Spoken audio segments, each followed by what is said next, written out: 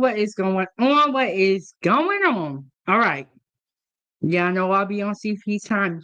I'll be late. But can y'all hear me okay? Can y'all hear me okay out there? And hit the like button on your way in, subscribe to the YouTube channel, and let me get my information scrolling across the screen. Okay. Keep the stove on, support the channel, support the channel. You can send stars on Facebook, you can send a super chat, Venmo, PayPal, and we are back on Cash App. Let me actually get this updated. We are back on Cash App. I don't know how long it is going to last, but we are back on Cash App. And I'm gonna play the money video for us because yesterday I did 3 live streams. Isn't that crazy? 3 live streams in one day. Okay, so what happened was I did the Foodiegang food panel, right? We was up here talking and chilling, and then I went into vertical view, so I did it off my phone, and I was making Italian chicken cutlets, and they were delicious. My family loved them. Okay, so I'm cooking. I'm frying some chicken. And then I look over and my phone screen is black. So I'm like, what's going on? Like what happened to my phone? So I was having some issues. I was struggling streaming yesterday. So I was able to finish out the live, but I kind of cut it short. And when my family came over for dinner yesterday, I really didn't know if my phone was gonna hold up, but it did. And we was on live for almost 2 hours, 2.5 hours. And somebody sent in a 50 ball on Cash App. So the Cash App is back up there. I update the information. Um, we're gonna see. We're gonna see. So, we have an action-packed show today. Today, and we're also on Facebook, y'all. We got everything going on. And I went on a walk today, so that was great. It's starting to warm up outside in Alaska, but it is very like dusty outside. There's a lot of rocks. But I went on a walk and I was walking very carefully because I was like, I didn't want to slip on some rocks. Okay, but today we are doing time for tea, and today I do have coffee. Your girl made it to Starbucks this morning, and I got a hazelnut latte, and I wanted soy milk, but they only had almond. I almost was gonna drive off and go to another coffee shop, but I was like, no, I'm not. I had this plan. I was running some errands this morning, so hazelnut latte with almond milk. And it's pretty good. It's good. I ain't got no complaints. I ain't got no complaints. Okay. Want to make sure the sound's coming through good. Um, so when we were on live yesterday, it was the Italian style Sunday dinner, and I do have pictures. I haven't had time to get those uploaded. I also took they call them reels on Facebook, but they're shorts on YouTube. It's like the 1 minute video. So I got some content coming out for y'all soon. Stay tuned for that picture. I'm going to get that picture out today. But today, time for tea, even though we got coffee. But whatever you sipping on is all right. And we're doing this show a little bit later today. Tomorrow's show is going to take place at our normal time around like 9-ish, 9, 10-ish, my time. I say 9, 10-ish because y'all know I'm always late. Um Okay, so today's show, we're gonna talk about Marvin Sapp gets 40K, Sheff G pleads guilty, the Yella Beezy bonds out, and then we're also gonna do a Young Scooter recap. Over the weekend, the story kind of popped off with Young Scooter, and I've been following it. Now, right before I got here today, I kind of saw something. I was like, what? That's kind of weird. The shooter for Say So P was found unalive, I believe in Houston. So we're probably gonna talk about that tomorrow. It's very weird. It's giving real weird vibe. So we're gonna talk about that probably tomorrow. Um, y'all, this is like a 24-hour news cycle, and I don't do the news, but when we do time for tea, I do the news. Okay, so they always tease me. They're like, "You trying to be anchor woman?" And but I still do be in the kitchen. We was in the kitchen yesterday. We have a lot of food left over. My cousin made a very big lasagna. So I think what we're gonna do is, go feed the homeless. And I never want to waste food. And normally when I have leftovers, when I make a large meal, I'm able to like I make enough food to where my family can all take a plate home, and then I'll have like my display plate, and I'll maybe have another serving. But y'all, my cousin made a huge lasagna, and the lasagna was delicious. Okay, it was really, really good. So she made a really huge lasagna. We're gonna feed the homeless. Yeah. And next weekend is Ava's birthday, so we are going to do Ava's birthday dinner on Saturday. We're not going to be doing a Sunday dinner next Saturday. I'm gonna read like a shortened disclaimer.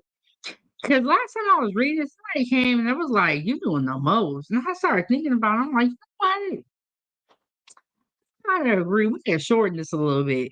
So I'm gonna read a short disclaimer, and we don't get into Marvin's Sapp. I just want to say,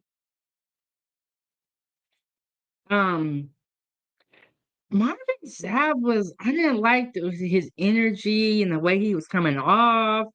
And I feel like if you go to church and you are able to donate money, that's fine. But I feel like if you're not, because we don't know what people have going on. Like you never know, like that person could be on their last $20 and you just being like, "Oh, no matter what, you got to give me the money." That's right. And hey, G Honda, I was over there at G Honda's YouTube channel earlier today.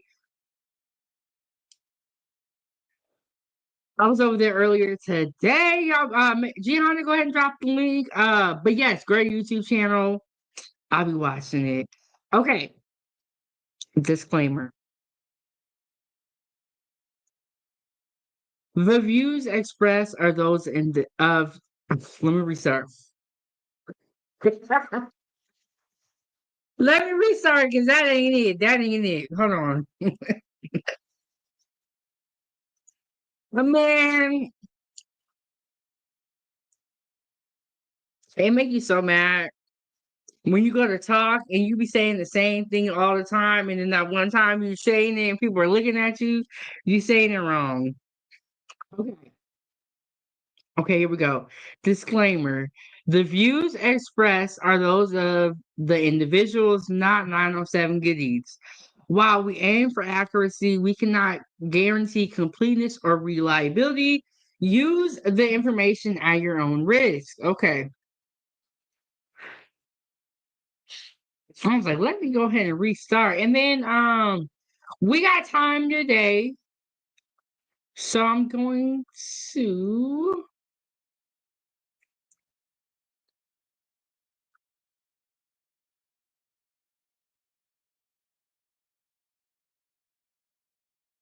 Yes, but we're gonna talk about Say Sophie and Sauce Walker. And I can't wait to look more into that whole situation. Like, what? What's going on? And hey, my friend, how are you? We are just getting here. We are just getting here. I got my coffee. How is everyone's day been so far? What did y'all eat for breakfast? Okay, I ate a biscuit right before we got here because I was hungry. Um, oh, okay. So yesterday, if you were here, when my family was here, okay, so I had two cousins came over yesterday, and my uncle. Okay, so I gotta really clarify. which cousin it was. My cousin not there brought these cinnamon rolls. I heated them up this morning, so I had cinnamon rolls this morning, which is, well, it was a guilty breakfast, but it was good. And the icing was so good. Hey, Trauma told you what is going on. What is going on? He said, Sup, beautiful. Oh, I like that. How are you? Doing good. And I know you're going to be talking about the Sauce Walker and Say So P, suspect was found unalive in Houston, I believe. I know you're going to be talking about that. Y'all gotta check out Trauma's channel, all things hip hop rapper. But I know you're gonna be talking about that, so I'm gonna make sure I have my notifications turned on, and I might, I'm definitely gonna be watching. And he said, "That's my word." Oh, okay. You said "beautiful" is your word. Okay, Trauma said, "I'm going live in a bit." Okay, I'm gonna head over there after. And even if I'm listening from the clouds, Trauma will be on top of it. And Liliana said, "Me too, Trauma. You going live?" You see, because yesterday I was talking to you, and you was telling me that you was taking a break. But sometimes I kind of miss going live and talking to everyone because it's like there is there are people on YouTube that are very nice, and they always they make you feel better. And especially when you're cooking and you're doing what you love. Okay, Trauma said, "I got my own language." He said, "Look, if I see anybody type beautiful, I know you stole my stuff." Yes, of course. Yeah, we gotta support each other. But yeah, we're gonna talk about Marvin Sapp. Okay, so these people are Marvin Sapp is a gospel singer, and he's also a pastor, is what it looks like. But I think a lot of people, unfortunately, are becoming pastors. Sorry, y'all. That's my alarm. That's my alarm. I feel like a lot of people are becoming pastors to get the money. Unfortunately. Ooh, and I made homemade tortillas with eggs and cheese. How do you make homemade tortillas? You know what? I used to work at this place, and they would make them from scratch, and they would have this little press, and then they would put it in a basket. What is going on, goddess? What's up? What's up? Let me drop your YouTube camera, but go ahead and introduce yourself. Tell us who you are. I am the chosen goddess from the Empty Stomach podcast. We're on Podbean, Clapper, YouTube, Facebook, all of the social media streets out here. I am the sergeant at arms, which means I tell everybody what to do. So this is my favorite part of my job.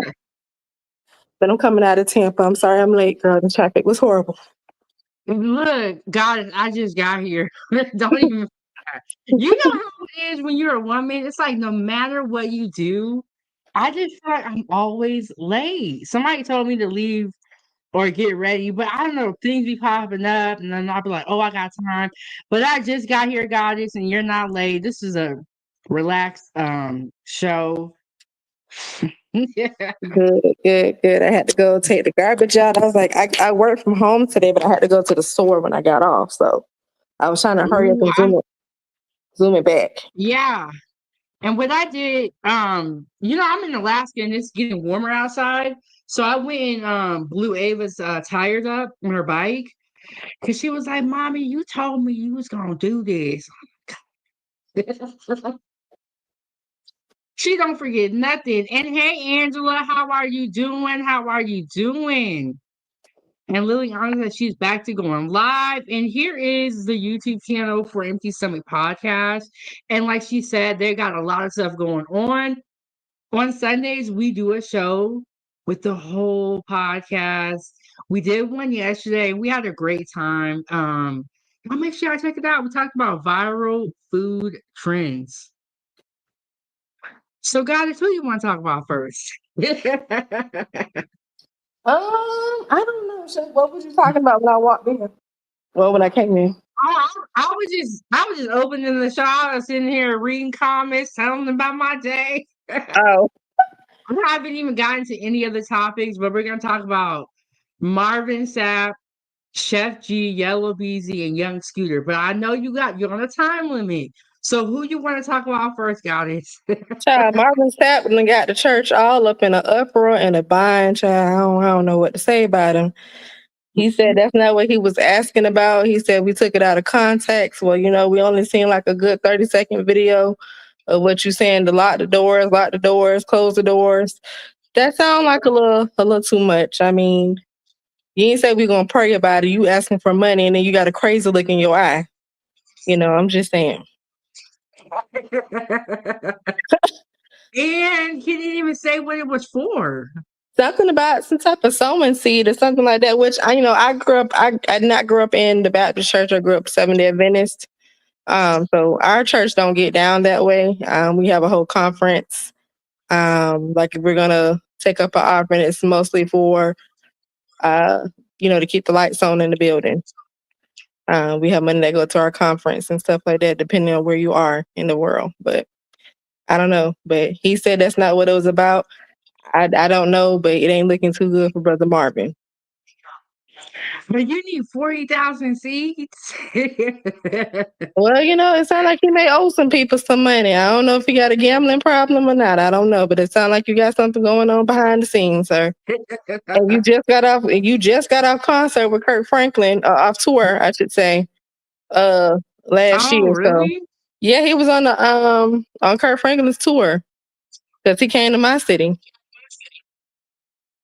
What?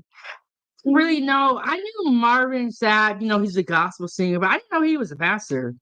Yeah, he's a pastor, like Donnie Hey, sis, McClurkin. how you doing? He's a That's my sis right here. oh, hey sister.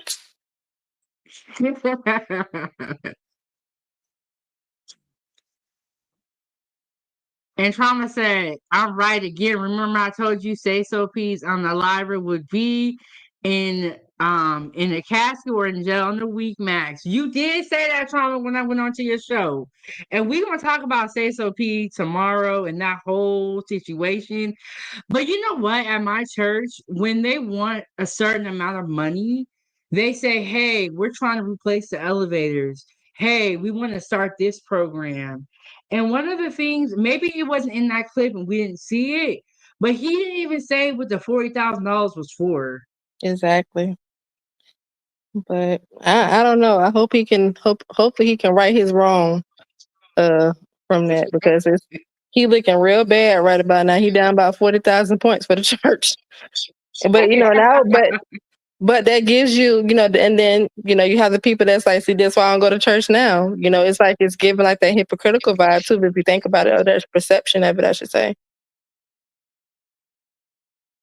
Yes, I agree with you. Hey, Stan, what's going on? And Kiki, you don't know what Marvin Sapp is. See, my sisters, they don't be knowing about everything that's going on. And there's probably a lot of people who really don't know. And that's why we have this show where I got some videos here that's going to tell us what he did. Pretty much he left the door and said, give me $20. Everybody up here, give me 100. Run me that money. God told me to tell y'all to give me y'all money. I said I want to do Ooh, it more sound research on to see what really happened because he had made a video saying that that's not what the case was. But once the internet gets a hold of it, ain't no coming back from it. It's my personal opinion. Unless we see the and you know whole what I clip. heard? What? This clip was filmed last year, but Oh wow. recently went viral again. Or it went Oh. viral because like when it happened, I believe his church like live streams their service. Most Hmm. churches do nowadays because you can get online donations and you can get donations in person. So it's another revenue source for some of these churches. But this clip happened last year and went viral. And you're absolutely right. People that already was on the fence about church are looking like, though, this is why I don't go. Right. And Stan said, empty your pockets, get down and lay down. Yeah, that's what That Marvin part, that's all it sound like. He sound like he was saying, stick 'em up, stick 'em up. said. And nobody going home today if you don't get that 40,000. He said lock. Well, he didn't say lock. He said close the door. Lock, close. It's all the same to me. Why is the usher doing anything with the doors? And it sounds like a hostage situation. I'm Mhm. curious if we're gonna see him like get in trouble over this. Do you think he'll get in trouble? No, since it happened last year, I doubt it. Oh, that's a good point. But see, um, and I'm surprised none of the members of the church complained, or I mean, I guess they're used to it. I guess they didn't Well, think anything of it. well, Maybe. the thing of it is, so we only seen a 30-second thing, so we don't know what happened afterwards, and we don't know what happened in the beginning. So we're just looking at the one piece. So maybe then, That is very true. we can't. I can't make a full assumption of what really took place if I don't see the full video. Ooh, what's going on in Maryland, girl? What's going on in Maryland? Okay, let me this is the Trey King show. And in this video, he's gonna tell us about the whole Marvin Sapp situation and he's gonna give us his thoughts. But I'm gonna play this video for the people that don't know what's going on with Marvin Sapp. Um, but I love that song and I was listening to it on Sunday. Which And one? it does make me look at him differently. Never would have made it. Oh yeah, never would have made that was one of his biggest hits. And Angela said the same thing you saying, God. It sounds like the pastor may have a drug problem or gambling problem. That would have been my last Sunday at that church. Like, how did Mhm. he get to 40 racks? I don't know. Like, well, the thing to me with those mega churches like that, like they can make that money easily because they have so many members. You know what I mean? Like you said, the online base and the in-person base. Look, So, I'll take Marvin's job. But mhm, just show you like how much, like you said, they can raise that money in a session. Like that is crazy. mhm. Okay, I'm gonna play this video. I'm just getting the fair use up here. Um, but I don't know. Marvin Sapp did address this statement, but I don't know. Let's see what Trey got to say about this situation. Doors. Ushers, close the doors. Close the doors. Let me go. His judge. Amen. Don't ask no questions. Don't ask. I said close them doors. Ushers, close the doors. Close the doors. Close the doors. We all gonna leave together.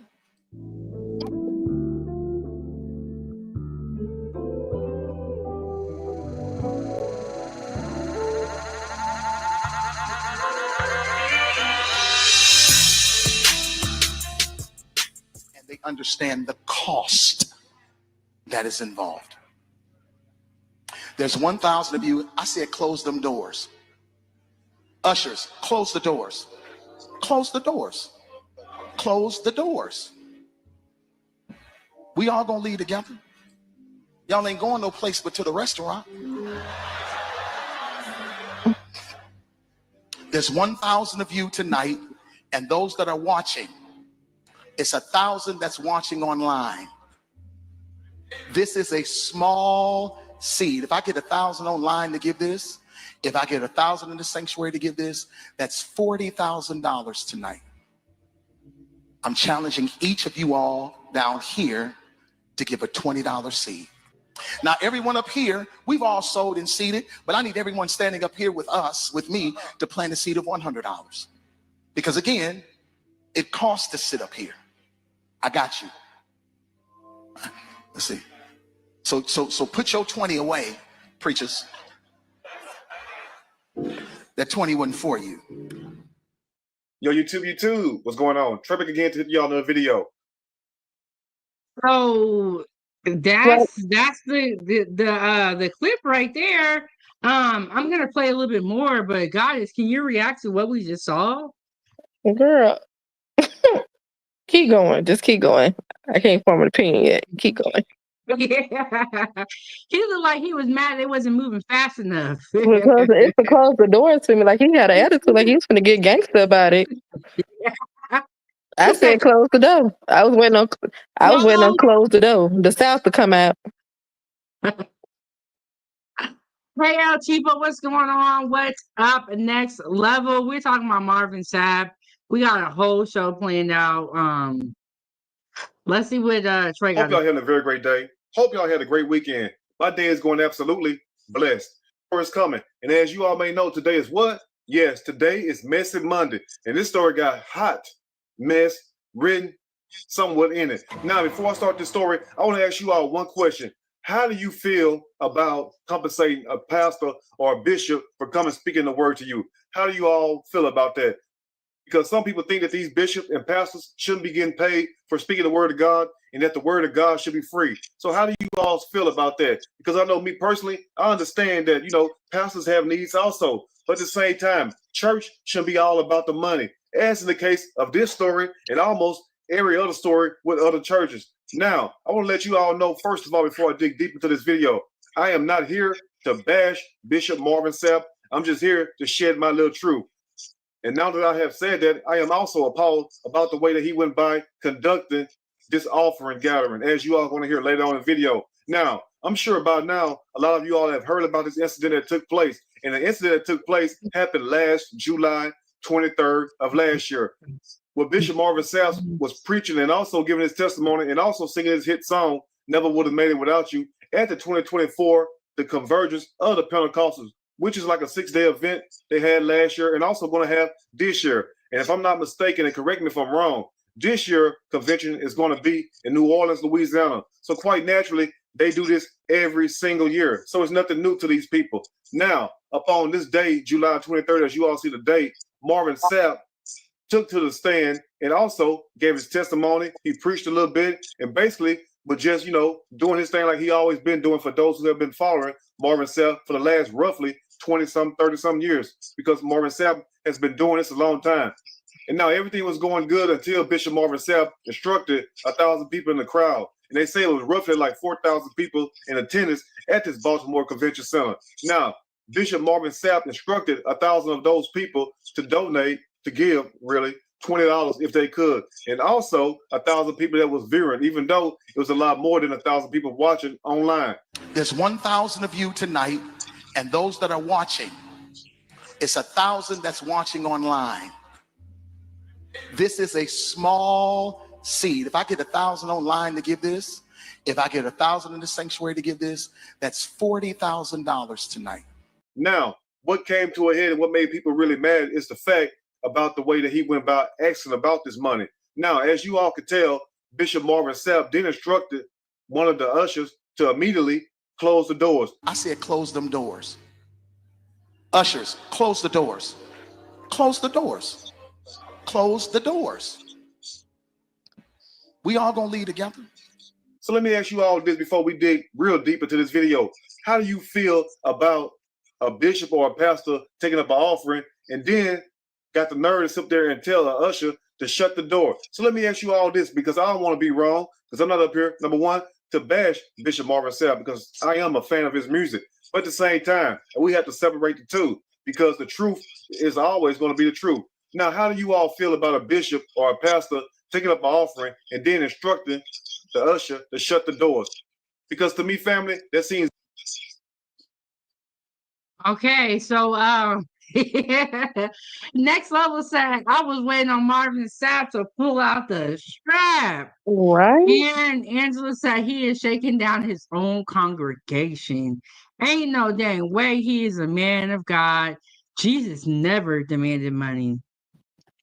So, okay, Goddess, you have any thoughts? well, let's go ahead and call a spade a spade. At the end of the day, a church is a business, right? Right. However, when they do these type of conferences, they get paid to do these conferences. They get paid for their appearance. They get paid for them to speak. All one night show. That's why you have to book them and put a deposit down and all this and that for them to come and show their face and do whatever you need them to do. They're not coming for free. So you've already been paid for your time for this conference. So why are you asking for more money? Are you trying to raise money for the church? Because then you said it costs to sit up here. Why did it cost you to preach the word of God? You can go read it. You can go read the Bible for yourself for free. I think you're absolutely correct, and I just didn't like his attitude and Exactly. and how he went about it, and to say it cost us to appear. Like, who do you think you are? Right.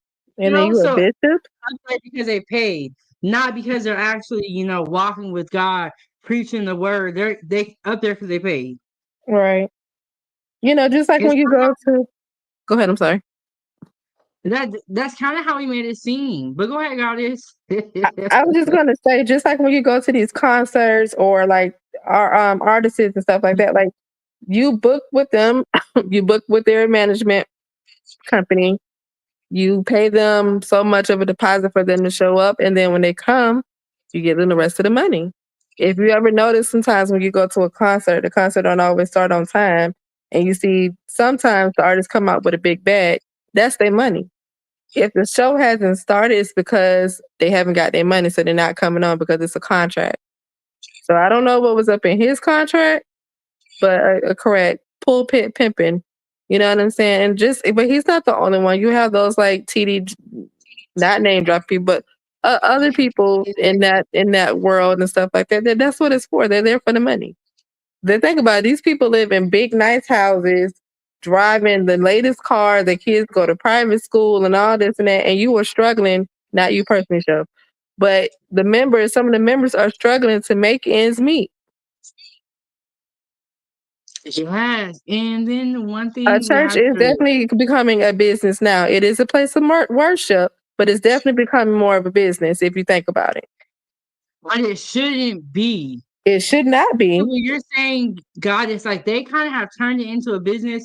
And Hmm. shout out to El Chipo. I know that she is heavy in the church, and I saw that she did do a live stream. And El Chipo, if you want to join the panel, the link is pinned to the top. I want to hear what you think.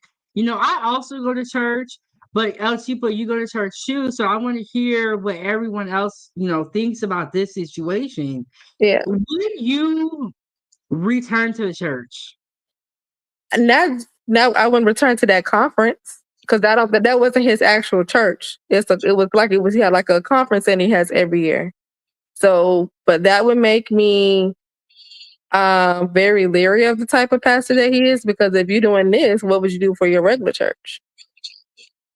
And then that would make it weird too. I didn't know if that wasn't his regular church. That was a conference, like Trey Right. said. So if this is a conference and you already got to pay it on the back end and the front end, Right. So what they are you sell the that tickets for money you to come. for? You sell the ticket, you buy the tickets. Just like if you go to the Beyonce concert like that, she gets half of her money or whatever percentage she requires to come, and then at the end you give her money. You give them their money. So I And don't then know. next level said preachers are not entertainers though. They are not, They're but not, but they have turned themselves into these newer entertainers, pastors it have turned seems. exactly. I would say the old school people, no. But I think a lot of the new people are becoming entertained because everybody wants to go viral. Everybody wants to be well known. Everybody wants to be head of a mega church. And I think that people in the church really need to take a step back. I understand that you want to reach lost souls, but the church has to be able to stand for integrity. You have to choose who are you going to serve. You can't serve two masters. And I feel like a lot of today's church now it's a mockery of Christ. And this is my personal opinion. What I've seen of Yes, and different then churches. I feel like if you don't donate and if you don't pay your membership fees, that's another thing we gotta talk about, membership fees, Ooh, I and you said want me to that. give you more money on top of that. Mhm. It's kind of like, dang, are you like what is Right. going on here? And then we gotta talk about the state of the Black community. Look at the kids. I'm not saying that it's all the church's fault, but if we're giving you all this money every weekend and every month, What you got to ask yourself? What are we getting? It's the same thing with the president when they ask for our vote. Okay, well, what do we get? The short end of the stick. I'm But just this, saying, but you know, he said, close the doors. I didn't like that part. Why I do the think it's the doors way need he to be delivered it. I don't think he wanted nobody else to come in, is what I'm guessing. But I don't know. But I don't like the way he delivered it. No. And Cause then he, he cause didn't say it once. He it was like he they was were not annoyed. moving fast enough. Right, like he was annoyed that they wasn't moving fast enough and they was like disobeying him in a sense. Um, Yeah. but if your job is, and I get it, you know, their job, they don't have a, well, let me phrase that. Some pastors don't have a regular 9 to 5, so preaching is their job, if you will. Not all of them. Now, Mhm. some of them still have, you know, regular jobs and stuff like that, and then some of them don't. It just depends on how many they have in their congregation. So But I we don't just know. didn't like his energy and how Mm-mm. he had came off. And then 40 racks in one session.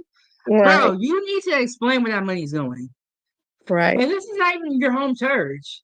So, like, what you need to explain. If you're asking for 20 of my dollars, you need to give me a reason.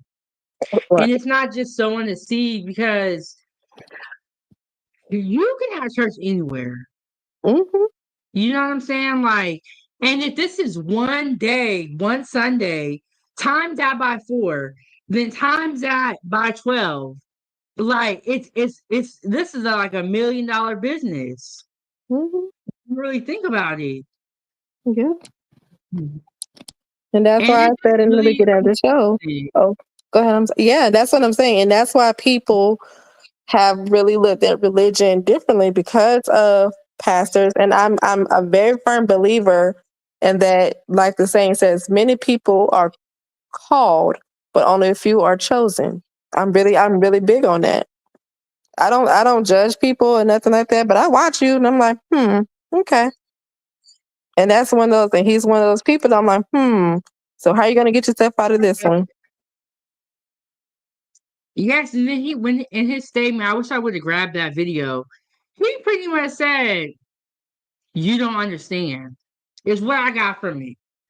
I'm like, well, what do are we missing something here? Mm-hmm. Thomas said the short end of the stick is 100% correct. Empty stomach, shaking my head. You ain't never lied. Facts. Yes, God is up here preaching. I You am need to not. be like Marvin Sapp. Close the doors. No, I mean, because I'm just looking at it for what it is. And I mean, everybody's going to have their opinion on religion and stuff like that. And I'm not against religion. I'm all for religion. I do believe that there is a God, but I just believe that the way the church is being handled now, it's not the same anymore.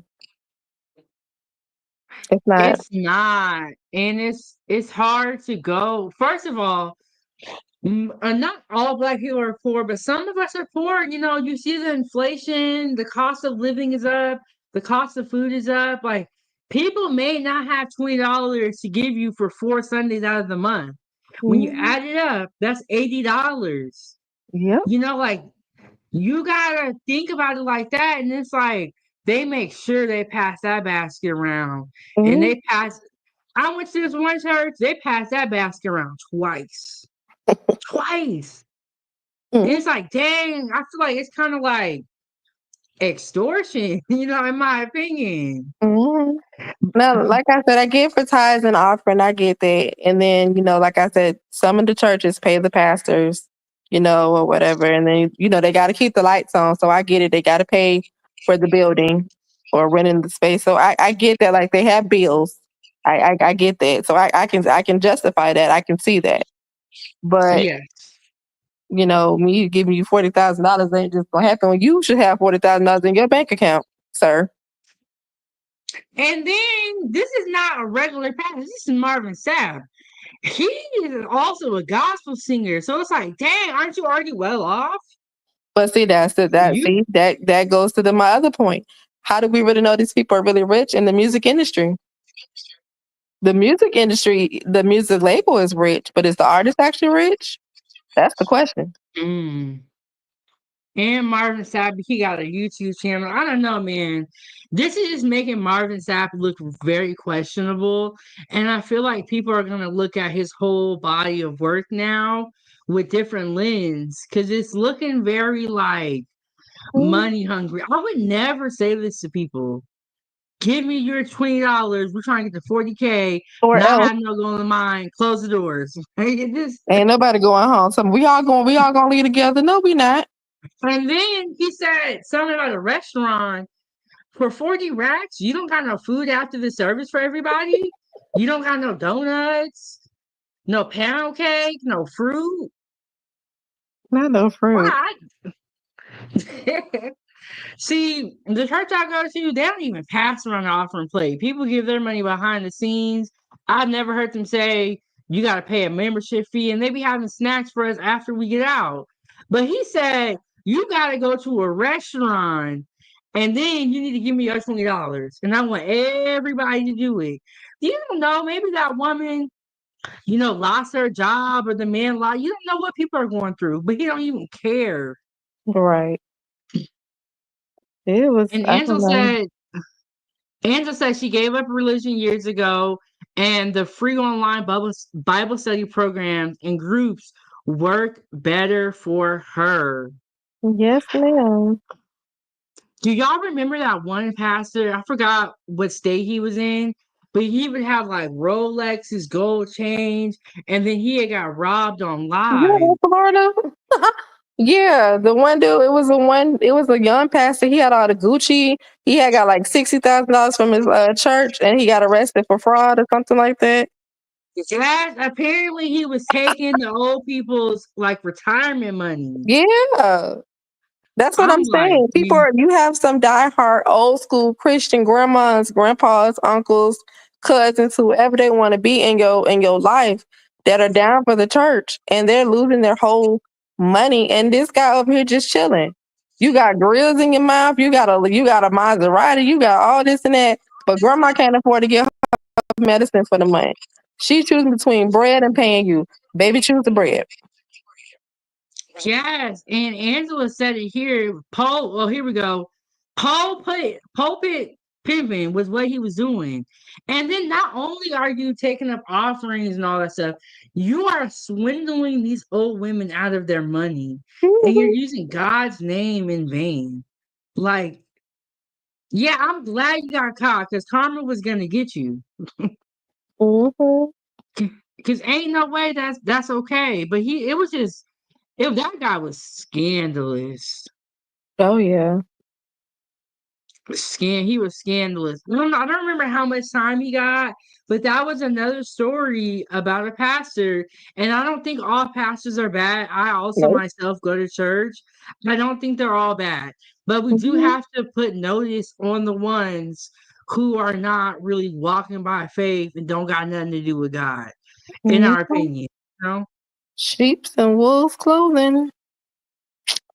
But hey, let's Yeah, go and to I be playing Marvin Sapp song all the time in the car. Ava love that song. She be singing, girl. I be singing too. yeah, everybody was singing out that song. That's the song. A lot of people were saying in the comment section never would have paid it. Okay. I saw that. I saw that. But let's listen to a little bit more of this video and let's see what's going on. It's very excessive. And also, why you have to shut the door if the door been open the whole damn time? That's why I want to know. But Marvin Sapp took to Facebook like most people do. After they sit up here and make a blunder or a boo-boo, they take to Facebook and give their reasoning for what took place. But Bishop Marvin Sapp wants you all to know that what happened was taken out of context, and also that was not his intent, even though some bloggers are trying to twist it around and also try to make it fit their narrative. But he said that was not his intent, and that's not what really happened. And this is what Bishop Marvin Sapp had to say. He says, to those unfamiliar with the church content, this has been misinterpreted as holding people hostage. He wrote, that was never my intent. So let me ask you all this, family. Do you think Bishop Marvin Sapp held these people hostages? Because you have bloggers and also news media outlets saying that he held these people hostage. And also, I heard that he was arrested behind this incident, even though I haven't seen any arrest reports, but I also heard that he was arrested. So if anybody know anything about that, please send it to me in my email, or you can leave a link in the comment section, and I will surely check it out. But once again, as you all see, Bishop Marvin Sapp saying what he done is being misinterpreted as holding people hostages. So think about this. If you're in a building and you have a bishop or a pastor telling the ushers to close the doors, how are you going to shut the doors and shut the people in? I mean, the people have a right to come and go on their own free will, right? So either you're holding people hostages, or it's like borderline kidnapping. But all this just to take up an offering. Bishop Marvin Sapp also giving an excuse as to why the doors had to be shut during offering time, and it's going to shock you. And this is what he had to say. He explained the finance giving is one of the most sensitive and security conscious moments in worship services, where distractions of movement can cause issues for both givers and finance teams, as you all see. But he also goes on to say that he was trying to create a safe, focused, and reverent environment. I mean, shouldn't that have been done the whole time during the service? Why, when it's time for the money, everything changes? That's what I want to know. And that's one of the problems people have with church, and also with some of these pastors and also bishops, because everything be fine and honky-dory during the whole service. But when it's time to get them buckety bucks, that money, guess what? That's when the teeth come out, and you better start giving up the damn money that you got in your pocket. You might not like the way I say it, but guess what, though? That's the way it's being interpreted by a lot of people. And during this long diatribe of an excuse, he also goes on to say, when finances are being received in any worship gathering, it is one of the most vulnerable and exposed times for both the finance and security teams, he wrote on Facebook. He goes on to say, movement during this sacred exchange can be distracting and at times even risky. Risky? I mean, we're supposed to be at church. What's so risky about reaching in your pocket, giving a couple damn dollars? That's what I want to know right there. But let's read what he said once again, fans, so we can get a better understanding, because we want to be very, very clear. He says, movement during this sacred exchange can be distracting and at times even risky. I mean, are we hunting bear, or are we at church trying to get closer to God? That's why I want to know, what's so risky about giving an offering? Somebody please let me know that somewhere in America. Anyway, let's go and continue. And now, family, as people were calling Marvin Sapp out on Facebook, saying that's not how you lead the people, that's not how you go about correcting the people, and also asking the people to donate money, he has this to say to those people who have something to say about him. He says, that's not manipulation, it's stewardship. So, sir, why would you sit up there and have to coerce people to give $20 in attendance and then another $20 online? Is that not manipulation? Is that not coercing somebody? And also, why can't people just give what the hell they want to give?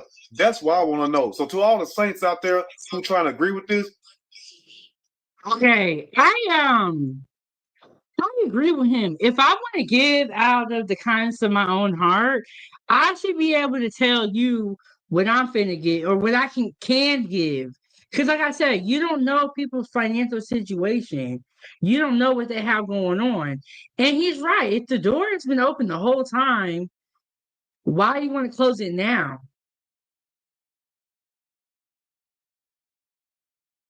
Weird. Oh, and shout out to Stan. He came through with the name.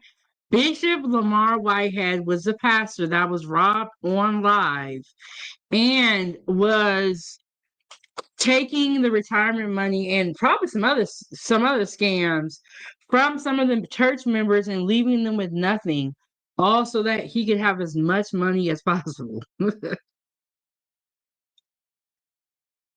The next level said, most Black peaches are from the streets, former hustlers, con artists, and pimps. See, Lamar was from the streets. But now it seems like, if you can't get a job anywhere and you have a bad past, you can go into preaching. You can like all you have to do is get people to follow you and you could build up your congregation. That's true. And yeah, guys, what are your thoughts on that whole situation? We got Bishop up in here. Bishop, what's up? Let Bishop go. This is gonna be funny. What's this sound tag, Bishop? Well, hello. Hi. Why I can't hear y'all? We can hear you just fine, sir. We can What hear is you, really going on? but you can't hear us.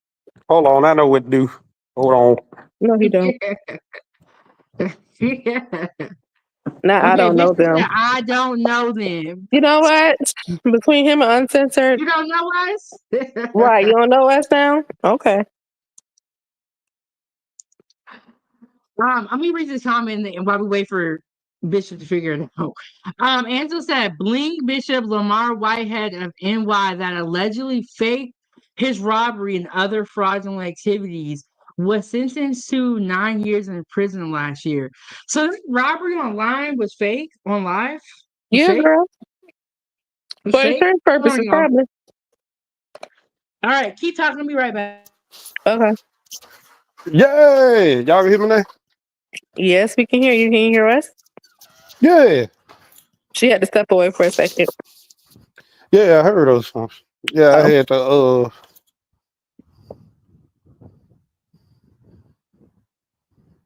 Lamar Whitehead, New York, a little fate and his robber. Who that is? I don't know who that is. Oh, you don't remember that?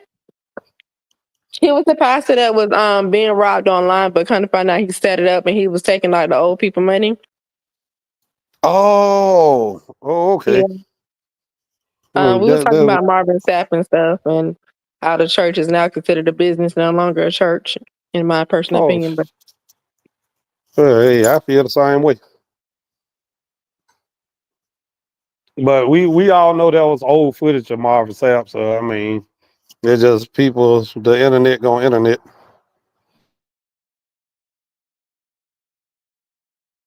exactly, that's what she was showing the video. I mean, and then somebody was posting their 2 cents, and we was giving our 2 cents. Yeah, it's man, it's the internet gonna be the internet. He was doing that for a charity or whatever. So but I already knew, but you know, they said, oh, he went to jail and oh, he shouldn't be doing that and all that cool stuff. But in my personal opinion is, hey, if you're gonna do that, you know, you might need to uh, say what it's about. But of course, people gonna manipulate stuff for it to be what it's gonna be anyway. So, But we have a question for you, Bishop. Why you say you don't mhm. know us? What you mean? I don't know y'all. Because your thing says I don't know them, so we trying to figure out why you say you don't know us. Are we Oh, them? I said them. Are y'all them? If I'm on a podcast with y'all, We just that messing with means you. We just messing yeah, with you because we was reading it together. We was yeah, like, that's why you don't know us. yeah. I don't know y'all. I don't know y'all. um, yeah, thank y'all for holding it down. Avery just got back from school. But yeah, shout out to Bishop and Goddess. They are the Empty Stomach Podcast, and we do a show on Sundays. And subscribe to their YouTube channel. Let me get that link pulled up. Okay. Here is on Podbean and Clapper. But yeah, you know, he said close the doors. So okay, so one thing I would say in my church, when service starts, that's actually when they close the doors. Yeah, They don't leave doors or like not like the doors from the outside, but like the doors it, to the hallway and stuff. But the one to the outside, it like stays open the whole time. Like people can come and go as they please. And I right. feel like once he said close the doors, it feel like entrapment. Yeah. But when they say that, but it's just like when church say the doors close the doors of the church so they can do their prayers and stuff like that. Okay, that's fine. But at the same token, though, you know, people manipulate stuff all the time, and that's old footage. And I knew it was old footage because everybody, if you know me, know I love gospel. You know what I'm saying? So, with that being said, I knew it was old footage. It's just the internet going internet, you know. So uh, people, he actually spoke out about it, but at the same token, we know Marvin Sapp, he got money, he got a genuine heart and all that cool stuff, you know.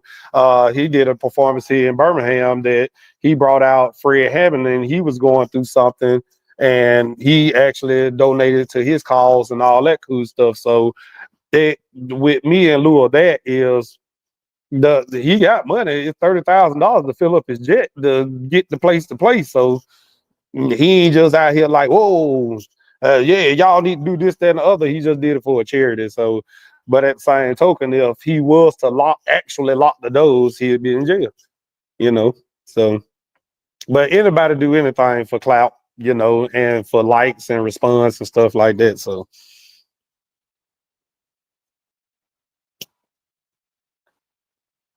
Sorry. That footage was from last year, but went viral recently. So, Bishop, you think that he didn't mean anything negative, or he wasn't trying to scam? But No, what went on?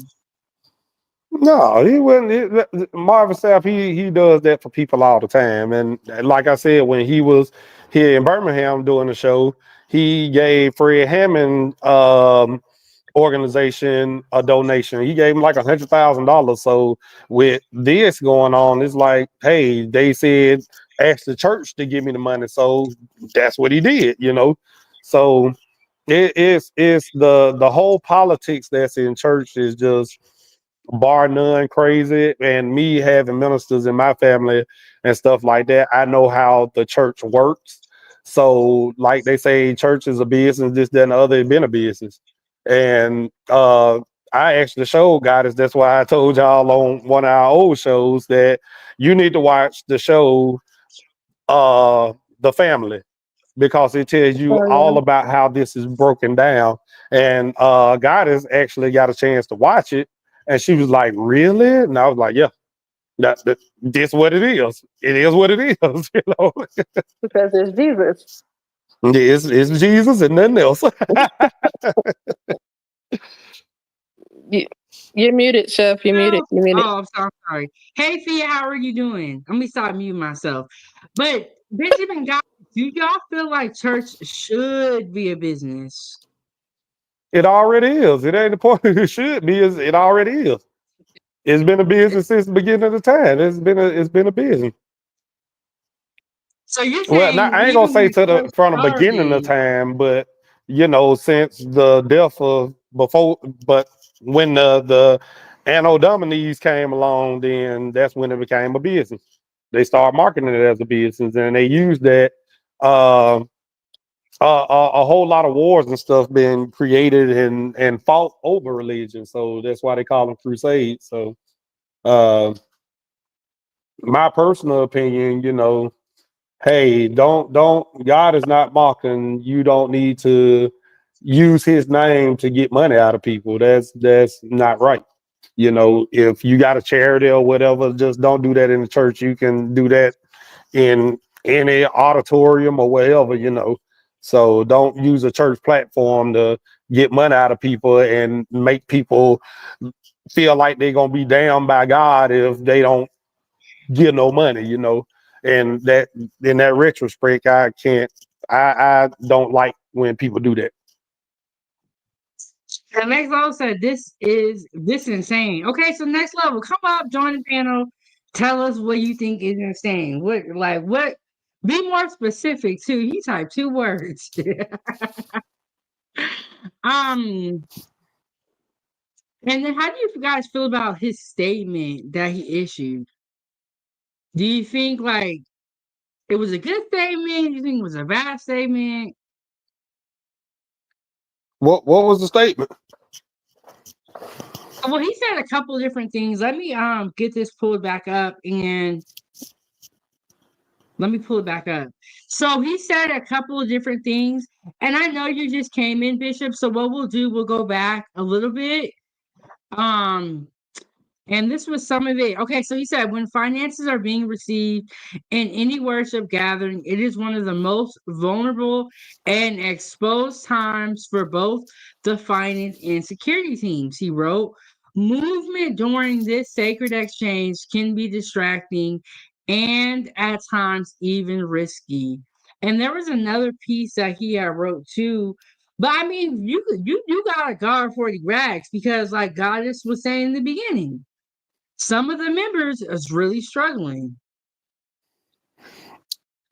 But And I in don't lieu of know. that is that, and that's one of the problems that I have with religion, because it's a lot of religions, not all religions, but it's a lot of them out here that prey on people's emotions and finances and stuff like that. And the thing about it is, the problem I have is, if religion is gonna get you close to God, true, get it, but at the same token, why should I be in poverty and I supposed to be worshiping this God or this religion?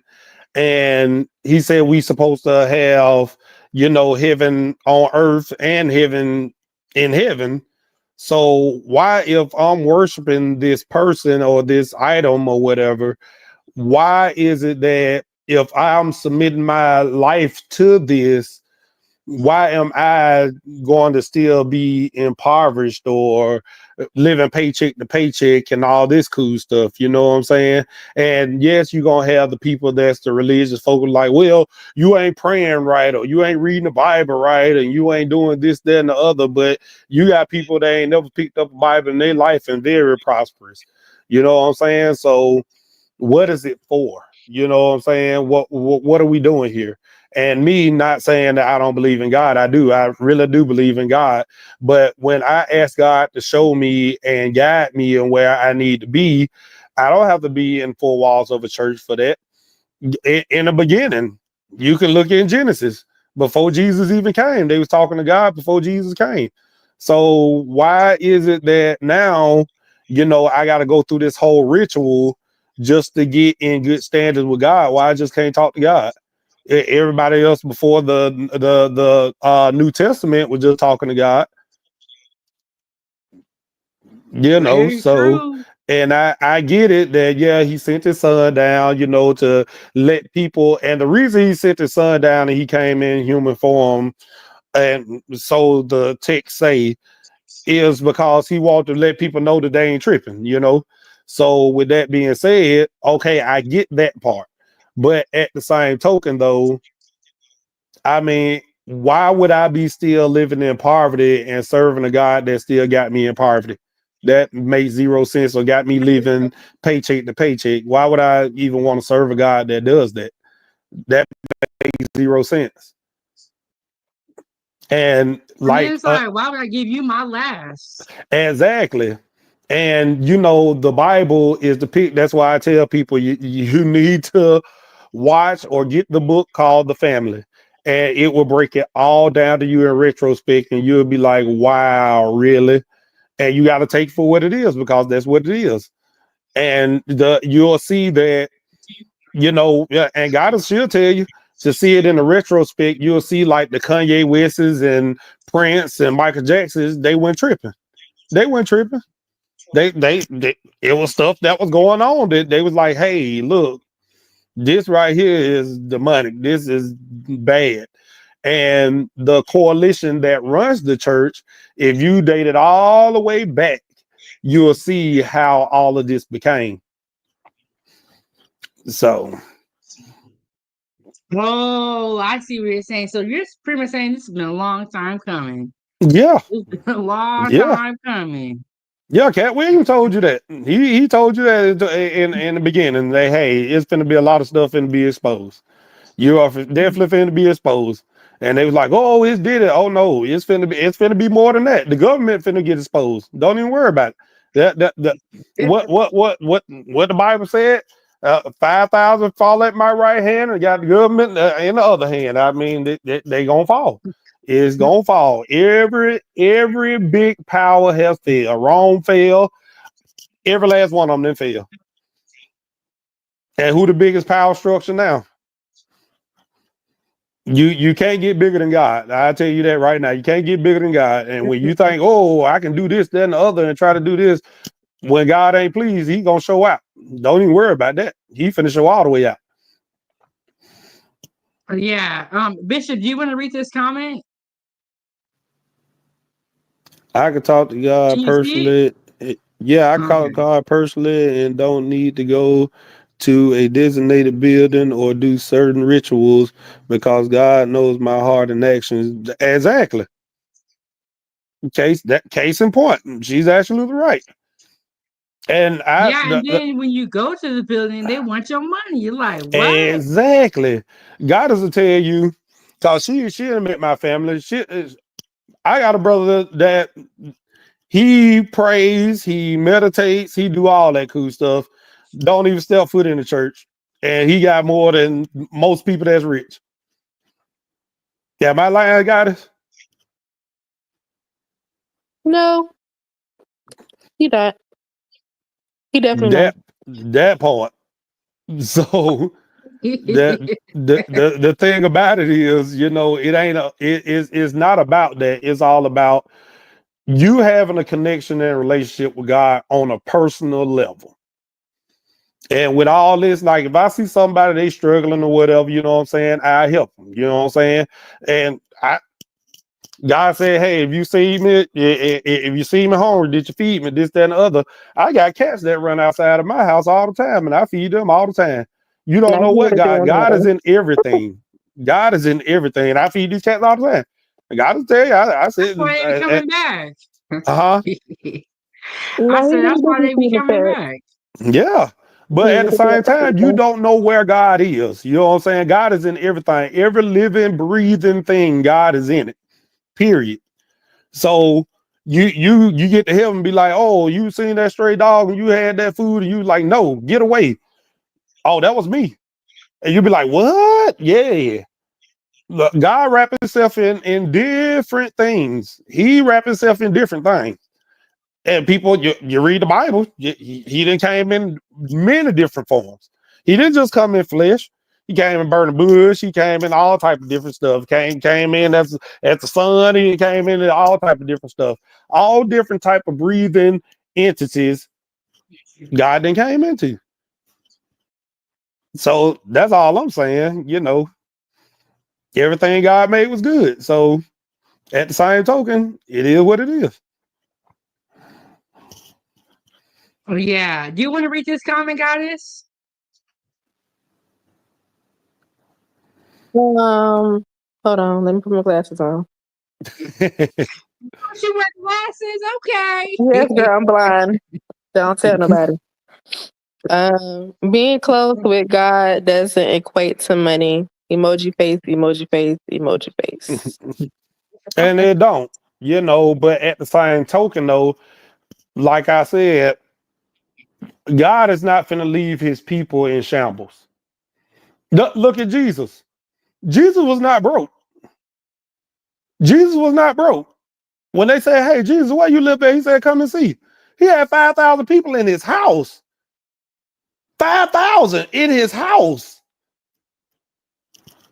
Really? So you mean to tell me I'm supposed to be living paycheck to paycheck? Man, stop. Stop. But you crazy. For real. You can literally Google that. Dude, he literally fit 5,000 people in his house. Well, then why do you think or some people that go to church every Sunday faithfully they pay their membership fees, they put money in the offering basket, but some of them are paycheck to paycheck. Why do you think that is, or do you think that's personal choices? I think it's their personal, that's y'all personal things y'all got going on. And the thing is, God said what? He said, bring food to the storehouse. He ain't say nothing about no money. When they used to offer up and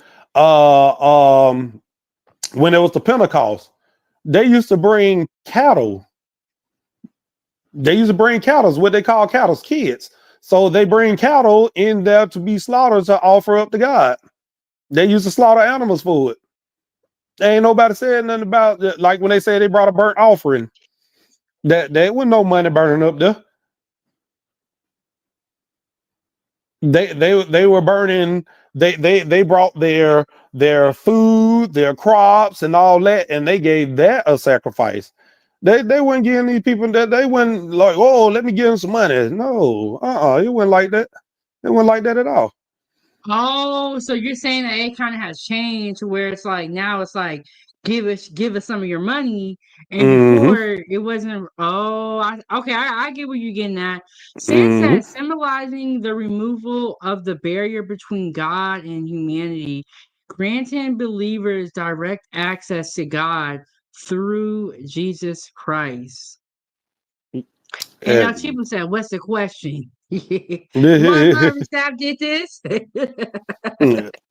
But at the same But token, though, you put yourself in a position that people looking at you crazy because they're like, dude, you're a millionaire. You got a mansion. Dude, why don't you just pay it? What are we doing? What are we doing? yeah, that's a good question. If he was raising money for somebody's charity or something, why he couldn't just give them his 40K? Period. That's Period. what I I'm know it's saying earlier. $30,000 to get a jet. My homeboy got one. It's $30,000 to fill that bad boy. 13 grand. So Marvin Sapp has a private jet. Yes. Allegedly. See, Bishop, that's why I'm glad you joined the panel because Bishop got That money. ain't even So he know what allegedly. money Marvin look Sapp like. got. I'm just messing with her. I just had because I was say allegedly. Yeah, that ain't even no allegedly. You can Google that.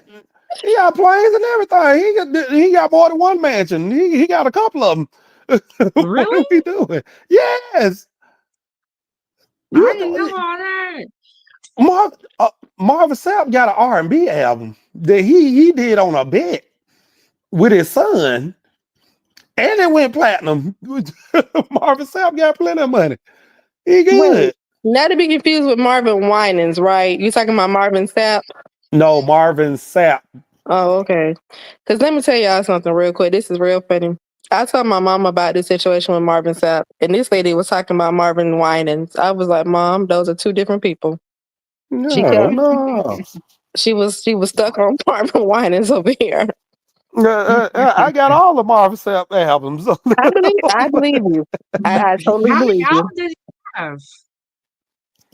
Yeah, but that same token, man, it's just that the thing about the religion, it just is so monetized now. People just can't go like if you're gonna monetize it, do it for the right reason.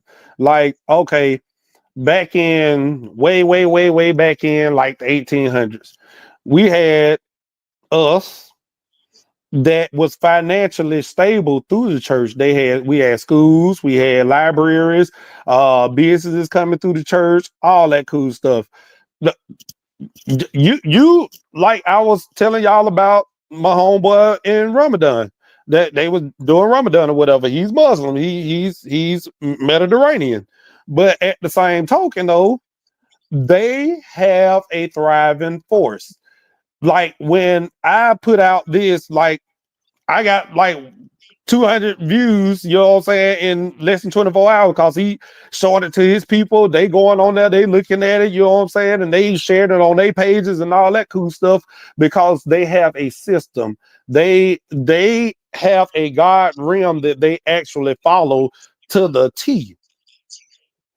They follow it to the T. And that in our community, we see stuff like this and we like, dude, okay, y'all doing this for this one person. Why you just can't have a pot for everybody? Like my Yeah. friend from Kenya, they in their church, they got a pot for everybody. Like her son is going to college or whatnot. They got a pot for him to go to college. Once he go to college and he get his degree or whatnot, you know, he don't have to go through no scholarship program and all that cool stuff. They're literally paying for him to go through college. Once he gets his doctorate or whatever he's going to get, then he pays it forward and give the money back, you know. And in their culture, in my homeboy that's Mediterranean, their culture, they give them money to start them a business. If that business fails 3 times, they get somebody that knows that business, build that business, and show you how that business is supposed to stay running. You see the difference? Point. Yeah, that's a good point. And what's up, Stan? How you doing, Stan?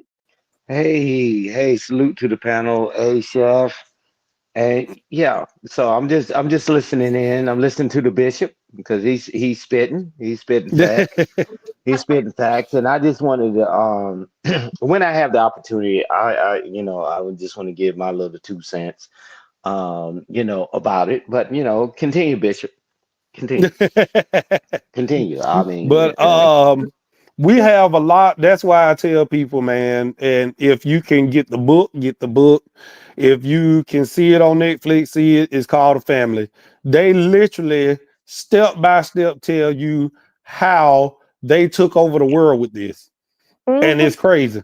They literally took over the world with this, and people like, oh no, I ain't gonna watch that. Oh, they talking about no, to see how these people actually did this and how this is a thriving force, and you like, bruh, really? Really? And you seen how they did Amara Gaddafi, you like, bruh, really? Really? It's crazy. It's crazy. Yeah, But definitely watch The Family. And I would say that. okay, we definitely gonna check it out. I wrote it down and all that stuff. Every time the NB Summit podcast come up here, they give me some homework. But you But do not Stan, continue what are now. your I did get the book. I have not read it yet. But I got the book y'all told me to get. Okay. okay. So Stan, what are your thoughts on the whole Marvin Sapp situation? How do you feel about it? I'm with the bishop. People spin narratives, right? And because the bishop seeing the guy do good works, right? And that's how quick it is to tear somebody down. However, right? So in Leviticus, right? And the whole thing was that the pastor, the priest, right? At the time they called them priests, they couldn't own anything, right? They couldn't. They just prayed for your soul night and day. But some kind of way that got corrupt, and that's why when I shared it in the chat, he came in and he split the veil in twain, right, in two, because he wanted you to have an advocator to get with Jesus and get to God. Now, everything, and the majority of the things, people use things as a hustle. And however, is that well, you can't live in your house unless you pay the mortgage, right? And all these things. And and we'll take it to the HBCUs, and we see how many alumnus actually give money back to the universities, right? And Mhm. so that's why it's important. And I'm just meeting you, Bishop, but now at 7, nothing but love for you. I've been seeing you around, but we need the watchful eyes, right? Like the bishop and the guys, right? And say, hey guys, this is what we're gonna do. See, because it's a dirty word to say a blood washed believer, right? A lot of people don't even know what it is. You're And right. you say Holy Ghost, they say, what? But you say hmm Holy Spirit, right? But it's got to hmm be the people that are watchful, right? The people hmm that really want to help people and because it's tainted religion by watching a lot of things. But you heard the bishop say, no, I believe in God, I still believe in God, but I know there's some enemies out there, right? It's Right. just that we got to fight the good fight, right? And 907, I'll talk to you often this, but and just talking about giving back to the community and doing certain things to help people so they're not living paycheck to paycheck. That's what I'm about. Facts. Now, I met with somebody today, Facts. this morning. Me and him talked for 2 hours and getting the partnerships and all that, right? hmm And it's just that's what we're supposed to be as blood washed believers, right? And That part. the people that believe in the faith, give them the skill sets, give them the tools that are necessary. And I don't need somebody sitting up here and you riding past the lady that had to catch 3 buses and walk 5 miles with her children to come to your church, Absolutely. and you Absolutely. Hmm. jump in your limo and drive right past them, right? We don't want to be those people, right? That part. If we're gonna do it, let's do it, and let's touch and agree, right? And people say, Right. "Hey, we're gonna touch and agree." No, I'm telling you, it's good, people. I'm glad now that I finally caught you on live, because this is where we started at. Got the bishop here. He said, "Man, I'm here." How can we make this a reality for more people and not somebody doing the hustle move. Well, this and that, right? We not understand people got to put food on the table. But man, do I need 4 jets? Do I need a summer home and a winter home? Do I need a place for my mistress to live in? No. We got too far and too greedy on what's going on, and we forgot the mission when God said, help one another, right? Reason together, Mm-hmm. touch and agree. And I ain't gonna take over the mic, but Bishop, this is the first time I got on the panel with you. I want to take advantage and talk to you and talk to God. Because y'all on the right track and right path, and now that I hear that y'all doing certain things, I want to be a part of it, and I want to be able to talk, and I want us to put pen to paper, and not just mouth to ears, That right? part. Yeah, come on, man, let's go, man. I gave 30, I dedicated 35 years of my life, honorable service in the military, MRT, Thank you, EO, sir. Thank all you, that, sir, all for that. yeah, man. Thank you for y'all support. But now I got to get that off me where I can do it, and I can do it on my own free will and accord, and not having to march to the beat of the guns, right? It's just a different gun, Right. but come on, man. If y'all gonna do this, 907, she's been solid every time I've seen her, every time I talk to her, she's been solid. But it's gonna take all of us, man. And It we can't be is. weary and well doing it. And I'll land the plane there. I apologize, 907. Oh no, you No, great, bro. Stan, I'm glad that you came up and like you summed it all up. Like, if we say we're Christians and we're doing this and we believe in the God, then we need to actually be living that way. And Bishop brought up a good point. Marvin Sapp could have gave that 40K himself, but instead of him doing that, he's trying to get it from people that probably don't even have it. That part. And that's one reason why we created Empty Stomach, because, we going out here shedding light on people businesses and stuff like that. We don't get paid to go to people restaurants and give them reviews. We don't do that. We actually spend our own money. That's why it's our motto. We spend our money so you don't have to. We don't want you to go up in a restaurant blindsided, so that's why we do what we do. This we are putting you on the map on our platform, and we're spending our own money. We're not asking like most creators. They'll be like, oh, you got to give me X amount of dollars, for me to come to your restaurant and review it and all that.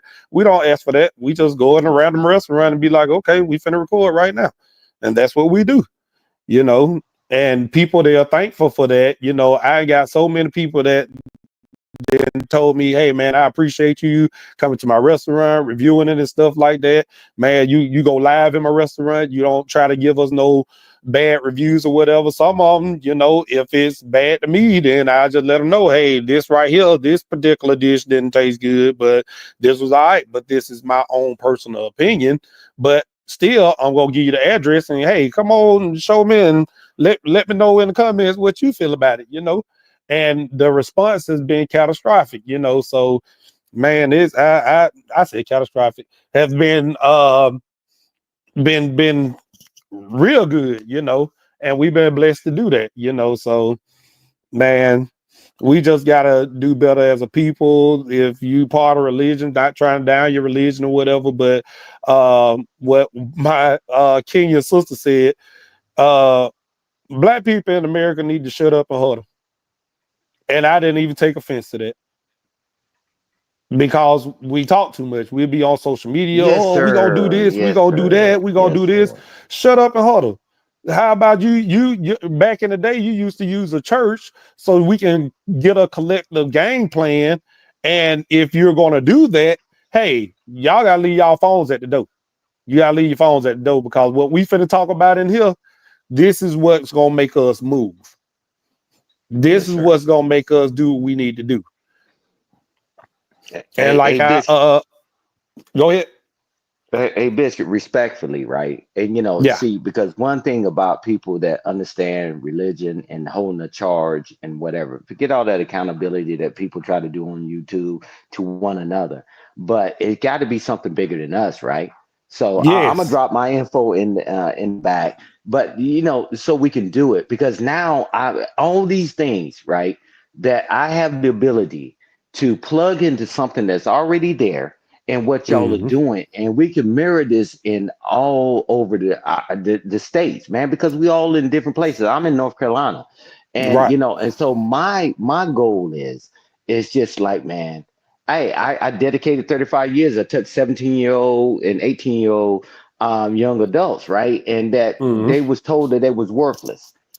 Mama wasn't there, daddy wasn't there, and all that. And man, and the only thing they had to do is care a little, man. Their trajectory, man, shot up, right? They said nobody Exactly. never asked me that. Nobody ever talked to me. So I'm not talking about something I read in a book. It's something that I lived, right? And I'm talking Exactly. about in war, bombs going off, and all these Right. things, right? So you think I can't do it now in here? And and so I'm glad 907 it had to be God, because I had to leave one of my properties, because I had to show some stuff and get some things done. And I said, I can't wait to get home so I can get on here and speak with y'all. And then the bishop showed up. I was like, whoa, man, look at God.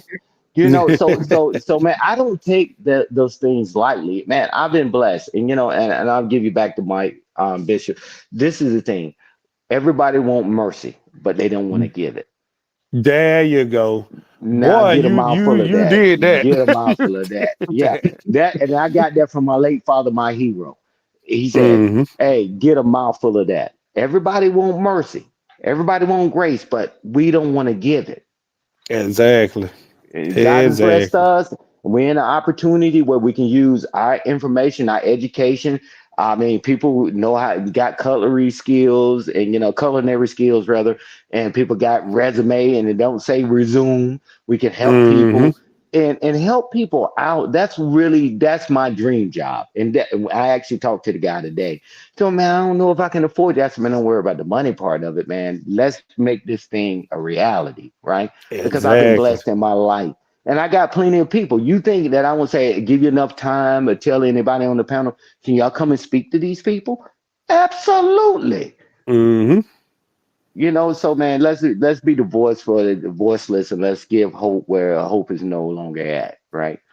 Yes, Because sir. hey, man, faith, right?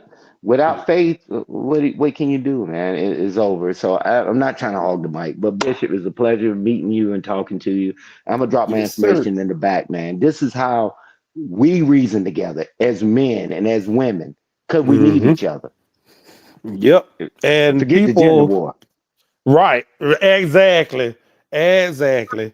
And people here, they know, like you travel, you in the military, you travel just like I do. And me, in my lieu of traveling, is to get information. And I get information from a lot of cultures. And the thing about it is, I'm like, dude, why can we not do this? Like, okay, in the Mediterranean and in the Kenyan culture, like I was saying, they build each other up. You know what I'm saying? So it's like as children, when you 5 or 6 years old or 3 years old or whatever, they watch their kids. They watch what they do. If you see your kids over there and all they doing is playing with building blocks, okay, they need to be somewhere putting something together. So what they do in their culture, okay, all I see this kid doing is over here playing, trying to put stuff together. So I'm finna send you over here with these people that's putting stuff together, and you finna learn how to put stuff together. No matter if you building a car or a plane or a train or a building, roads, it don't matter. We gonna put you over here to see what you like. This what we gonna do. We see that's in you. And at 3 years old, as a child, they say, hey, you going over here with your uncle, the friend of ours that know about this, that, and the other. You finna go over here and learn this. And it's a Asian lady that she's like, she got nail salons or whatever with her family or whatnot. And some of the people she say that's her family, they really not her family, but they call each other family. But at the same token, she was like, I was put with this family because I'm supposed to be an engineer. And she's going to school and she's like, okay, I'll be in school for 2 years. And I'm like, in a 4-year school? She was like, yeah.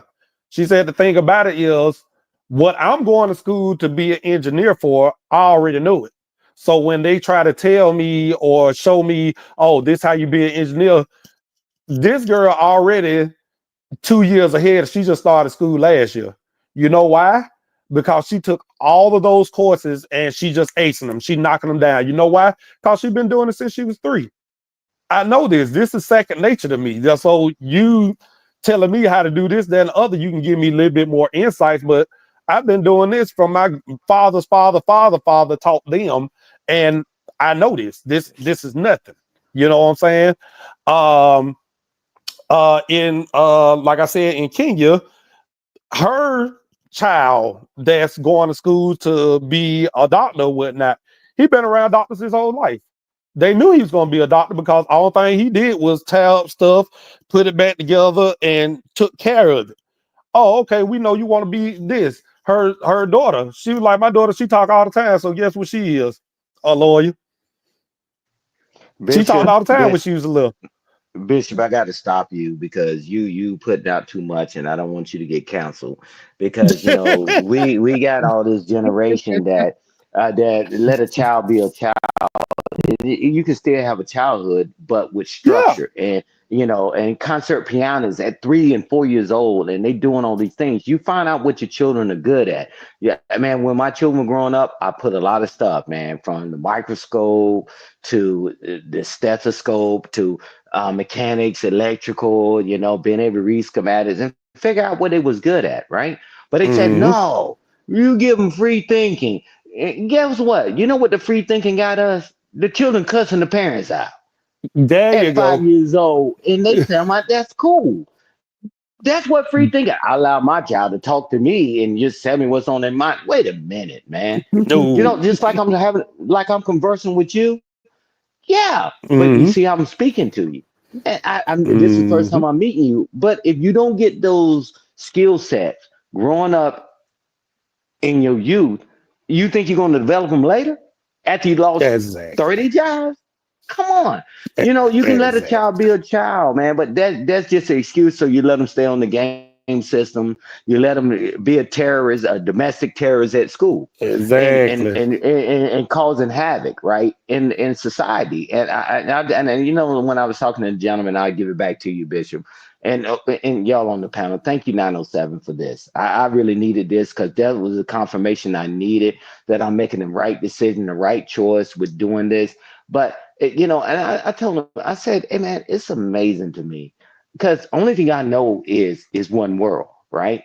And Right. if I say forget them, guess what? When we start being concerned when somebody carjack me or carjack my wife and carjack Mhm. my daughters or my grandchildren. No, are you serious? If we Mhm. don't do something now, why would we wait till something happens?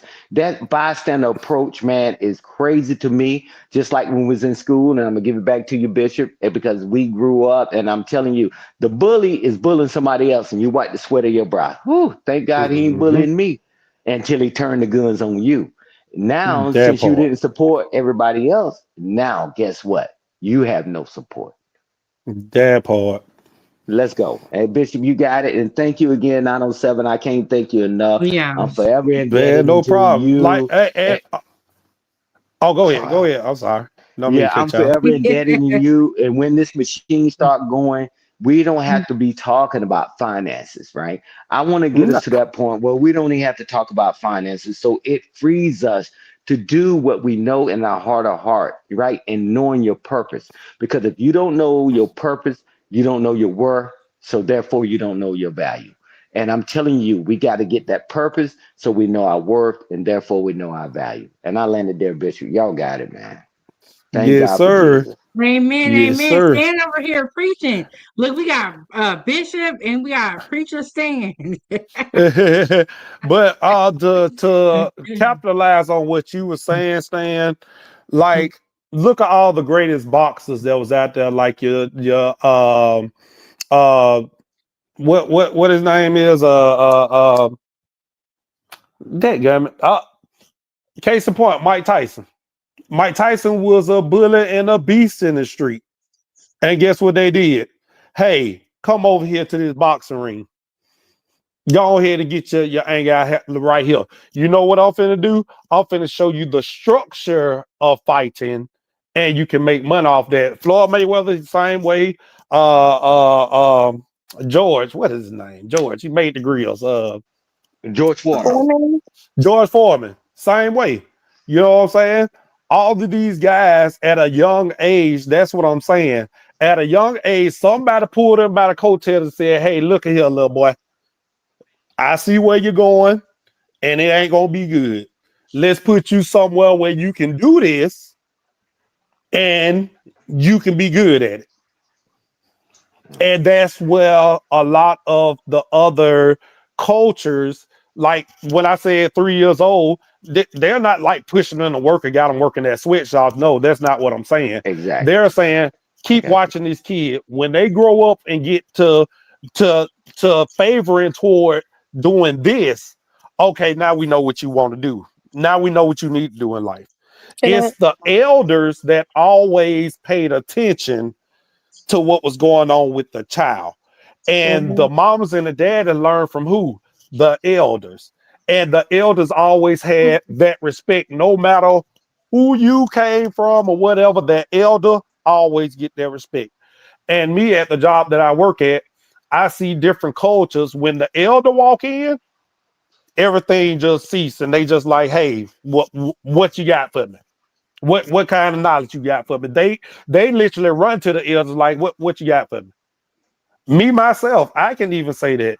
Me, I was out in the streets doing all type of crazy stuff. But I had one of my elders that I thought that was going to teach me more about the streets was like, nah, that ain't the way. That ain't the way. He taught you You about need to life. go to school. He taught you about do life. something with yourself. Right. And guess what? Once I went to school, I did what I needed to do. Look at where I'm at now. At a Fortune 500 company. Do you guys feel like the church should help more with structure with all the money that they're getting out of the Absolutely. Absolutely.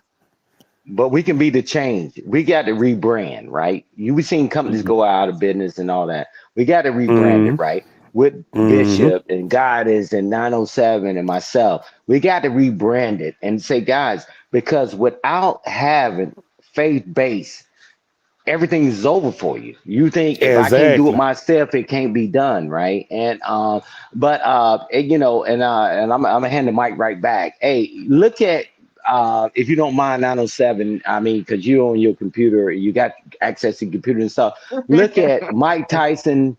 Look at Mike Tyson trainer, Cosamato. He wasn't no boxer, real boxer, but he made the biggest champ arguably ever in the world. Yes, in the sir. world. I'm telling you, it's some people that have that skill set, right? And they can see a person, see a thing for what a thing is, and then they can home it in. Mike Tyson didn't fall apart until after he passed away, right? I'm telling you. So, hey man, you know, I used to be able to run and do all this stuff, but I have a structural engineer background, right? So I can share and I can share things, and I know how to be with people, right? I mean, you know, I was a military equal opportunity deputy program manager, right? And then they were like, yeah, whatever. And you know, I reported I was advisor for a 2-star general, and then I was a master resilient trainer, you know, level 2. And then, all right, the masses. And then I was in G33 in this, we call it the war room, and all the stuff that happened in the airport and the prison breaks, man. So I got a whole gamut of things that I don't mind. Because, man, I'm the biggest snitch on the planet. Somebody tell me something that's good, I'm going to share it. And, and everybody ain't gonna swallow it. But I just believe in truly giving people equal opportunities, not equal outcomes. And, you know, and that's what my life is dedicated on. Bishop is saying, I sound like y'all need You know. But let me ask Goddess a question. Goddess, do you feel like the church should help more with the structure of the children so that when they grow up, they're a little bit better off? How much, you know, do you think the church should have a hand in that? Okay, I'm fine with the mute button over here. I think, how can I say it? I would say yes, only if the parent is receptive to it, because everybody's not receptive into criticism about their child. The motto is, don't tell me nothing about my kid. They know it. Everybody, I know. Me personally, my relationship with God started from the foundation that I had with the church. Growing up in the church, I used to love to go to church. Always wanted to do different activities, learn and grow into the Lord knows. And I'm grateful for that because it has shaped me into the woman that I am now. I don't really, and I think that the churches could, like this lady is saying, they could do more community events of, hosting like, what's the word I'm looking for? Like, show them different exposures to different things, not just sports and stuff like that, but open them up to like building and, watching them and stuff. Like if someone is a singer, work with them on singing, help grow them, nurture them. I think the church can be more nurturing, but again, if the parent allows it, because now a lot of parents don't want you to give that much advice into the kids. So that's my only feedback on it. I apologize, Yeah, and 907. I didn't answer your question. So when you give me a chance and I oh, answer that question, I okay. Go ahead, apologize. I Stan. apologize. Go ahead, I Stan. apologize. Yeah, so I'm Um, with Goddess. I'm with Goddess on this. It's just that yes, yes. I mean, because it was a time that it was the pillar of the community, right? But some people seen a lot of bad things. So just like when y'all was talking earlier, right? Don't believe in churches and all that, right? But how can we be different, right? Because having job fairs and seeing, I mean, because when I was growing up, man, I mean, I was a percussionist, in which it took me through my life. And all those things. I think that the church has always been a neutral part. Even when gangs were battling with each other, they would go to the pastor, right? And they would do truth. Right now, nobody believes in the church anymore, and now we see what's happening. But I think we have the ability now, after seeing it all, right, and seeing a lot of things, and I think we truly can make that a thing again, and be more informative, so we don't make the same mistakes they made. Because when they added so much money into the money grab, it made a lot of people forget the focus on what are we here for. It's to help the community and to help the people. So yeah, I think we can get it back.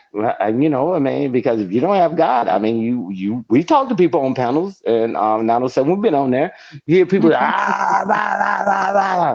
no God in them. They say I'm the man, and God ain't nothing, and they say, well, and then they start talking about God themselves. I'm like, man, okay. But I Mm. think this is where we start at, right? I think this can be a springboard, because we ain't gonna be on this earth forever. And I apologize for being long-winded, because I just want to answer your question in detail. Yes, we can do that. Bishop, I didn't know whether he was a bishop from a chess game, but when he started talking about faith and religion and all that, I said, oh, okay, right? Because a bishop is a bishop, right? But I think we have the ability, because we already reasoning together and we can get along with one another. Can we teach everybody else how to do it? And then I take it back to my family. You take it back to your family. That's how we began to do it. And we got to splinter it out, because they've been preaching enough hatred. Women is nothing and men ain't nothing. So we got to do our part. And I'm not going to be charged by God because I decided just to throw my hands up and say, God, it's too hard. And I land the plane with this: your arms are too short to box with God. Y'all got it. I promise. I'm in the dog because I just sit in the living room. It's dark in here. and then Goddess, you want to read this comment? Hold on. The church is already a 501c3 nonprofit entity. They get grants. Sorry. They get grants for food, do partnerships with mentoring program. I would say yes and no. It depends on the type of church, because like I said in the very beginning, the type of church that I grew up in, it is a conference. Each region has its own conference, so I don't know if they actually get grants and stuff like that. I don't know all the ins and out of it, but I do know, like, for us with tithes and offering, that goes back to the conference, and then we take up a separate offering for like to keep the lights on and stuff like that. Um, do I think the church should be more involved in the community? Yes, I do. Because I remember as a kid going to vacation Bible school, and even now, just like at this age, I can still remember the some of the sermons that were taught to me as a kid from previous pastors that have gone on, from what my grandma has taught me, my mom. But I just feel like it's a good foundation. But in anything, life will teach you, how to go about it. You know what I'm saying? It's what your foundation and what you can hold on to that's going to help you get through those dark times. Did I answer your question? Because I think I just went on to a whole nother subject. I'm sorry. No, that was a question. No, Should the you good, church, good. You was good. add You more good. structure for children? But let me ask you guys this, because we see a lot of single people out here now, a lot of single women that go to church Mhm. faithfully. They part of the church for years and years and years. Do Don't go you to the think church looking for that no man. If that's your question, don't do that I'm to not saying yourself. that. But do you think the church should help a little bit more in No, finding marriage or nope, okay guys. no, I don't. No, I Uh, don't. Well, you know how other cultures they do arranged marriages. Do But you that's feel like not the church fair. should help in No, finding a no, guys? because Don't get the question now. no, because what if you arrange me with a psychopath? You don't know. What if they arrange you with a God fearing man who's a good man? Do But you what? guys feel Okay, like but wait, the wait, wait, church should wait. help in marriage? You Everyone's ain't got definition. this. No, everyone's definition of a good man is different. My definition of a good man is not your definition. So you have to determine that. No, I don't think the church should be bullying people to do arranged marriages. And matter of fact, there was a church. I think the church that got closed down here. This guy, you could not be a single person in his church. Like he was hooking up people while he was sleeping with the other people out there. But that's another story for another day. But anywho, you I think I think a lot of people have this notion where if you go to church you'll find a good man. No, that's not always necessarily the case that you're gonna find your husband in church. Because what they say, the church is a hospital, right? So we all got some type of ailment. It may not be physically, could be something in your spirit. You know what I'm saying? You don't know the spiritual welfare that people deal with. You may seem normal on the outside, but you may have some crazy stuff going on the inside. And you have some people that got some sick fetishes and all this and that. But yeah, they can go to church and hoop or holler and say, "Oh my God, thank you, Jesus," and all this and that. But deep down inside, they got some deep problems. And I'm not saying that people don't deserve love, but you really need to get to know your person before you walk down the aisle. And if you really want to know if that's your person, pray on it. Do a fasting about it. Let God come to you, let you know if that's your person. I don't think the church needs to be hooking up people with anybody. That's not your Well, job. okay, guys. Let us know how you feel, baby. I'm sorry. uh, Girl, you had struck a yeah. nerve when you So, said when because that made me Look, y'all think about went that from being church. on mute My to bad, but talking. that man. That God made me is think about that winning. man. He was out here hooking up people that's sleeping with the people in Hey, the church. No, you cannot. hey, 907. Hey, Chef. This is what I would say is that it's amazing when things were working, the people wasn't all this big educated, highfalutin, and marriages stayed, right? And so I agree with God. This ain't the time to say the church is whatever until we can put the foundation in. Well, and again, and I go back to the HBCUs, right? Everybody gets all this education, right? And I landed with this. The guy that I met with today didn't look like me, and he's doing more for us in the community where I grew up at. Is that putting the right people in there, volunteering their time and doing all that and giving back. And then I would answer your question, definitely 907. People need to go back to the church. But right now, until we get some things worked out, because we got to negotiate, right? Because we made it so bloody and so messed up. But we don't have a problem. We'll go to the club. We'll go to the club. We know what happened in the club. Everybody in the parking lot, the car hmm rocking. We know what that means. So, but hmm again, can we make the church back a safe place? And it's going to take time. I mean, trust me, I'm not naive that it's going to be just snap my Thanos fingers, right? However, but now the club is the way to do it. Now social media is the way to do it. OnlyFans is the way to do it, and Instagram is the way to do it. Are we getting better outcomes? I beg to differ, right? I beg to differ, but everything starts with a conversation like we're having now. Nobody has all the answers, but just hearing each other out, right? But I agree with God is, and not throwing people in the church, that's where you meet people. And we got more educated and we quit caring about family. So I don't know whether education is bad or misuse of education is bad. I don't know, right? And if anybody ever been to college, and depending on what studies you took, and they tell you no matter what you do in life, you all leave here the same. The rich guy, the poor guy. And that's why you Yep. look at the obituary, it's the dashes, right? That's the part you got Hmm. control of. You don't have control of when you're born, you don't have control of the family and all that. And it's all about the impact you do doing the dashes, right? And that's Yep. why we need to get to that, right? Because I mean, why would a guy bust his butt? And he said, man, no matter what I do, man, I'm still gonna leave and I'm not gonna have anything and I'm gone. But we got to Hmm. change that mindset because unfortunately that's a lot of people mindset. I listen to people all the time. They say, why would I get life insurance? I'm gonna be dead. I don't care. She gonna get with another guy and all that. It's called Whoa. generational wealth, but people don't Uh, know about that generational wealth. oh, That's what life insurance for. thank you, brother Bishop. I'm telling you, them guys are so selfish. They talking about, man. So what? She gonna get another guy. He can take care of it. And he can do that. But they don't know that they can actually set up the IUL so they can actually put people over that.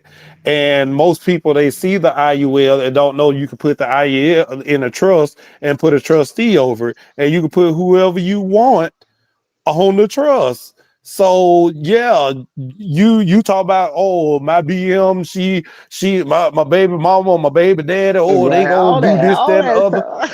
But stuff. the thing about it is, like, I got an IUL and I got a trust for my children. So with that Yes. being Yes, sir. said, it's levels to this trust, and my children they know that. It's, They got to hit certain hey, once you benchmarks and graduate all high that. school, the There trust you go. unlocks such amount. Once you graduate college, the trust unlocks such amount. When you build your own business or whatever, the trust unlocks such amount. When you get married, the trust unlocks such amount. So the thing about it is, I'm going back to when they were young. When my children was 6 or 7 years old, I taught them what money is and the value of a dollar. And anybody will tell you, my children, they just bougie as the next one. They bougie. Guys can't even take them. But at the same token, it's what they are structurally sound on what I have taught them and how life is supposed to be. This right here, this mirage that you see, this ain't real. And my children, they know that. This is not real. Life is what you make it. So, with that being said, they say, hey, you know what? I'm going to go and make the grades in school so I can graduate because I want to do this, that, and the other. Okay, I see my parents, they're out here doing this, that, and the other. We're not forcing them to do whatever. You know what I'm saying? Hey, whatever you want to do in life, let us know. We're going to try to push you in the right direction. So, with that being said, my daughters, they already know what they want in their future. They know where they want to go. My oldest daughter, Dad, I'm gonna do hair and I'm gonna go out here and sell houses. Okay, cool. That's what you're gonna do. Yeah, I'm finna go out here and get these tax lien houses, fix them up. I'm gonna sell them, rent them, Airbnb. Hey, do you? My youngest daughter, hey, Dad, I want to get in culinary. I want to cook and I want to make pastries and I want to own a car wash. Okay, cool. You know what I'm saying? They already in their mind, although they're about to graduate high school right now, they already got it implanted in their mind. Okay, I got something to look for. I got an actual prize that I got my eyes on. And the only thing I got to do is follow these steps. And if my dad passed, I know I'm still going to be able to get this. And it's one of them knows that they're going to manage the trust, but I still ain't told them who's going to manage it. So that's the thing too, they're all trying to do stuff in good faith to make sure that, hey, I'm going to be the one that's handing out the money. But the thing about it is, I call it the Rothschild method. And what this method is the method is, if one of the sisters say no, then you can't get it. That's the Rothschild method. If one of them say no, nobody can get it. Both of them have to agree and say, yeah, you're going to get it. If one of them say no, it's over. Period. And this trust do not go to the person because they're your firstborn or you're your secondborn or this, that, and the other. It's for the person that is capable of keeping the family legacy going. And they know that. Right. Okay, Thank but you. I don't It's want all us to about the get family. too far off topic. Shout out to Uncensored for coming and joining the panel. The question was, fellas. Hey, The hey, question 907, can I was, say one thing? Can I say one thing real quick? okay. Don't judge it. Don't judge me. I don't think I need 30 seconds for this. I came back, right? My last deployment was 2.5 years. I came back and got my life license because my father, my late father, my hero, he buried everybody in the family. I said, man, no, sir. Man, if you can go buy a beer, you can go buy a pack of cigarettes, you're going to get this life insurance, man. I mean, because that's me giving back. You know, I went and got the life lesson. I passed the test the first time go. But I'm like, come on, guys, if we're going to do better. And I landed the plane there. Thank you for that latitude, 907. Man, some of us are actually out here doing the work. Some of us are. So. Yeah. And we will talk about life insurance in a later stream because I see y'all are very passionate about it. But the question I'm gonna hear the answer from Uncensored and Bishop. We'll let Uncensored go a whole 2 minutes on something else. The question is, do you feel like the church should have a hand in marriage and finding mates for single people? Uncensored? Do we need to pull up the disclaimer? No, I'm looking at him. I ain't gonna even say nothing about that. I'm gonna go to the next person. Yeah, because I got too much to say about that one. He already laughing. I started laughing because I know Yes I or know no? Cecily. I had to think about what show I was on. Okay, we not on our show, bro. Exactly. I'm gonna save it to Sunday. Hey man, I had to do that too, brother. I had to She do put that the too, brother. disclaimer up for you, Cecily. Every time Cecily get on, I'm gonna wait till Sunday. Uncensored. Do you feel like the church should have a hand in marriage? Should be helping these single women, helping these single men find their partners? Absolutely not. Then the reason I say that, it's demons in the church too.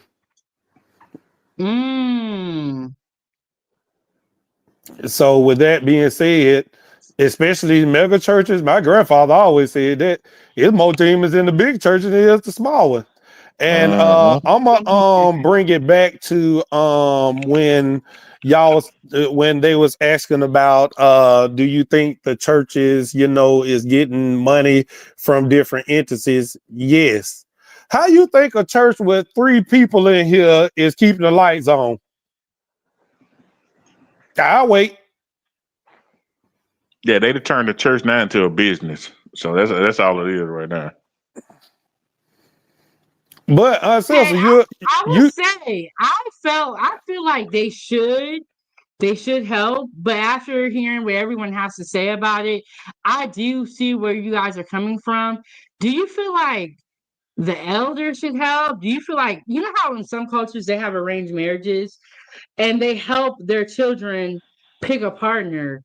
Do you feel like there should be more guidance from anybody in the family, in the community, from the church, with marriage? Because we do have there are married people, but there are also a lot of single people. And let me hear from you, Stan, first. Yeah, and like I said earlier, we need to revamp it, right? Because it's a lot of people that got all these degrees and psychology degrees, and they donate their time and they volunteer, right? Just like the guy I talked to this morning. It's amazing when you get into the church, you just in there chilling, right? But we got to get people of the same mindset what are we trying to see the future being? Right now, I say absolutely zero, no, because we don't know who's who, right? But you, them same people, they volunteer and help people in their life, but you in the church where you're supposed to be giving your time and your love, they don't give that time. And they say, well, you can book a session. Why is that in the church? But I've seen some of them today, brother. Bishop, and everybody. I've seen people that's in there volunteering their time, but why not the church? I mean, we need to stop this money grab thing. We know we need to put food on the table, but if we can level set it, yes, that should be the place. But we don't have no problem. How many people tomorrow? I met her at the club. And she was looking fat and she was looking good, and then shit don't work. And then they get, come on, man. We got to figure it out some kind of way. And nothing's 100%. The only 100% I ever seen in my life is when I was playing spades, when I had the big joker, and I was guaranteed I was going to at least get one book, right? Hopefully, I don't cut my partner out of it. But if we level set it just like the bishop was talking, and then we say, okay, guys, we got all these skill sets, and the church watch you grow up and all that. Can we give our time there instead of just giving it to nonprofit organizations? And then I think we can start changing the way people think about church now. Because church was the place to be. I grew up Kojic, right? Church of God in Christ. And it was a different atmosphere compared to the way the stigma, the way the churches are now. I've never seen nobody not be able to pay the rent. And the gentleman, I was young then, right? And we would go in there and we would go and cut the grass, and we would go in there and we would re-roof the house. Man, we ain't charge them anything. Can we get back there? I don't know. But I mean, it's worth a shot. Yeah, that's we should get back to that. We should get back to that. Welcome to the panel, Coach Frank. Okay, so the question is, do you feel like there should be help from the elders, the church, or even your parents or the community with finding a partner, with finding, someone, and we'll let you go first, Coach, because you just got here. You can introduce yourself too. God, try not to curse. Go ahead, Trey. What's up, fellas? What's up, 907? How you doing? What's going on? I sort of joined in, right? What's up, Mr. Stan? Salute to you, brother. When I heard the last question that you asked in reference to the church finding mates. No, because the church is not family centered. The church is not family centered. It's us against them. When you go to a church, it's like you have no other social life outside of that. And I come from a family of mother, father married, all of my aunties, 6 aunties, all married to their death. There's nothing like that in the church anymore. Nope. I don't listen to no man that reads a word that's not gonna it's almost like, my grandfather was a pastor all my life. He barely came to see my daddy. My daddy was the baddest dude I knew. The baddest. He had his issues, but he owned it. He didn't cry about it. He worked all my life. He retired at 60. 35 years of work. Now, he was a light skin, thought he was a pretty dude. He was one of them pretty dudes because my father couldn't do shit. He didn't know how to cook. He didn't know how to boil water. I never saw him cut grass. I was the grass cutter, which was a good thing, right? Because it helped me at that early age to just be focused on just being a man of substance, being a man of something good. Now, believe me, I smoked my weed, drank my little beer. I realized I couldn't drink a lot because I used to throw up on beer. More than 3 beers. And this is, you find out as a teenager, 17, 18. I was like, nah, drinking in my thing. Now, weed, that was different. I did that all to the time I was going to the military. I went to college straight, went to the military, didn't go to church. I never saw my father go to church, but he was one of the hardest working dudes I knew. He could recite the Bible, but him and my grandfather, again, was the pastor. He never came to my football game, my grandfather. He never came and supported the things I did, but he did support my auntie who had a crackhead son. You know what I'm saying? It didn't bother me. These are things I'm speaking on the back end because growing up, I didn't see that. I saw my mother and father working and arguing, little silly arguments. Most of their arguments wasn't about it in the house. You know what I'm saying? But then as I got older, I pay attention. And I used to see my dad out in the streets. I used to see him walking through the neighborhood. I used to see him in bars and everything. But I never got in my feelings about it. It just made me think about that's something I don't want to do because we had everything. We ain't go without food and, and good beds and clean clothes. It wasn't like it. And I had 5 sisters and a brother. So growing up, I just saw that. And then when I got out into the world and started dating, when I used to visit churches, most churches was about the money and not about uplifting men. You never heard churches today, even the last 40 years, all y'all probably 55 and under. Stan, you probably close, but we saw a transitional change. And I would never submit to this feminist shit ever. I've been a man all my life. I had to go places nobody would go. But I don't, I'm as far as what I believe for me, the church can't do it. The church can't do it. Especially the Christian church. The Baptist Christian church, no. It's too many different denominations. And people know that today, that you go to the poor people to get the money. It's an old Greek mythology way. Saying it's like a king ruler. You go to the church and the king rule. And the church is not about community, because if the church to me was in community, sometimes they would just have Sunday services going through the neighborhood preaching the word to a little people. I remember them tent revivals. But the pastors don't even hire the people. They go to church to fix the church up. So ain't no community in that. Ain't no way I would submit to that. Never. And I can read. So if you can read, just act on what you read. Read it out loud so you can hear the story. Sound better when you read the Bible. Make your slow kids read it so they can understand. Man, you better. You got to be disciplined at that point to say, listen, I want you to be better. Tell your kids you want them to be better, regardless of how you F up. Yep. Just talk to them through the moment. But it can be changed, but there's no church. I would just say work on family. What about like parents helping, the elders helping? Do you all, not just the church? Do you guys think help from like the community, the elders, mom and dad? See, you say key words. You say mom and dad. See, mom and dad ain't prevalent in the community of colored people. And it's unfortunate because a lot of times boys, when they turn 11, 12, when they scrotum sac separate from their body, they need a man. All right. No, it's true. Okay, now so I'll use me and you as an example, right? We, right? Most think about it. Now, just the way you said it, Trey. But see, that's hold up. That's the medical term for it. That's the medical term. It is. The scrotum is the medical term. I don't like to use the nigga words. I like to use the professional words sometimes. The testicular fortitude. Yeah. See, so walk with me, 907. So okay, that part. So we have a child, right? And we have a son. You know what I'm saying? He with you most of the time. Me, I'm working. We didn't really have a relationship, but we did what we did to have a baby. I live 6 blocks away. I might have my little 1-bedroom apartment, but I keep it clean. We have a son, right? He acting out. I'm trying to come to you. Let me see my son. No, you can't see my son because. And every time you looking at the son, you looking at me. Then you see I'm still working, doing my thing, keep my little pull up in the car. He got a car. So now it's like, I ain't thinking about you. I'm just speaking from brothers having thinking it through. I want to focus on my child. A lot of times women would separate that boy from that man. Now he's 8, 9. She just let him do whatever. Go ahead, nug. Go ahead and smack your sister.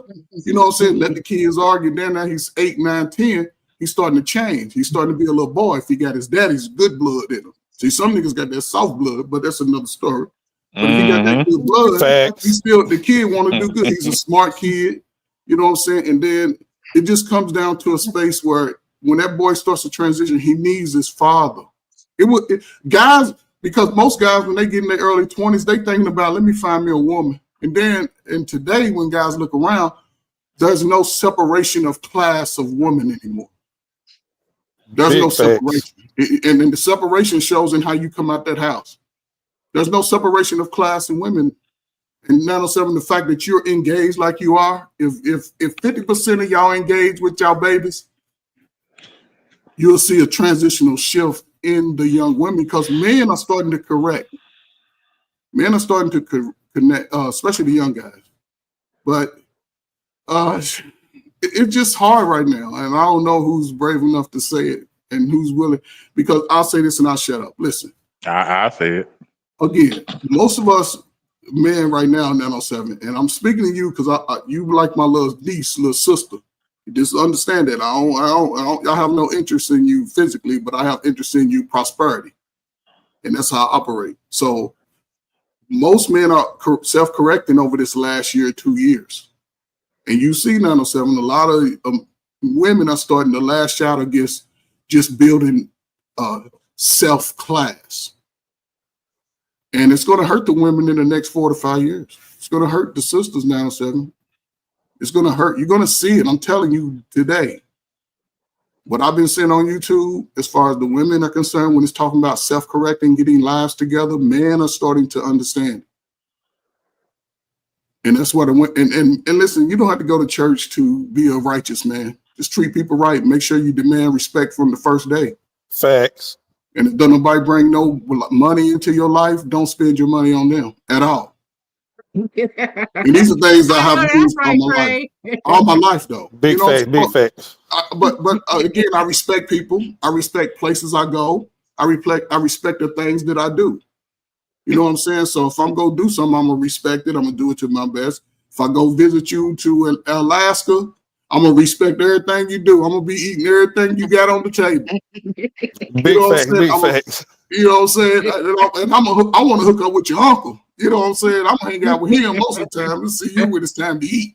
But I just think brothers right now, man, especially 30, 25, 30, man, the world is yours.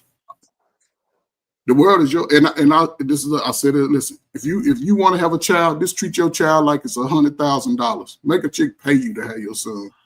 They'll do that shit. What are your thoughts on the okay, Trey is so crazy. But Trey be speaking facts. And when I see him on these other panels, I'm like, y'all ain't gonna disrespect Trey. But uncensored, let me get your thoughts. as far as what? On whether you think like the elders, parents, dad, and the church should have a hand in marriage, helping people that are single find a partner. Now, when I was younger, man, I went to church onto my lot. That's probably why I don't go now, because I went too much when I was younger. But really, the church was really designed to get the man out the house. A lot of people ain't gonna tell you the truth, but that's why I know people that went to church for the money to get a bill paid. They were like, nah, but they give it to whoever in a little circle.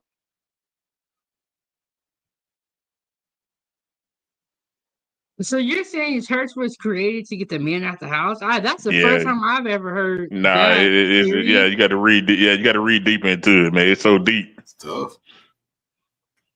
That's why now, why you think about because back in the day they said churches was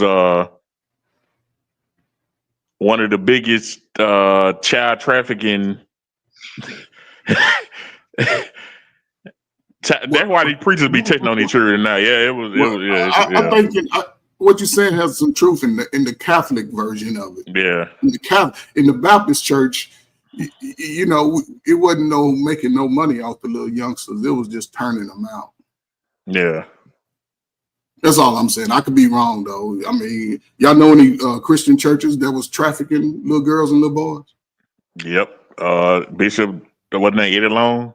He was trafficking them. He had them going through different little cities and states like they do. Yes, sir. Yes, sir. Where was it at though? What city and state? Atlanta, Georgia. Atlanta, Georgia. Black folk Mecca. Yep.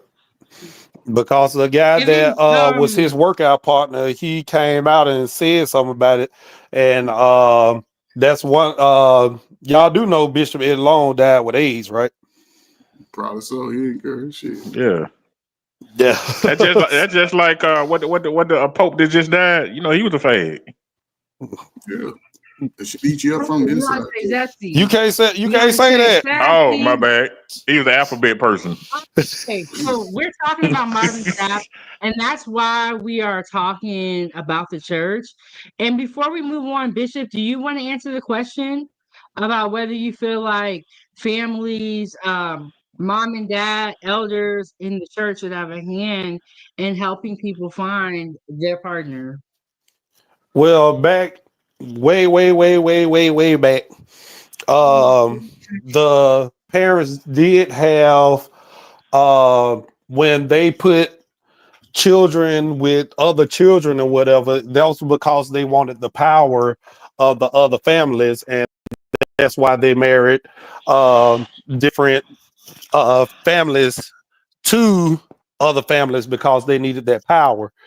And in lieu of that, with the churches trying to set you up with your person or whatever, they used to go through the background of the family and talk to the elders of the family about, hey, this kid right here, if it's feasible for my child, and they actually went through a timeline for that fortitude, So with that being said, now today, no, you can't do that because people don't have that family tree to see, hey, this the knucklehead side and this the cool side, So right now, no, I wouldn't let no church put me with nobody because, like I said, it's more demons in the church than it is out here in the world. So Now it's a lot of great grandmas and grandmas, all of them passed on, man. That's why a lot of these families ain't tight like they used to be. Right. And that is a And fact. Trey said only the fathers can Trey, you want to read that? Go ahead and read it, Trey. Yeah, only the fathers can help. Well, I want to say this. I had a misspan. I meant to say can help his daughter find a good man. Only other best is the both parents, right? But that's when you have a family tradition. But the father, he's the only man on earth that has no sexual desires for you. Exactly. Father's the man that really, I don't care if he was a wino. If he know that's his seed, he'll protect his seed with his life. That's how far he'll go. He won't even think about it. Especially if you've been drinking and somebody do something and he's there, he gonna go off. Yeah, because I go to prison for mine. But if he's a good logical man, he can see the wino coming. He can see the street dude coming because a good man pays attention to the surroundings. Yep. Everybody, we talk about it. Not necessarily an amazing thing about us. We talk about people that we really know in our own states and cities and communities. We know everybody we went to high school with and dated, and know the dude stole your girl, you still mad, and the girl stole your man, and you still mad. And people still mad at high school shit in our communities. But the father is the only one that can see another man that's on bullshit. Mothers can't do it because the mother might be looking at them too. And some dudes play with both mother and their daughter because the mother be slow with it. I'm just saying though, the father is the only man that can help, especially when the girl's 16, 17. He can even help his son be a better boy on what type of woman to choose. But we don't get those opportunities in America as black men. And that's what is destroying us, for real. And then I think about that's why a lot of men don't. Yeah, that's why a lot of men don't go to church either, because they can see the bull crap through the preacher before the women can. Yes, sir. He's the pandering pimp. That's what they do. That too. Churches make $52 million a week. What you talking about? Yep. You want to get money? That's a small church. The mega church will make more than that. But that's a collective.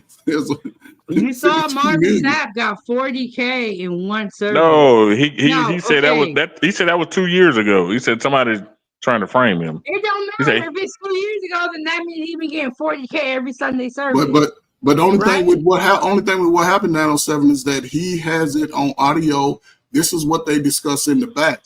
He got caught because he was caught up in the hype. He's really not up. He's doing a position he ain't qualified for.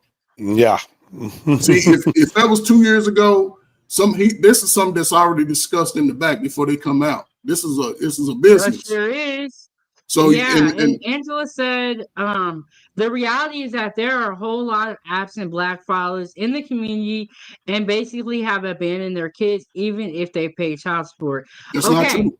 we are touching Not on the true. gender wars. We will discuss this in another live stream. Write that But down. okay, we're gonna move on to the next topic soon. But let me get your final thoughts about Marvin Sapp and his actions. We'll start with you. We'll start with you, Uncensored, because you came up in the middle. But what are your thoughts on Marvin Sapp and the situation revolving the 40K? I don't really think that man. I think somebody really just trying to frame because that man don't need no $40,000. That man write music and everything. Facts. He said he pastored the church for 16 years, never even took a dime. Facts. Yeah, he said that he was on Ricky Smiley's show this morning talking about it. Oh, he was? Yeah. You probably could go on YouTube and find it. Yeah, he said that was he was doing a fundraiser. He said he didn't tell them folks to lock the door. He told them to close the door.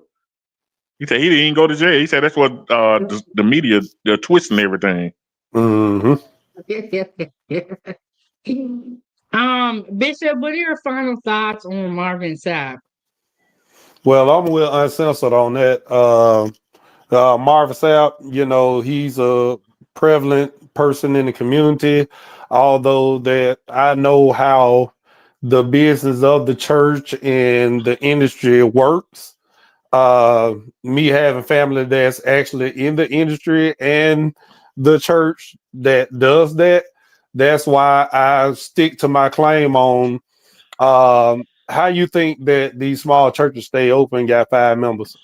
You know, they're not doing that through tithe and offering. I'm telling you that right now. And most people say, oh, they getting out their own pocket, this, that, and the other. That's what they're telling you. But it's a whole coalition that runs this, which brings me back to y'all might need to just check out the family and see how that works out. But I'm not here or there on it. Yeah, and what is the remember all the you used to be in church, you put money in the building fund. What is the building fund? Exactly. and the roof still leaking. Like, what are we doing? Yeah. It was a Ponzi scheme to me. Yeah. And all y'all in y'all 50s, damn it, they been having the building fund since y'all was kids. And you ain't seen one roof go up nowhere. Yeah, same old church, same old ushers. You ain't seen nobody's yard get fixed in the neighborhood and nothing. You ain't seen nope. So, I learned early. Air conditioner breakdown. They bring out them fans with the Davenport family around. The funeral home fan. Boy, don't take. I ain't gonna go back. I ain't gonna go back. Don't go back. Stan, what are your final thoughts on the whole Marvin Sapp situation with the 40K? Oh, did you ask me 907? Yeah. Yeah, I said, what are your final thoughts on the Marvin Sapp situation revolving the 40K, revolving around the 40K? I hear a lot of hypocrisy, right? You know, is that we do crowdfunding and venture funding, right? So if this guy built himself up to be this great guy, why should he take from his family when he's taking a lot of time? It's like anybody serving a uniform, you're taking a lot of time away from your family to do these things. And why not ask? We don't ask when we go to Walmart. We don't ask when we go to McDonald's. I'm like, and you know, it was some sinister stuff. So I'm with Uncensored and the Bishop. They try to spin a narrative. He said, man, if you're going to care, if somebody didn't even have any money, they didn't have to do it. And talking about he held somebody hostage, he said, close the doors. When I grew up in church, when they was praying, and they had altar calls, and when they was doing taking up tithes and offering, the doors was closed and they had people standing there. I mean, that's from my youth. And I'm like, now all of a sudden it's a spin. Because do we see what's been happening in churches nowadays? People are getting robbed, right? Getting killed. So yes.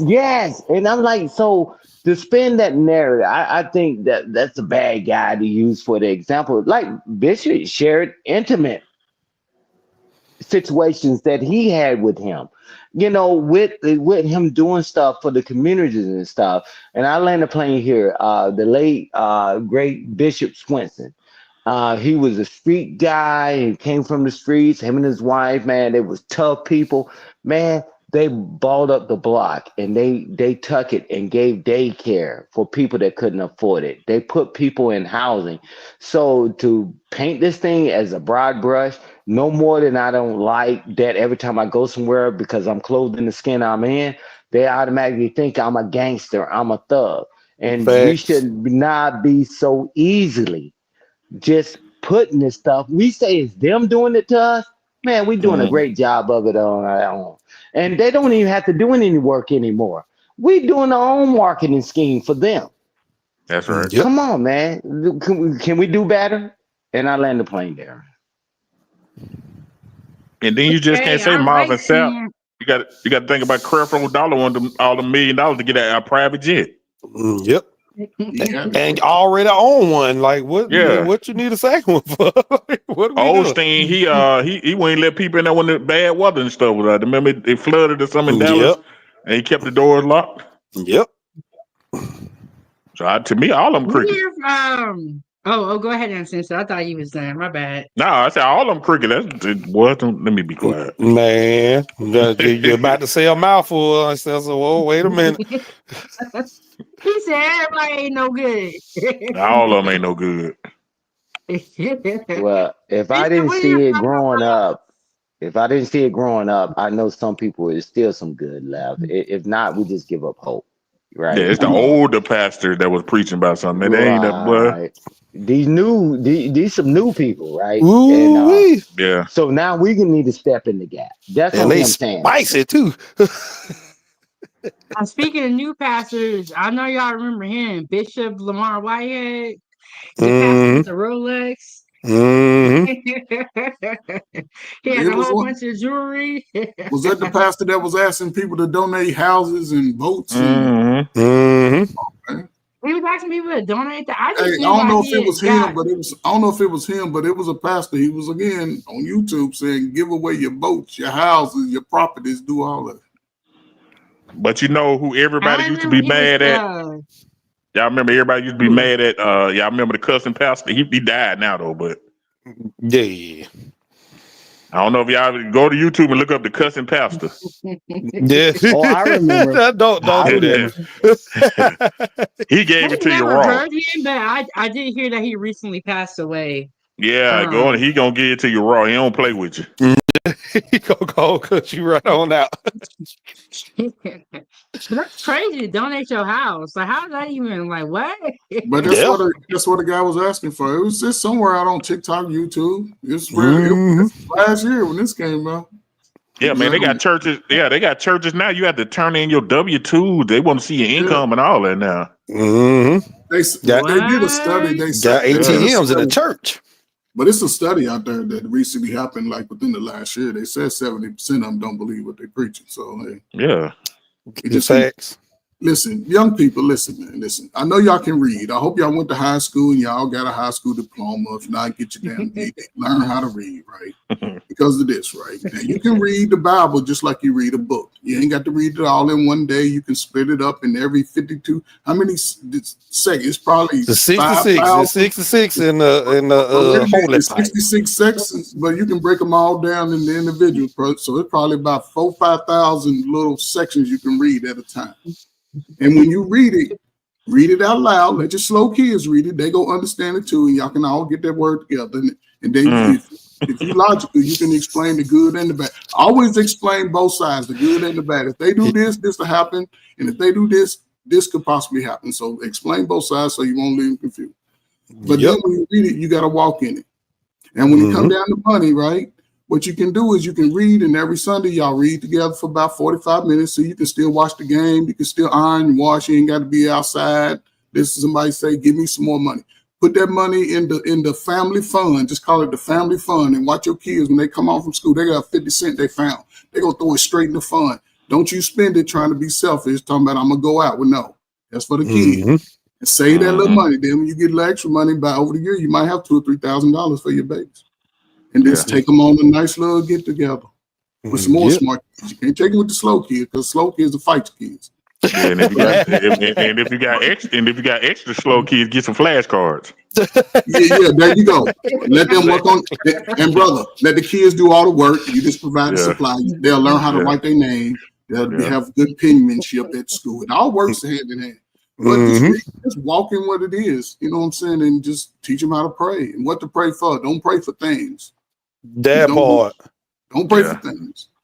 But and I just want to say, if your children went to lunch at 9 o'clock in the morning, it ain't no help for them. I ain't gonna say what I want to get in the shower. I just had to throw that in the guy. No, some people got slow kids, and some people got slow kids. If they were licking the bus one day, it's probably them. If they got a helmet on with a diaper and they 28 years old eating a graham cracker, if they still put their shoes on the wrong applesauce, we ain't doing this. Man, we ain't even on the right show. So this is for Sunday, bro. If they got a handicap sign on their t-shirt, them the ones we talking about. Doing this with us. Okay, Bishop, what are your final thoughts on the Marvin Sapp situation? We're gonna move on and we're gonna talk about Sheff G. My final thoughts is, and I gotta go, man. That man, y'all, the all teachings, I don't care what Bible, Quran, whatever, tell you try the spirit by the spirit. If your spirit don't feel right off in there, walk out. Hey, you already know what my outro is. Oh, bald head. I'll talk to y'all later, man. I'm finna get in the shower. All right, Bishop, thank you so much for coming up. Lady was asking about you coming up, so as possible. All right. All right, we're gonna talk about Sheff G. I don't know if y'all know who that is. It's one of the rappers, and he recently pled guilty to charges. So I have this video here. If y'all can mute up while the video plays, and then we're gonna get into it. Y'all hit the like button, subscribe to the YouTube channel, support this channel. Let's keep the show on. We got the super chats, Cash App, all that good stuff.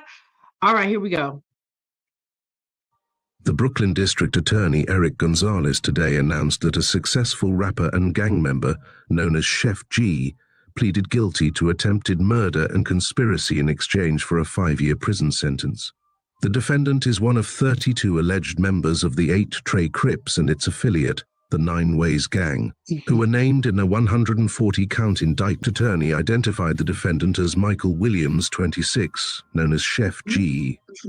He pleaded guilty today before Brooklyn Supreme Court Justice Danny Chun to multiple top counts of second-degree attempted murder and second- and fourth-degree conspiracy in exchange for a court offer of 5 years in prison and 5 years post-release supervision over the people's objection. Prosecutors offered 20 years in prison. Sentencing was scheduled for August 13, 2025. 17 of the defendants in the indictment have previously pleaded guilty, and 14 cases are pending against other defendants, including Tegan Chambers, a rapper known as Sleepy Hollow. The district attorney said that the indictment in this case was the result of a long-term investigation by the district attorney's Violent Criminal Enterprises Bureau and the NYPD's Gun Violence Suppression Division into shootings and gun possession incidents allegedly committed by members of the 8 Trey Crips and its affiliates, the 9 Ways Gang, primarily in the 67th and 71st precincts. It is alleged that many of the acts of violence were captured on surveillance videos. Furthermore, it is alleged that the defendants boasted about their criminal activities on social media and in text messages, discussing acts of violence and taking... Okay, so we're seeing a lot of people, posts about what they be doing out in the streets. And we know at this point, the police, the feds, they be watching what's going on. But we've also seen a lot of rappers lose their life, go to jail. Do you guys have any thoughts so far on the video that we saw? I don't I'm know gonna none start of with them. you. That must be them YNs, because I ain't never heard of them. Yeah, yeah. I don't think Chef G is that old. I used to play his music. I still play his music a lot, and I was listening to it today. But it's just like you get on, you get popular, you earn money, and then it's kind of like they go in a circle, and they come back, and they're still in the streets. Trey, how do you feel about this? 907. This is my life right here. Not as far as my own experience, but this is the life I try to help thousands of young men, 6th grade through college, to avoid. And it's just unfortunate because in America they're always gonna go after the low hanging nigger fruit. You commit those type of acts, then they're gonna get you. That's the way it is. That's why you're gonna see a clean sweep across the country. It ain't go just these guys. These are just the known faces that have engaged in that behavior, which is unfortunate. Because if I was to sit down with all of them and put them in a circle and we get to talking about real life, I would ask them one question. When did you in your life said, fuck it? What point in your life? How old were you? 95% of them, probably all of them, say it was a situation where I lost somebody important. My daddy wasn't in my life. My mama mistreated me. Same story. Mm-hmm. I got a nephew, 21. He's now serving 9 years down in Texas. Had a promising football career, but he wanted to be in them street niggas. And I tried to get my sister to understand, but she slow too. So I'm like, well, he took a gun to a high school basketball game after he posted it on Facebook talking about, come see me at the game, but you slow. Now, here's the crazy part. The boy been an honor roll student. He's been an honor roll student since the 6th grade. Hadn't even missed a day of school, and then he get to the 10th grade, he think he doing something, being stupid. So that ain't the worst of it. So he had to go to alternative school for a year. He come back, talented little kid. He created his own little talent show, won a talent show, had a backup dancers, he rapped. All this on his own because my sister, she wasn't really giving him that. So he come back to the school, get to play a senior year, decent little year, but coaches, once they realize your own business, they ain't try to give him no scholarship, but I got connections. Hey, he's a senior grade graduate. If you want to play football, I got some connections. So because she came to see me where I was living up in Indiana, in Noblesville. So she go back home. I call her about 2 weeks later. I'm like, what's up? What's up with your son? Well, I want to see what his rap career do. Man, I said, man, you done made the worst mistake ever. And I hung up the phone, right? So then I say about he turning 21. Now he was 18 when he graduated. Now, less than 2 years before he turned 21, they got him connected to some bodies in his home state. He goes around a military base trying to buy drugs. Come on, man. Then he tried to run from the police. So they gave him 9 quick years from 21. He started out 21. He gonna be down at 30. His life is gonna be over. Right? But he can still turn it around when he get out because going to prison is no excuse. I got a best friend, got 3 felonies, got an escape charge. Dude got a master's degree. Dude ended up being a manager of the city that used to lock him up. So I don't hear about that. The system. No, you got to make a choice. And black men today we ain't got those type of leeway to any other man. Like this, it's unfortunate. You see how many young, strong-looking brothers now? See how strong-shouldered they were. Good brothers too, good heart. But look at them, they're gone. They kids. I know most of them got kids. So it's the generational cycle. So you can't live that life. You can't commit deletions and think you're gonna get away with it in America. You can't do it. Some dudes can get in and out of the dope game, but you can't commit deletions because they already know who's doing it. They already know who's doing it. So it's just unfortunate, but these are good, strong brothers. They didn't get started their life. But where was the daddy? I like to know where that question was. When did they say fuck? Probably early teens too, about 12, 13. But Go talk to some 12, 13s that struggle with that shit. They'll tell you straight up. Just ask them, man, when did you say F it? Anybody doing bad, they say, what age, how old were you? And they're going to tell you, they probably start crying. So, nope. His mama pushed him away. Angela, his mama pushed him away. The father wasn't involved. He was trying to be. But the mama pushed him away. Nice to tell my sister, that's some wrong shit. But again, she's caught up in the feminists, and now this boy's gone. I'm talking about hell of a football player, man. Hell of a football player. Scoring 10, he was scoring, I was like 2 touchdowns a game. But look at it, he gone. So. Wow. And Uncensored, and welcome back, Goddess. Uncensored, what are your thoughts on the video, and how do you feel about, putting everything out there on social media, like as far as like the guns and the beef? How do you kind of feel about all that? That's probably one of the stupidest things you can do in life. You ain't never see the mob and the murders and killers are moving in silence, man. They don't be out there broadcasting that crap. I think you be looking for the police when you do stuff like that. Well, yeah, I agree. Like, why don't you just go down to the police station and say, I did it? Stan, what are your thoughts on the video that we watched, and about how the young people are, are not even just young people, because we see the big U indictment. Older people are doing it too, putting everything out there on social media. How do you feel about everything that we just watching? So the social media situation. Yeah, well, I go with Coach Ferg, right? And they say, why are y'all there? And why y'all here, right? It's because we got to get the message out.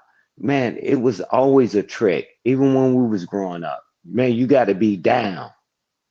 So it's wrong for you to go to school, get education, get married, and have children. No, man, I got to show that I'm down. Well, down is taking a lot of these prominent people down.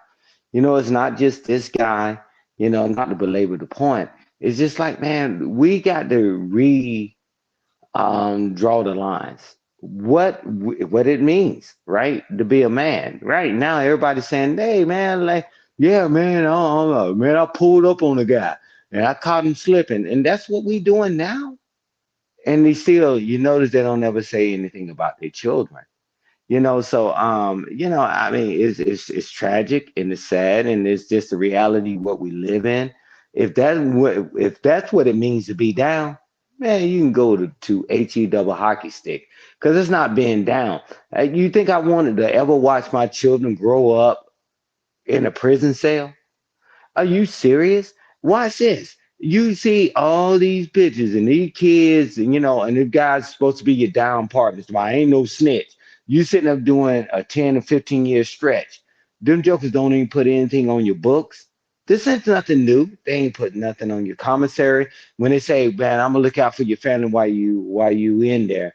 And then the next they having a baby by the woman you already got a child with. I'm telling you, man, it's been a forest, it has been a lie, and it's time to expose it. Man, you're better out here being the man. You don't have to make 6 figures. You don't have to make a bunch of money, but just being involved in that child's life. So that's why I echo Coach Ferg, because every generation, I'm getting sick and tired of it, but it is what it is. I'm going to keep up the good fight, because every generation starting from zero. Get it out of the mud. Pull yourself up by your own bootstraps. Well, wait, what about it? You didn't get the parents that I grew up with. Let's say you didn't got shoes. You don't have strap. We say one thing, and then we don't give the tools to be that. And I land the plane here. You say, hey, you can be a doctor, a lawyer. Won't you tell them what it takes to be an engineer? Won't you tell them what the tasks are to get there? We don't. When you can't even spell engineer, and you're going to tell them and put that on their head. You got to when you giving people these ideas, you got to give them the resources and tell them what they're up against. So when they get older, they don't become more and more resentful and more bitter. But to answer your question, that's clown world, and they're arresting all of them. You talking about millionaires and all these things. They still want to be down. I don't want to be down like that. I want to do what I need to do to get back to the community while I still got breath in my body. And I land the plane there in 907. I agree with you on everything you just said. Normally people say, I hustle because I had to, but now we're kind of seeing it where it's the opposite. Some of these people that have made it out or making this good money don't have to hustle and don't have to be in the streets anymore. But somehow we see them tangled in this mess, like Yellow Beezy, Chef G, the YNs as y'all would call it. Why do you think that is? Why do you think people make it out and then go back? And we'll start with you, Trey. I can have these conversations about young men and young women all day, but it all goes back to the X factor, right? A young person needs something to do. And when you just have a lot of free time, young minds are going to do what's easy, and unfortunately, it only comes at the expense of those that look like them. They're not doing anything outside the community. Most of this stuff is happening to people that look like them. And without that direction of all these dudes look like they could be playing in the NFL or NBA or something. Just even having an opportunity. Big strong. A dude was he a chef because he could cook 907? No, his name is Chef G, like Sheff. He was a rapper. He's a rapper. He makes music. Okay. So his chef name could come from the way he was, trying to delete, chef it up, slice him up. But it's a street name. It didn't say that he actually committed any deletions. It was just that he had conspiracy to him, right? So he's calling some shots, so per se, right? On that level, on that low criminal element level. It's only some drugs being involved. You don't, like if somebody mentioned, you don't see it with the mafia, the big dogs. You don't see it on the big time scale. And our level of thinking only goes to the end of our blocks. It don't go with what could happen if we do this. How could it change all of our lives, our children's lives, our families' lives, and that's because a lot of young people don't have things to do. Meaning something constructive, learning how to cook, learning how to sew, learning how to dance, learning how to create art, learning how to, I don't know. It's so many young things, opportunities for young people, but the parent don't lead them to that. They sort of let them find their own way. And you can't let boys after 12, 13 years old find their own way. You can't do it. You can't do it. And the one person that can tame that is a father. Without the fathers have an opportunity, we're going to continue to see this. And the system knows that. And they tell the sisters, don't let the father be involved. Take his money. That's part of the game that they play with the sisters. But the sisters don't know how much money they could have if they let the fathers sort of engage with the son. The son is going to bring money to the family because he's going to have knowledge that a man who loves him will give him. So, but I could be wrong. It's unfortunate these young brothers, but there's a point that it, like you said, it circles back because that's all they know. That's all they know. That's a good point. That's a good perspective. It's all they know. Stan, what are your thoughts on it? Why do you think people come full circle? They start from the hood, they make it out, and they come right back onto the hood.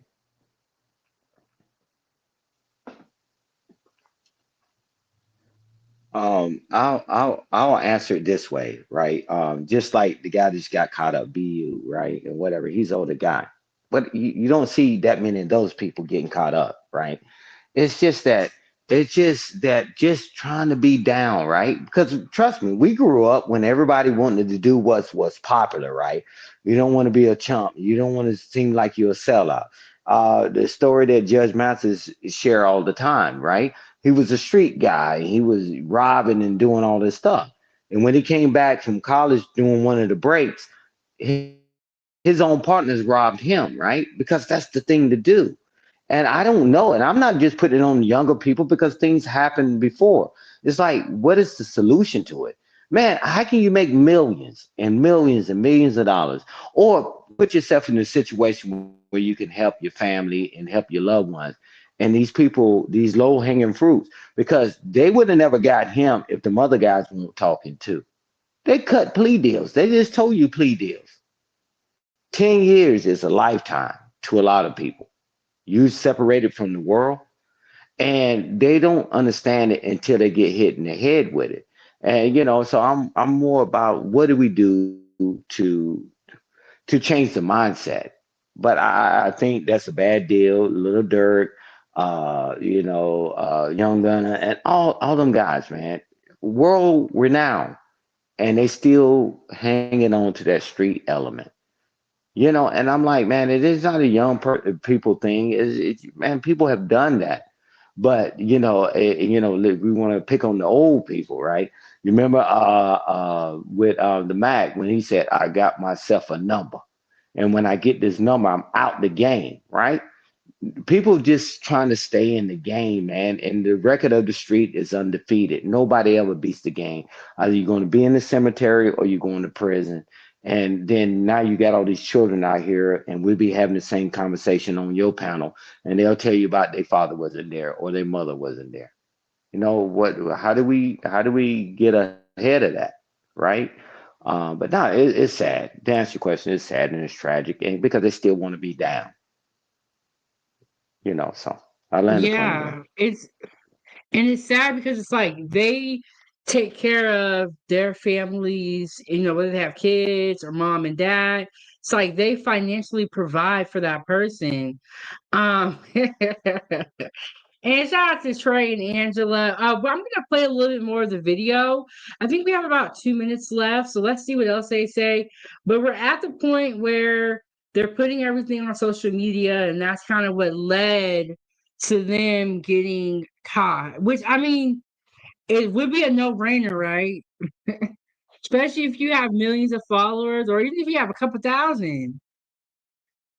It's the same story over and over again, but we got to talk about it. But let's get back into this video, y'all. Let's see what else they got to say. In credit for shootings and an assault.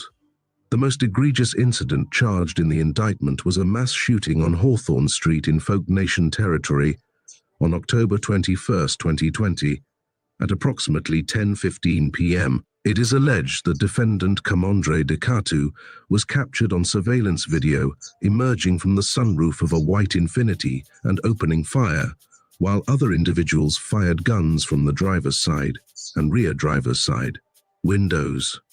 An alleged Folk Nation rival, Theodore Sr., 23, was killed, and 5 other alleged Folk Nation members were shot and injured. Dekatu was charged with the murder. His CO conspirators, including Michael Williams, were charged with being part of the conspiracy to commit murder for this incident and others.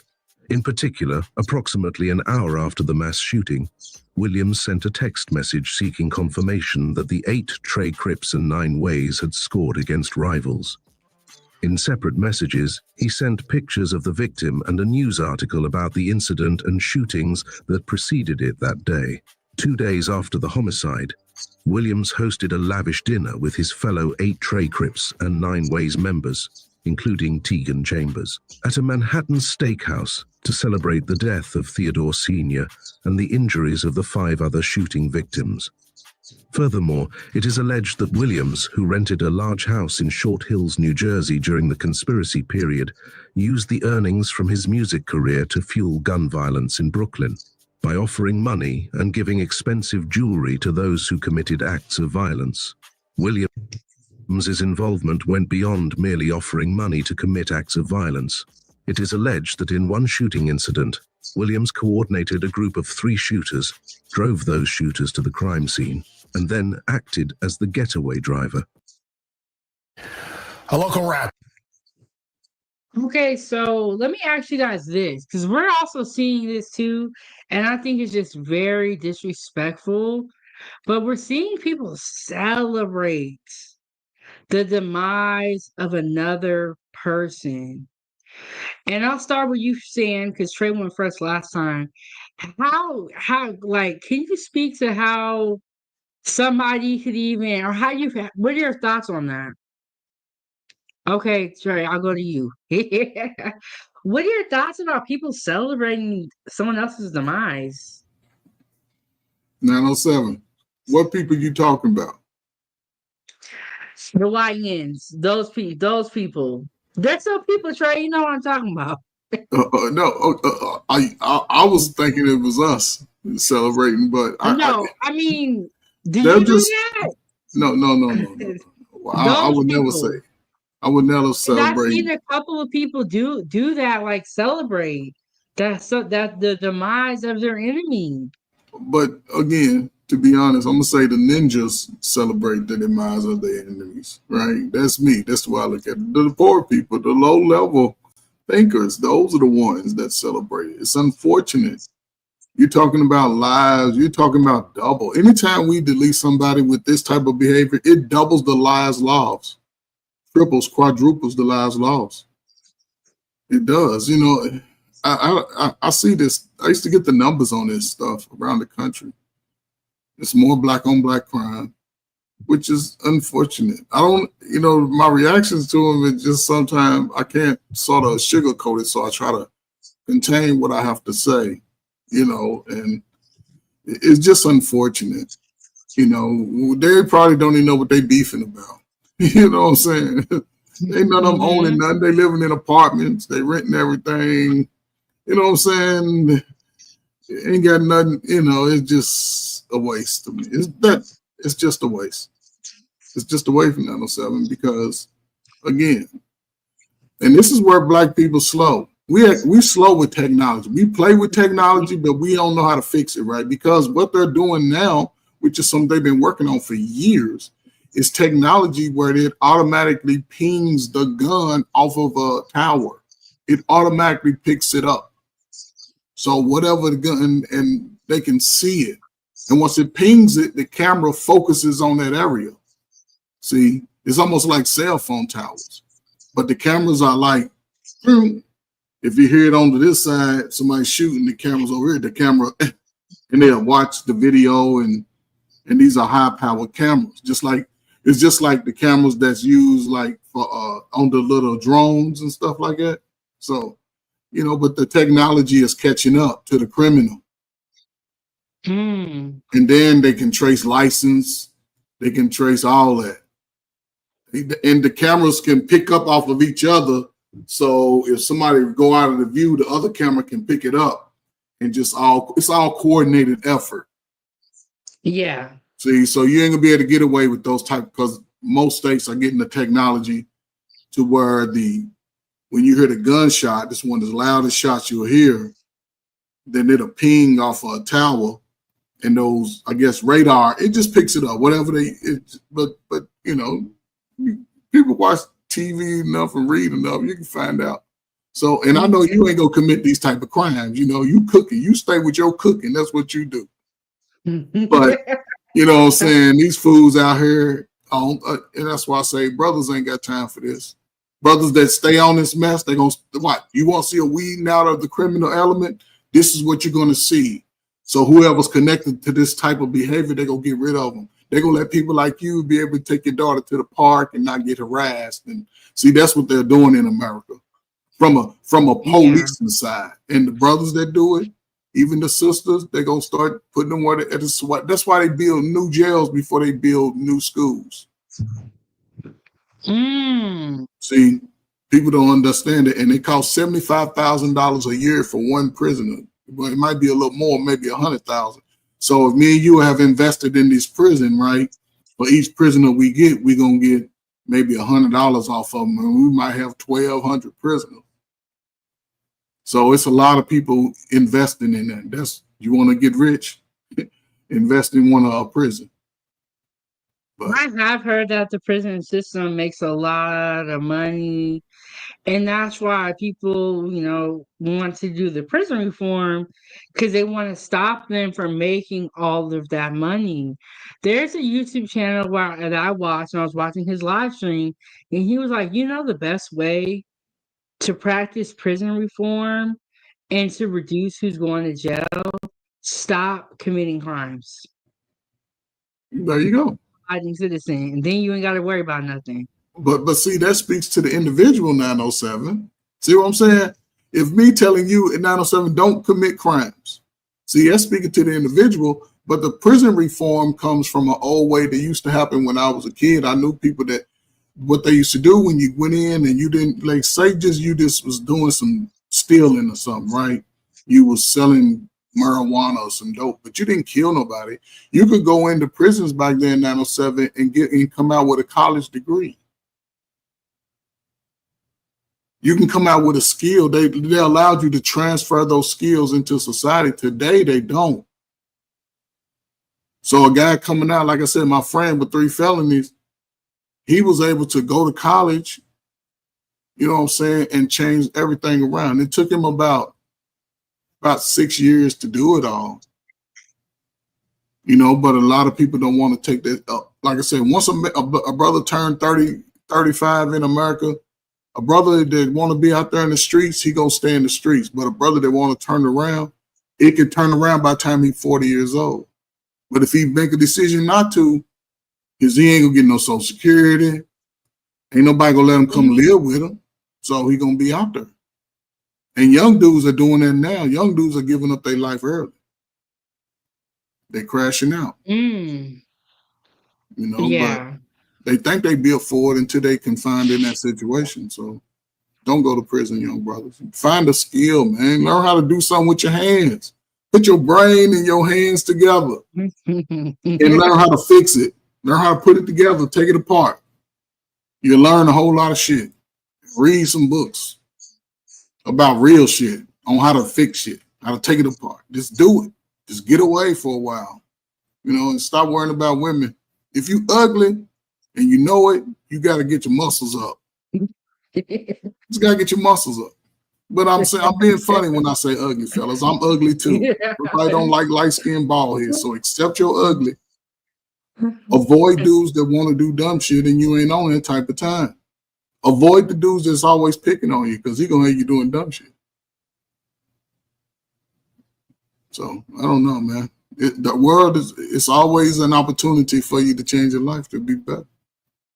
Yeah, I always say this, Trey. It's never too late to change. Never. And I've seen some people come out of prison, turn their life around, and get a business, work for themselves, and build it up till it's so big.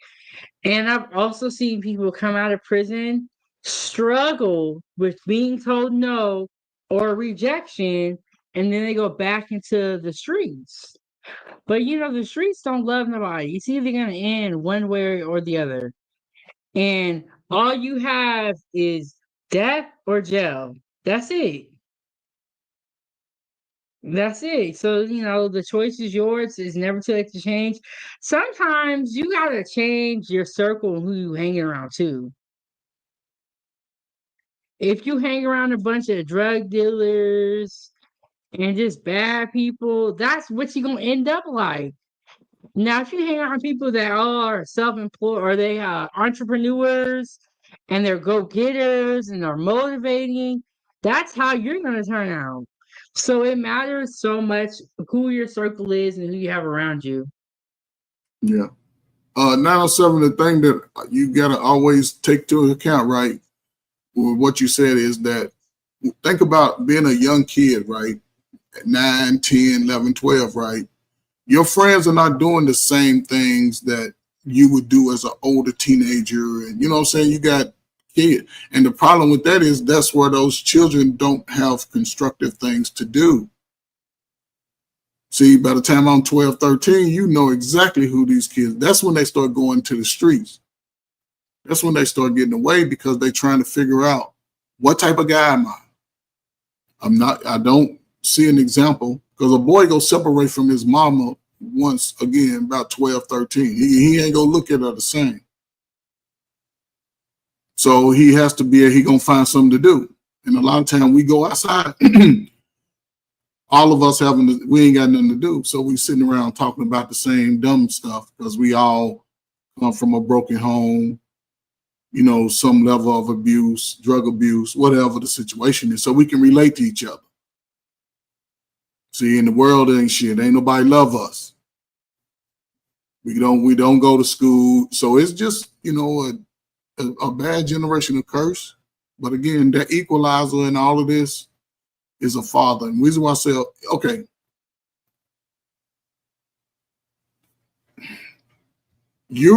and I said this to you before, what you doing is it's gonna make you jump tenfold in about 10 years, right? Everything you're doing, as far as your baby, she's engaged. She does stuff. That's the stuff that I wish 98% of the women could attach themselves to with their children. That right there. That what changes the whole dynamic for them, for their family. And I don't think a lot of women take the time to do what you're able to do. I want to do it. But see, that's the thing, because it gives everybody something to do. And you can see the results early.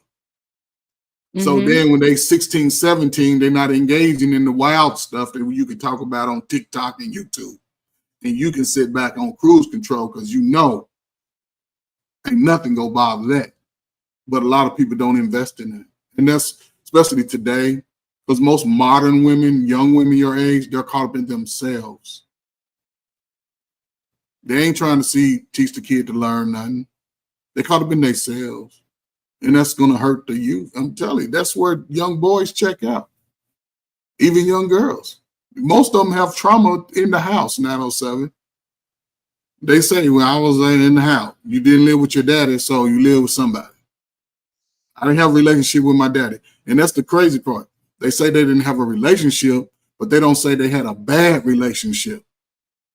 See, it wasn't bad until they was teenagers, because the daddy was like, look, you ain't gonna be acting like all that. Well, you can't tell me what to do. You ain't been, too late. But if a father was in that girl's life early, think about what you think a father be like, yeah, go ahead and wear that little skimpy shit, girl. You my baby. Go on out there looking like one of these girls I don't want to date. Go ahead. No, he'd be like, no, can't put that on. I'm not dressing like that. Where you going? I'm going with you. Oh, who's this nug over at the house? Because it goes back to you saying somebody choosing a mate. So the father be like, who's this little ugly ass dude in the house? Daddy, that's my boyfriend. I'll be hell it is. Because the daddy seen him outside doing dumb stuff. He's seen him outside over smoking weed and drinking and slapping all other girls' booties. See, fathers see all that. But because the church ain't looking to see what you do during the day. Church ain't checking up on your homework. But a father, if he's there, if he know, like, oh, hell no. That's why I say at some point, just let the father have him. Just drop him off and say, here. And if he's a man, he's going to step up. If not, he'll wimp out, take his ass to child support, get all the money you can. Make him pay for it. But use the money on the kids, though. Use it on the kids, though. Don't be going out buying $1,000 wigs and your kid got nappy hair. Don't do that. Make sure the kid, every time the father see the kid is dressed nice. Like, see, you don't want to be like your daddy. Yes, and y'all need to stop putting these wigs and bonnets on y'all kids. Killing their hair. Do their hair, like, don't have more kids than what you can take care of. But when you see people at work with bonnets on and going out, the bonnet is like pajamas. You wear it at night. You know what I'm saying? It's not a style. It's not cool. And then we're also seeing some men wearing bonnets too. You better be careful. Why? Because the women that come at you talking about their bonnets now, be careful. Look, it's a difference between women and kids. Look, y'all can come after me. Do y'all kids' hair? Okay? And anybody under the age of 15, in my opinion, wearing a wig is weird to me. I feel like we're like people are growing up too fast in a sense. And some of these dudes like Sheff G, Yella Beezy, they had to grow up fast or they're influenced by it. Now, have you heard what's going on with Yella Beezy? And he paid for a hit on someone allegedly. And they came back 5 years later and they got him. Okay, listen. It's so much news like that go by, and you're gonna see a little bit more stuff coming out. They're gonna be getting these dudes on old charges, same old new ninja policing. That's all it is. And they know that, you know what I'm saying? He ain't did nothing. Listen, it's just a circle of same behaviors because they don't think about the foresight. A lot of brothers lack foresight. They don't think about the future. They don't see how the future can be manipulated for their better good. They think about the here and now. There was a study done that I got a hold of about 10 years ago, I'll say. And it was most black men at that age didn't think that they would live past 35. And if you look at a lot of this stuff, you'll see that a lot of it happened before age 35. Most of them are gone before age 35 because age 35 is when you start coming to your grown man a little bit. But some people get it early. I had to get that shit early because my father was crazy. You know, he was crazy. So I had to grow up a little early. Okay, so this is the news station, and they're gonna tell us a little bit more about Yella Beezy. Then after, I have someone that's gonna react to the whole situation. But I think it's just I'm tired of seeing the same thing. And I feel like I'm tired and I'm only 31, so I know that you are exhausted, Trey. You 907. gotta be exhausted. Listen, it's been going on most of my adult. But I'll say 35 years, 907. I'll give it 35. It happened a little, unless I always go to my favorite era. In 1990, I was 22 years old.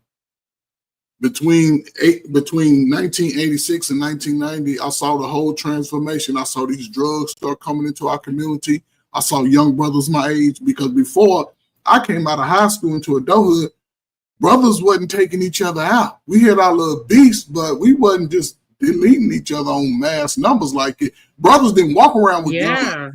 We didn't walk around with guns.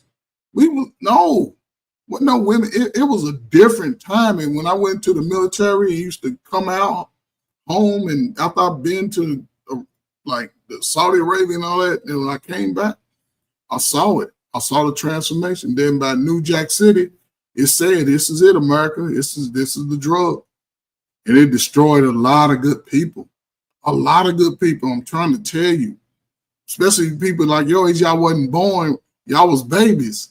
But when I was coming through it, a lot of people avoided it. A lot of people, they had to get away because college enrollment for HBCUs and colleges across America increased over 300%. Oh, wow. Yeah, everybody was trying to get away, military enrollment. And when we was all going to be our life, because I'm Gen X, I'm like right in the middle, early. And when we was all trying to go be the best you can be, they snuck them drugs in on the people that stayed in these neighborhoods. A lot of these dudes, I'm telling you, a lot of fathers got hooked on it. A lot of mothers got hooked on it. And when the mothers got hooked on it, that changed the game. That changed the game because a lot of kids were left to fend for themselves. You know, and this is where we are.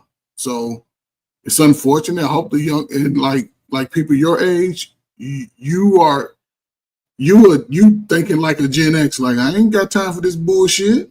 You ain't got time for that. No. And see, when it'll pay like you 31 and 51, you're gonna be chilling. You're gonna be sitting back like, shh, look at my baby do her thing. I wish somebody would fuck with her. And if she find a man, look, and if she find a little boyfriend, make sure your uncle talk to him. Make sure the uncle, because he gonna be on his ass. I know him. He's the type of dude that need to say, here, go talk to her, whatever grade. She can't have nothing before 10th grade, though, no. But no, can't go past the living room. Plus, he better learn how to cook, too. You know what I'm saying? Yeah. That was straight talk to him. Yeah, it's all simple stuff. I was a big brother. I had 5 sisters, 3 younger than me. Oh, wow. Yeah, I had 2 older sisters. I used to see how dudes talk to them, come over with the flowers. So when I started getting my little date, the girls asked me, the both times I got it, before the girls came to me with it, like, you want this? I'm like, what you talking about? Yeah, it was crazy. But yeah, I used to talk to dudes all the time. Well, actually, you had a house full, so you was the It big was brother. 7 But of it them. makes sense because you kind of do have that mindset, you know, like of a coach, of like a father figure, wanting to help people. You remind All me my a life. lot of my brother. All my life. He'll be like, don't do that. That's not the person. And then we won't listen. And then we pay the price. We come Yes. back and he said, I should have listened.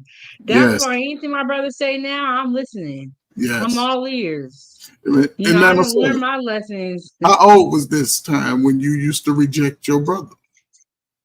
I would say in my early 20s, I feel like I knew Mm. everything. And Mm. then it was like, what I would do is I would already be talking to someone and I would already kind of like, you know, be with that person, already have feelings for them. So anything my brother would say, I wouldn't really accept it because I've already created that bond with the person.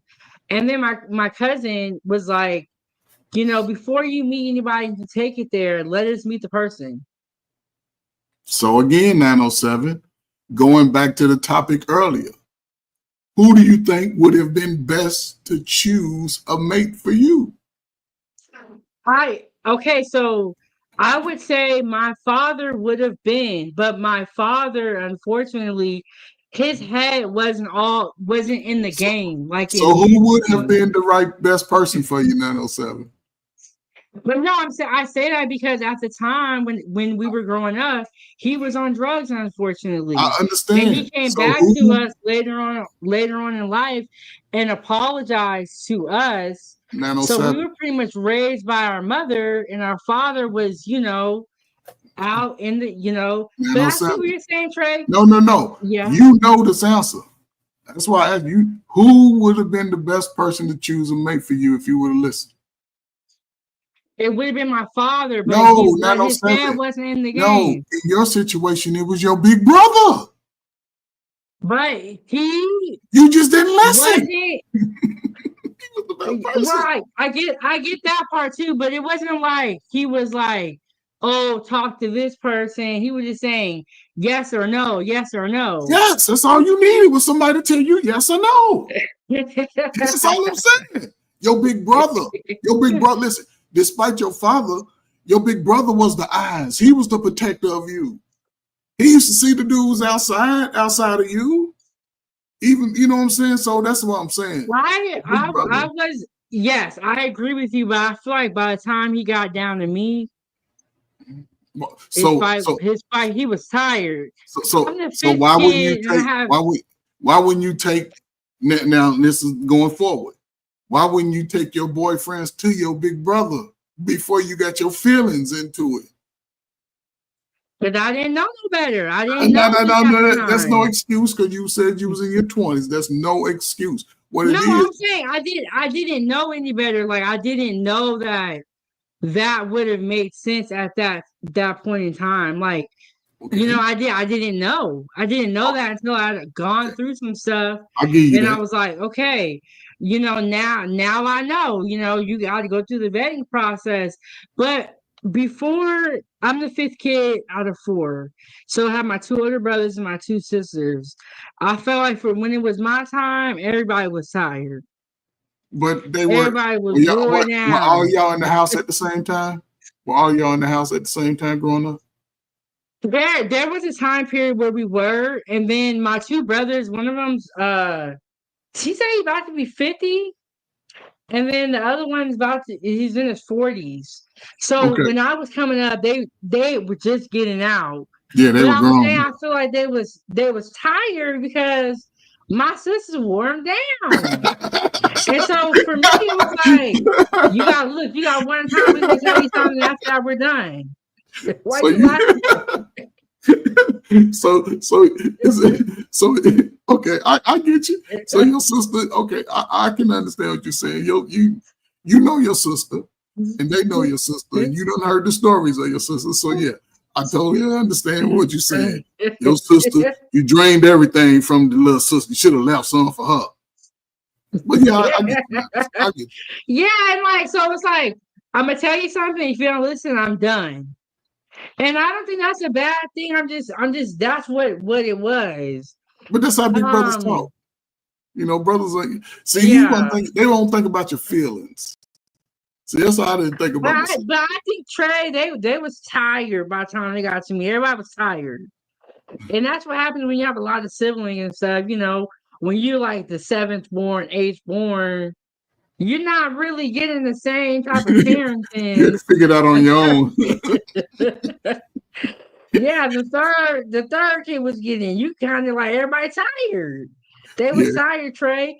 But I accept my responsibility in picking the people that I picked. Like I'm not trying to blame anybody. No, I wasn't listening. But my not listening is not like how these young kids are now. They really ain't listening. But you still have enough It does covering. start from a young age. Now you still have enough covering though. That's the good thing. You still have enough covering to understand that, you know what I'm saying, you're young and you just take things slow. See, now you know right in the prime of your life, and you ain't gonna let that repeat itself because you have things to do. It's not about you, it's about the future. And that's where I think a lot of people miss the transition. A lot of people don't take an opportunity to evaluate themselves and their lives and say, I want something different. I thought COVID would have been that time, but COVID just exposed us more than anything. A lot of people's internal issues that they have, because a lot of it's in the mind. A lot of people talk themselves into type of stuff. They do. I mean, but I don't know. It's a mixture of things. To me, I always pointed to crack, dope era at that time. I do. It's a lot of people who have been put on medications. A lot of young people your age that were placed on medications as kids, and you still and think about that. If you ever was placed on those medications and you just stopped taking them, you still have a prescription out for those medications. So if you was to get evaluated, they're gonna say you still have a prescription. So psych meds, and a lot of people, you know. So I don't know now, 7 years, you right in the thick of it. You right in the prime of it. You know, I'm on the other side. I remember being 30. I just graduated. I was still in college, ready to graduate. You know, I thought I'd be in the military around the world, dating, having fun. You know what I'm saying? Just, it's about what you make it. And I made a determination then because I got locked up over some BS one time. And the white lady told me she could send me to jail just because. I said, I ain't no nigga. That's what I told her. I said, I done fought in wars and been a college graduate just like you. And I refuse to let that ever hold me back. I refuse to let anything hold me back besides myself. So, but see, you said a key word. You said I learned. There is not a lot of learning from people's own personal mistakes and the mistakes before them. There is no learning period for some of these people. Like for me, I feel like I learned from my mistakes and I kind of know, but some people are hard-headed. Some people it's going to take longer. And it's just unfortunate when you put kids and like really small kids into the mix. And we're seeing a lot of like kids raising kids. And with Sheff G, I do not know if he has his parents around, but he's gonna have to go sit down for a number of years. He pled guilty. He didn't even fight in court. But how can you fight in court when everything's on social media? That's why he didn't. That's why he did. He already knew what they showed, and they show once they get to showing you pictures, and that's it. Yeah, you can't deny that. But again, he didn't delete anybody, so this young man is calling shots per se. But they always gonna go. That's terrible too. You know, like why do you think you get to play with people's lives and decide whether people make it or not? Like that's not okay. But he has. I liked his music. Hopefully, when he comes out of prison, he changes his life. But for a lot of people, when they come out of prison, it's almost even harder, I've heard, because now you're a felon. Now you have a record. But I've seen people change their lives around also. Yeah, that's what I'm saying. Even with felons, like I said, I had a best friend. He has 3. He has an escape charge. You know what I'm saying? They use it as an excuse, but these are things that a lot of these young men are allowed to do this stuff by powers that be. They let them play the game for a couple of years, couple of months, and then they execute the plan.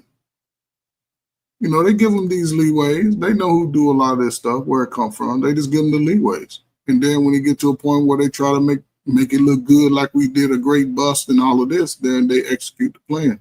They do this all the time in every city. They've been doing this since I was a teenager, where they just go through and start locking up all the criminals at some point of the year. And this is the time that they do it, right before springtime really get going. That's what they do. They let people out. They let people out, and then they go get the new batch of criminal element. That's all they do. But brothers don't see it. They don't have to commit these crimes. If you're a great rapper, you can bring everybody just get in on the music and a lot of stuff. It's a lot of creative waste out there. Yeah, that's very true. And then another rapper is the Yella Beezy murder for hire. His bond was reduced. I'm gonna play this video and I'm gonna step away real quick, Trey. And then after this video, we'll talk and see your thoughts on this whole story. But here we go. Rapper charged for a rival rapper's murder had his bond reduced today from $2 million to $750,000. The bond hearing was this morning for Yella Beezy, whose real name is Marquise Conway. Fox 4's Sean Rabb in studio now with the details on this. Sean. Conway's been indicted on capital murder with remuneration, meaning he paid for someone to kill rival rapper Melvin Noble, known in the music world as Mo3. 44 bullet casings were recovered from Interstate 35 November 11th, 2020, when Mo3 was gunned down. Where he has paid another man to hunt down and kill somebody in broad daylight. Marquise Conway, double platinum recording artist, Yellow Belly, shackled in court as video from a dash camera played for the court how Melvin Noble lost his life in November 2020 on Interstate 35. Trapped in traffic and seeing a gunman, later identified as Kewan White, Noble got out of his car on the interstate. At the passenger side, he's looking for something, maybe a gun of his own. It's not there. He falls, crawls, and runs, chased down by the masked gunman. Prosecutor Tommy Adams told Judge Gracie Lewis the state has a witness who will testify Conway, Yella Beezy, was part of a conversation about the payment for Melvin Noble's murder and that he withdrew $40,000 from an account days after the murder. That state's witness will also testify that Marquise Conway was one of the individuals responsible for a portion of that payment. Prosecutor Adams argued Beezy, who lives in a Frisco mansion, drives a bulletproof Denali for a reason, and according to 2020 bank records, had $870,000 in a checking and savings account in one bank, should not have his bond lowered.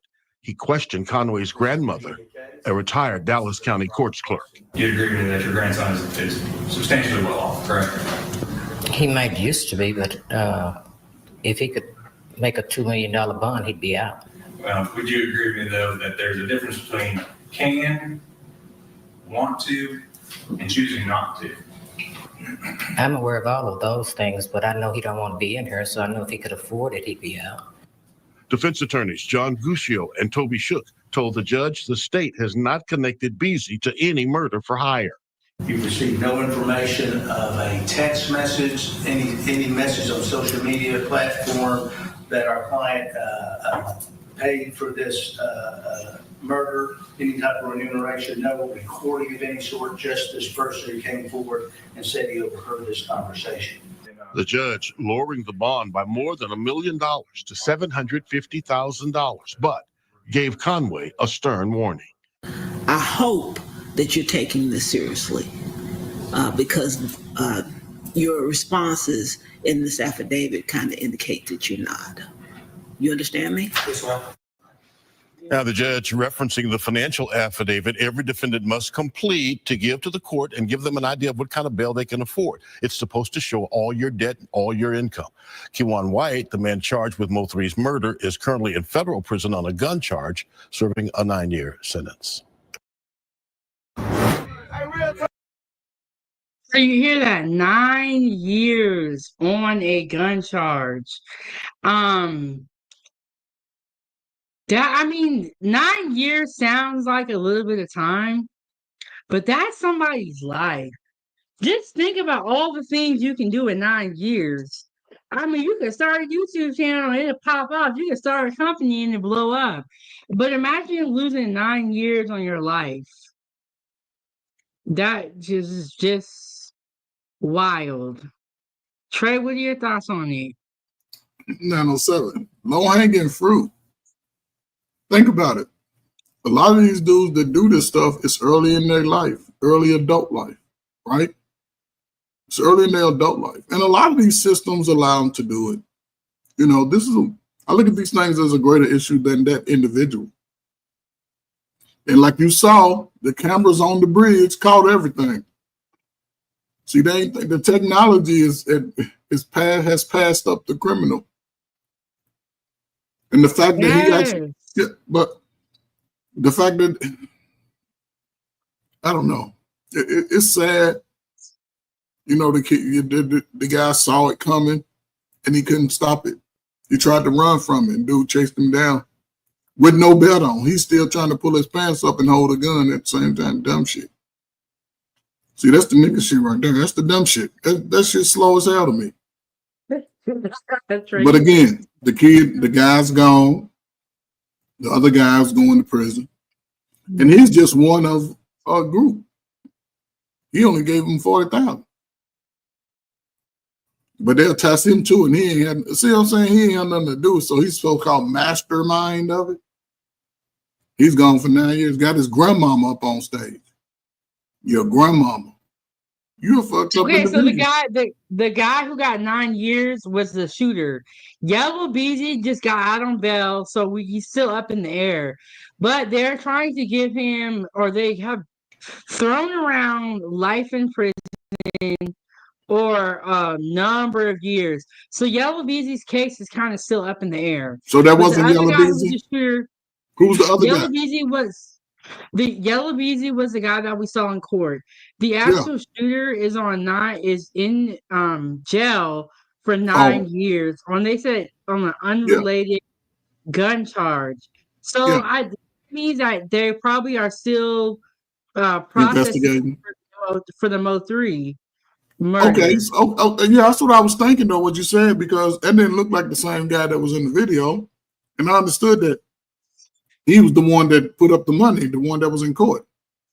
Yeah, so when I put up the money, he's out on bail, but he hasn't got jail time yet. He hasn't been sentenced. Yeah, but he was yeah, I understood that, and there was some. He was the other guy was the mastermind. That's what I'm saying. He only gave, but he was one.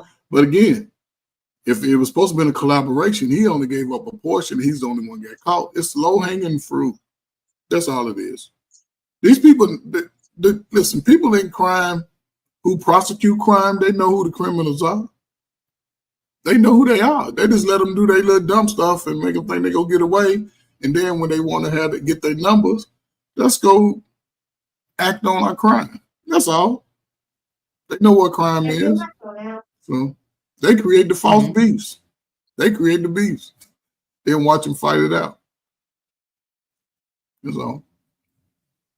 Yeah, but you're right. He has his grandma on the stand, and it's like, man, you don't, as a grandparent, as a parent, you don't want your kid going through something like that. And then Yella Beezy is the quote unquote mastermind, and he was worth a lot of money with the Grey crew. That's what I'm saying. Had it And starting now off. it's all down the drain. And then it's like these two rappers who could have been so great, could have made so much money, they pretty much canceled each other out. Yes. Because Millions. Yella Beezy paid for the hit allegedly, got Mo3 out. And now 5 years later, Yella Beezy is being thrown in jail. And yes, he's out on bond after he paid his portion of the bond. But the money he's going to have to shell out to fight this case takes you back to being poor. That's all it is. They know this. They let them get their little money. And this thing about the money that could have been used to help the family sort of evolve out of it. But you already said it. It's not. They own a windmill. What is it? One of them windmill like a little possum, a little mouse run around. The little what's it called? Yeah, Ferris wheel. Yeah, well, we know we talk about, right? So they own that. Yeah, or the hamster wheel. Yes, and the hamster, and it keeps circling back, right? That's what these guys is on. So it's and you're just right. unfortunate. They could have used that money to create generational wealth. And he has kids. I'm not sure the number, but then it's like Kids won't now it's a possibility that you're going to take away from your kids. And the other guy that he paid for the hit on had kids too. See what I'm saying? So That's what I'm saying. nobody's thinking about the kids. That's what I'm saying, 907. You said it earlier. It's a circle. It's what you call it. It keeps circling back around. Like the hamster wheel. Yes, that's it. You make money, or you hustle, you get out the hood, do what you got to do.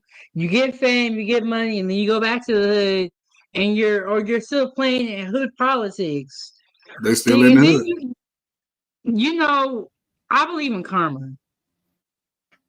If you pay for something like that, I believe that the higher forces, God, was not going to allow you to live a lavish life. Like that, you can't do all that stuff and ride off into the sunset. It don't work that way. You got to pay for your sins, you know?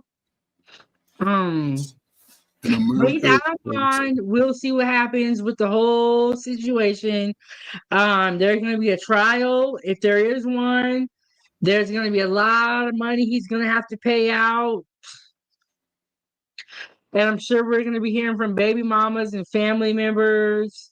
And we're going to see what's going to happen. And then they said somebody's going to snitch on him. Trey, can you speak to the snitching? No, I don't know who would snitch on them. All of them will probably snitch on each other. That's the way it's all set up. Once they start, listen, everybody ain't built for that type of life. It seems good, but again, once they get to throwing those 10, 20 years and you 25, 26 years old, and young guys in prison, they violent. They separate them. They, like me, if I was to go, I'd be with the OGs. But the young dudes. Oh, really? Yeah, the 30 and unders, they violent. Them guys are violent. But again, it's just part of the whole systematic setup. Why would you? They know exactly what they're doing now. So they give them these things and say, go live your best life. They all paid under the system. It's all under the policing of America. These guys don't get rich and get money like that just out of the whim coming out the hood. They go to them and say, listen, this is what y'all can do. And yes, they have talent, so they start rapping. They give them all the equipment, they start rapping, and they ain't even really making no money. They just, they making money to spend, but not no money to set us to the side and say, grandmama, go ahead and pay your house off since you go be testifying for me in court. You know what I'm saying? You can't do that because once they catch you on all those charges, they seize bank accounts, everything. That's how they know how much they got. He got 800,000. They seize bank accounts. All your money comes from the street. That's what they go attach it to. It don't matter. They've always done that. But again, you think about it. You're talking about over millions of dollars lost because the state and police gonna take it. These young men are lost. They 2 lives lost. Then the kids that involved, they gonna be out here struggling in 10 years. I'd say 15 years. They gonna be maybe committing the same crime, or if not, baby mama, baby daddy, working, not trying to make life better. But again, what do you do as an individual? Stay away from the shit. You can't go into your 30s being on dump. You can't do it. Can't do it now, no sir. Yeah, and like I said, I was watching G Honda's channel talking about prison reform. He said the best thing for you to do on an individual level to make sure that you stay out of the prison system is to stay out of trouble. Salute to G Honda. 1,000. So it's so simple, but it's so true. Stay out of trouble. so that you don't got to be locked up. You don't got to be a number. You don't got to be showering with other people. You know what I'm saying? Like, just stay out of the trouble. But it is really, really hard. You think it's To hard do now, that. so Well, in their situation, but I feel like this, Trey, as parents, keep your kids busy so that they don't have time to even get involved with all this mess. Keep them busy. They would do gymnastics. She goes to school. By the time she get home, she be tired. One time I was calling her. I was like, "Ava, get ready for bed." she's Ava, already get in ready bed. for bed. I know. I went to the couch, right? She knocked out sleeping. She's I already said, sleeping. "Mommy, tired." Yeah, and that's the greatest. And shit. I mean, and this is why I enjoy it. And this is why I'm gonna keep telling you what you doing now. It's life changing. That's all I can say. It's life changing. I'm telling you. Yeah. And these kids, there's a lot to learn in life. If we don't teach them what they need to know, how would they know it? Yes. How would they know it? Then you're at risk of the streets teaching your kids, the streets raising your kids, or somebody else coming in and taking advantage of them because they don't There you know go. these things. I There you mean, go. we as parents, then that's another thing. You know, y'all be better parents out here. Don't be sending your kids to school with no bonding on. I mean, 907. I'm telling you, I give you a lot of praise. I'm telling you because you can see it already paying off in your own life, right? You can see it, and those are the things that change lives, right there. Just engaging and being focused. You decided to take a stance, and you passing it down to your seed, and that's the greatest thing that you could do going forward. Like I say, in 20 years, what I say, you'll understand a little better. I know you hear me, but when you get to that point after you done had that whole building process, when you get to 50, you ain't gonna have time for you watch what I tell you. I just say get there.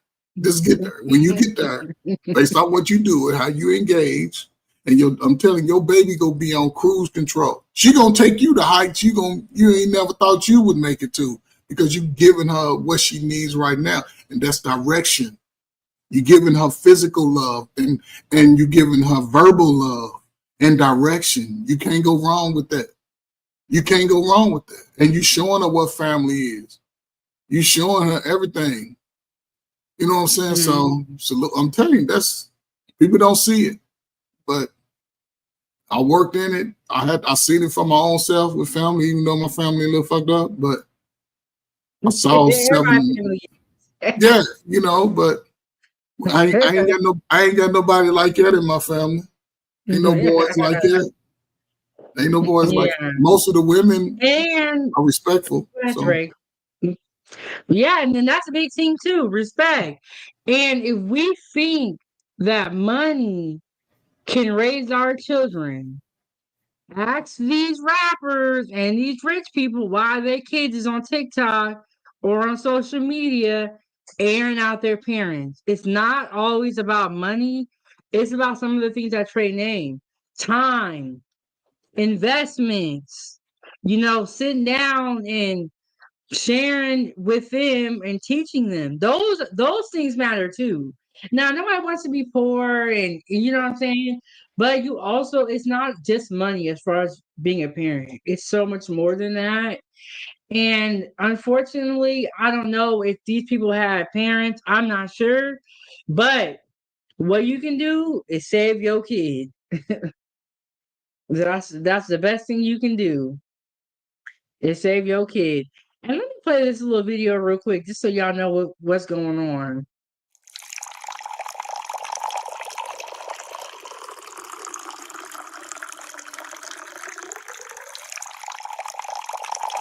Please hold for a very important message.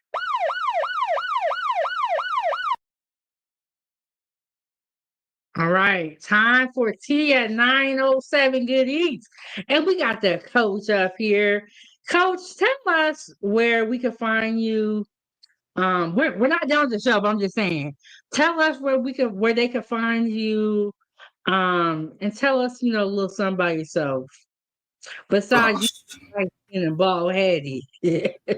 Besides my bald head, oh yeah, just find me at Coach Ferg on YouTube. At Coach Ferg on YouTube. That's pretty simple. My channel. I don't do no fighting on my channel when I go live. I just talk about little crazy stuff that I see on social media, and I'm gonna do a live about this platinum plan 907. You might be interested in this platinum plan that they gonna be implementing specifically for people of color.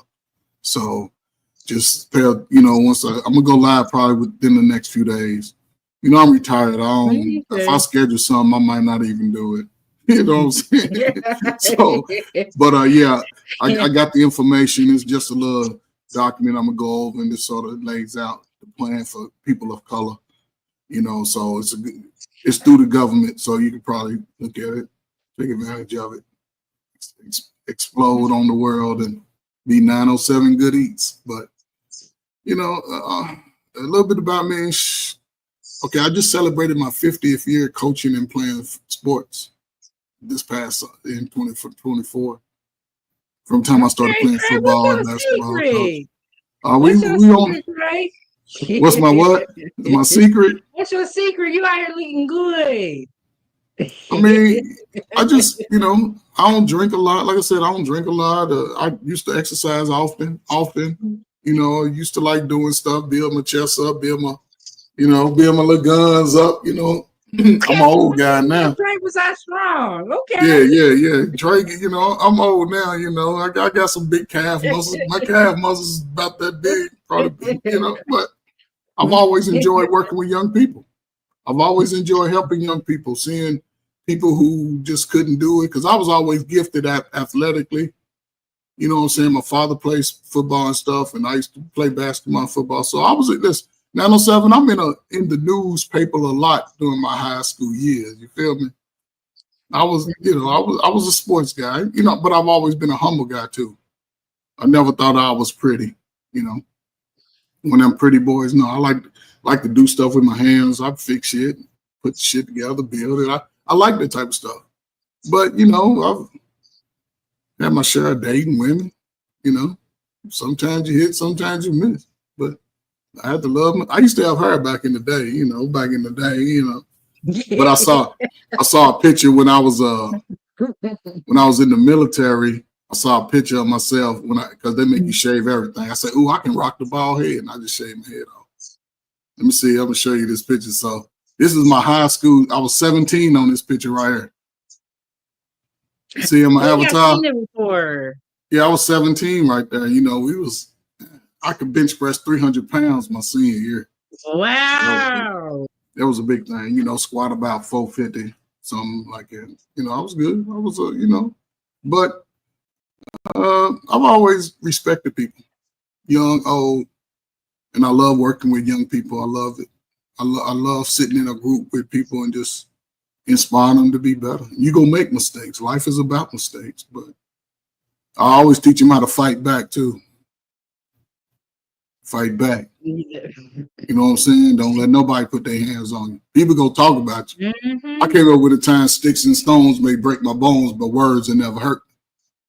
And think about 907, the people who are going to ridicule the most, the people who are going to downgrade you the most, the people who are going to say you can't do it the most are people that with the big nose and the big lips, just like me. So I can take that. But I can take that. That's something that I can own because they look just like me. But to other people, I'm going to do what you can do. I'm not going to present myself as less than. You're going to give me that respect.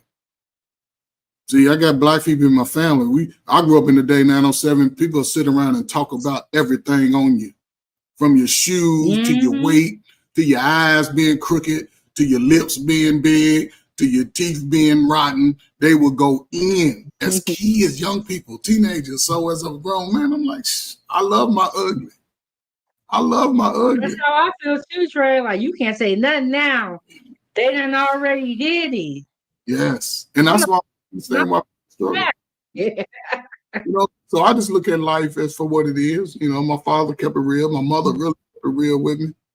And I done been all over this country, all over the world. I ain't got a scar on me, but I ain't let nobody bother me either.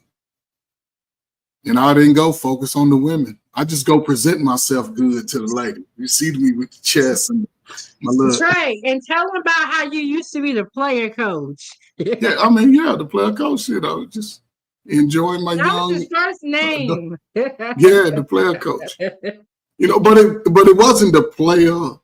Well, yeah, it was sort of like with the ladies. You know, I did my thing, but I wasn't disrespectful. I didn't cuss women out.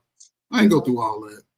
I ain't do all that. That's why you got the results you have now, because you were respectful. Yeah. Keyword. Yeah, I respected everywhere I went. Like I said, people, places, and things. I respect those three. It's simple English nouns.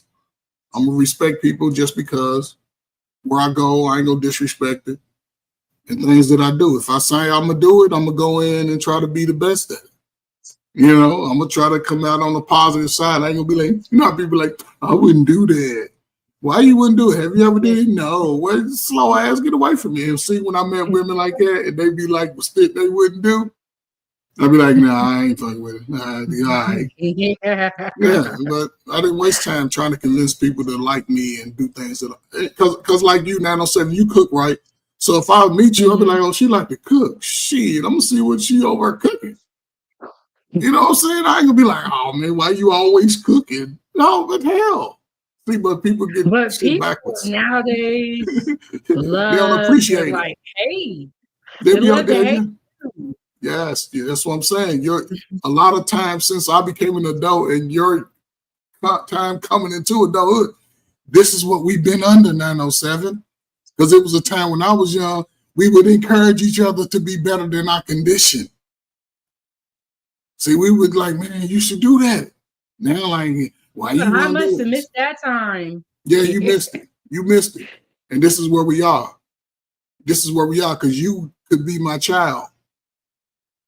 See, this is where we are. My generation, Gen X, they snuck that drug in and everything was behind it. It was been messed up. So all your life, it's been sort of a negative shift because even when I was like in my early 20s, we were still getting married at 50%. Black folk was getting married. Yeah, we still was leading the country as far as being married. But then crack came and people like 90, 95, you saw this change. It's been bad. Ever since P. Diddy been in charge, it's been bad out there. It's been bad. Ever since that time, I'm trying to tell you, they deleted all the good people that could make a change before age 40. They was all taken out. Tupac, Biggie was the last of the beef and rapping. I mean, it was sort of, they hit the two highest profile people in the game, and they still ain't solved their murders. But they solving these little dudes' murders in weeks, few years. Come on. Yeah. And, you know, speaking of like rappers, you know, being taken out or losing their life, I don't know if you heard about Young Scooter. He was 39. So he wasn't like what you would consider to be a YN. Yeah, and it was old. his birthday. And then this story is what occurred. But it's not like your typical, you know, man shoots man. It's like it's very, very fishy the way he passed. So I got a video here, Trey. And then do you have anything else that you want to say before we get into the video? Oh no, you know what I'm saying? Just great topic shoot. I'm here gonna play the video. And you know what Trey said? Ain't no arguing and fighting on this channel. Everybody gets to say how they feel, and there's nothing wrong with how people feel. Nobody's gonna get mad at you for how you feel. You know, we're gonna say okay. But we're finna get into this video and we talk about it after. Following a bizarre encounter with police in Atlanta. I'm Tracy Hutchins. I'm Joy Libnakron. Atlanta News First Madeline Montgomery is live tonight along William Nye Drive in Southeast Atlanta near the Lakewood Amphitheater. And Madeline, I know you heard from police about what led to the rapper's death. I did. It's just a strange situation. So police say that they were called out here for a shots fired call, but when they got here, they didn't find any evidence of a shooting. So the situation that we're hearing about, we're hearing that a 39-year-old man, Kenneth Bailey, is dead. That's according to the medical examiner. And a loved one on the scene is the one who confirmed that that was rapper Young Scooter. Police say they were called by someone saying they heard shots and then saw a woman being pulled into a home. Well, when police arrived, they say they didn't find a woman, but they did have a man open the door to that home and then close it in the officer's face. A lieutenant tells us 2 men then ran out the back door. The officers say that one of the men returned to the house, but the other one, Young Scooter, jumped 2 fences, and that's when he was fatally hurt. Just to be very clear, the injury that was sustained was not via the officers on scene. It was when the male was fleeing. There was no indication of anyone being shot. This appears that there was, when he fell, some type of fracture injury to the leg. The rapper was taken to Grady, and that is where he was pronounced dead. And as you can see, the police are still out here. The crime scene unit is here on the scene looking into what exactly led up to these events and how exactly the rapper died. For now, reporting live in the Lakewood neighborhood, I'm Madeline Montgomery, Atlanta News First. Prompting his son to say this, F Atlanta PD 100. Police or not, ain't had no understanding about you pulled up straight up, ain't give a F about no handcuffs on me. I just wanted to make sure you good. That's all I kept asking, and they kept lying. My best friend, y'all, happy birthday too. I know exactly what to do for sure though. You know, I got my sisters and my brothers. They overly good. Your son a hustler just like you. Watch this. Eagle emoji, infinity sign. I promise I'm going to give back to y'all. Thank y'all 100. I'm just trying to stay off the social media stuff. Got lame blogs, lying and stuff, man. I don't even want to see none of this stuff. Broke it into a million pieces. I don't wish this pain on nobody. Do the good end. He ain't deserve this stuff. So the son essentially said that, but I want y'all to understand how we even got there as far as the story that was pushed out, where it came from, and where it all messed itself up at. Because if we would have found out the report that a 42-year-old was the one, then that would have been that. So 2 stories happened simultaneously, and people, you know what, let's just understand what happened when it happened. Let's go. So what I'm going to do, or attempt to do, whether you believe it or not, is 100% up to you. So reserve your judgment. What we heard first was from Chestine Washington, right? And she said, oh my God. Okay, so that was a little bit about what's going on with Young Scooter, and I'm gonna slide this back to the son's response on social media. But Trey, what do you think about how Young Scooter passed away? They said he fled, he hopped 2 fences, broke his leg, and that caused a fatal injury. You know what's that crazy? I was thinking the same thing, to go back to that, and you, boom, you was thinking right back to this response, right? I mean, just the whole. Okay, I can see guys outside fronting, somebody fire a gun off or whatever, but then when the police get there, you slam the door, then you take off running. Why would you even open the door if you was going to do all that? Now, depending on where its location is, you know what I'm saying, there could be incidents, right? Especially if it's high enough and you jump, you could tear a main artery. You tear a main artery, it can be over for you. So that could be a possibility, or the police might have caught up with you and pushed you off. I don't know, but it said it was in the leg area though. But the injury was in the leg area. Did they have cuffs on them? See what I'm saying? Because I don't think it said what it said. Because that dude, when he started reading, I was like, "What? Who in the hell is that reading?" I can't understand what I ain't reading about you pulling up straight. See, this is what I'm saying. Police or not, ain't have no understanding about you pulled straight up and give a F back, no handcuffs on me. See that? Meaning, wasn't no handcuffs, or the handcuffs may have been on them. I just wanted to make sure you good. That's all I kept asking. And they, what? I ain't asked, kept lying. Who's good? Who is he asking for? The other guy? Okay, so this is a statement that his son released on his social media. Yeah, that's what I'm And saying. so But I think he's saying when he pulled it up, I don't get the part where he says no, ain't care about handcuffs on me. yeah, that's what I'm saying. So the handcuff, so he must have been in handcuffs. See, there was two of them, and one of them got handcuffed, right? So he was in handcuffs. He must have thought they was gonna take the handcuffs off. No, slowpoke, y'all ran from the police. That's dumb shit. You see what I'm saying? And the fact that if you saw it, especially if he saw him, then I can understand he's upset. Oh, my man is gone. What happened?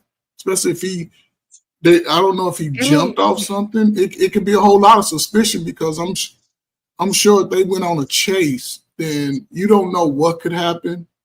I've seen people get shot in the leg and the artery and they passed away. But if he break it and that bone puncture that main artery, it's a whole lot of ifs. Even in the ride to the hospital, no telling what could have happened. So it's a whole lot of suspect situations, but they're not gonna do too much to try to save you. They know who you are. Like I say, 907, these people know these people know where these people live. They know where they are, who they are. But it ain't gonna be no worries off the greater society if one more of these ninjas is gone. Ain't gonna be no sweat.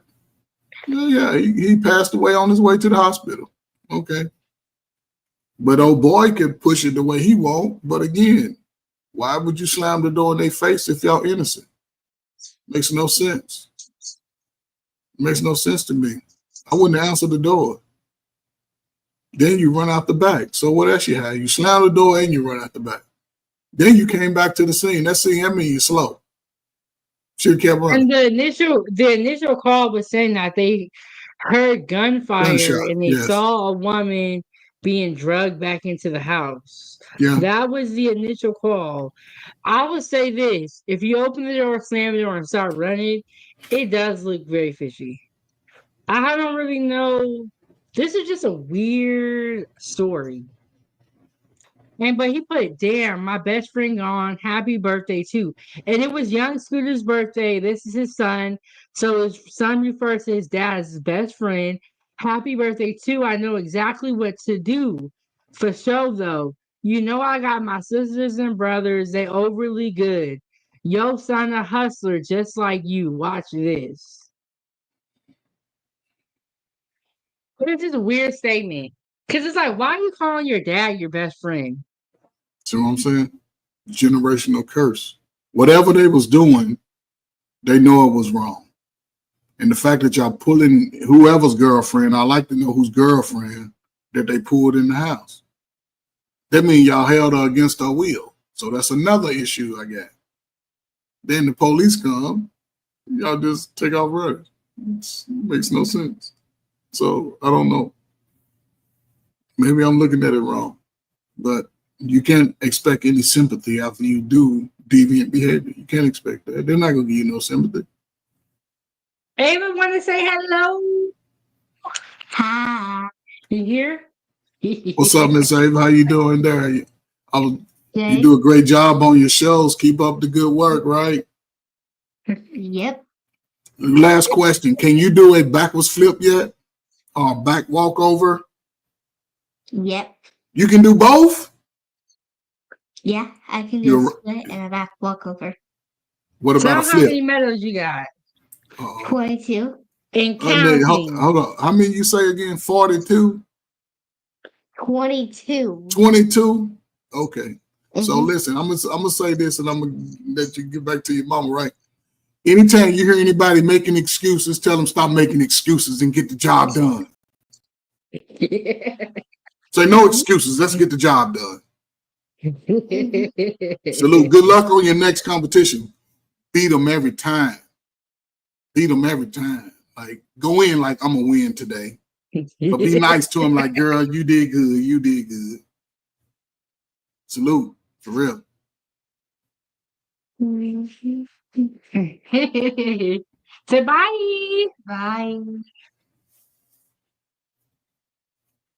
All right, that's Ava. Ava's Playtime. Y'all make sure y'all go subscribe to her channel. We do be making kids content.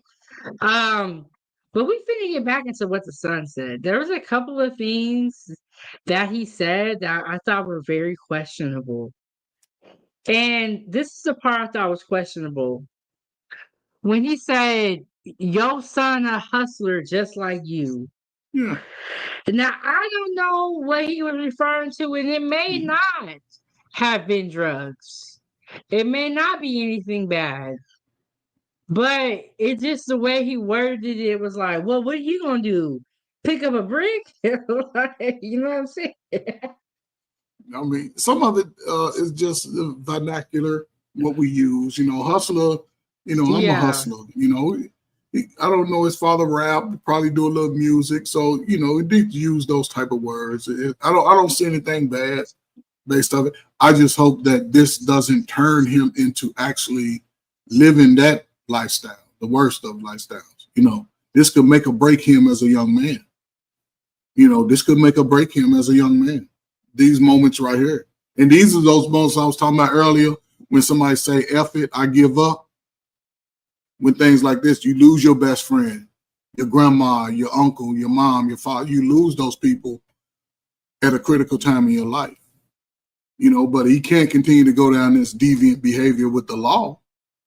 They ain't gonna give a damn about his feelings. You won't even get to go to the funeral. You know what I'm saying? So who was you thinking about in that moment? See, my thing is don't circle back crying after you done did the damn bullshit. That's my thing. Too late. Too late. And this was posted to social media. We know from a lot of cases that the police and the feds are watching.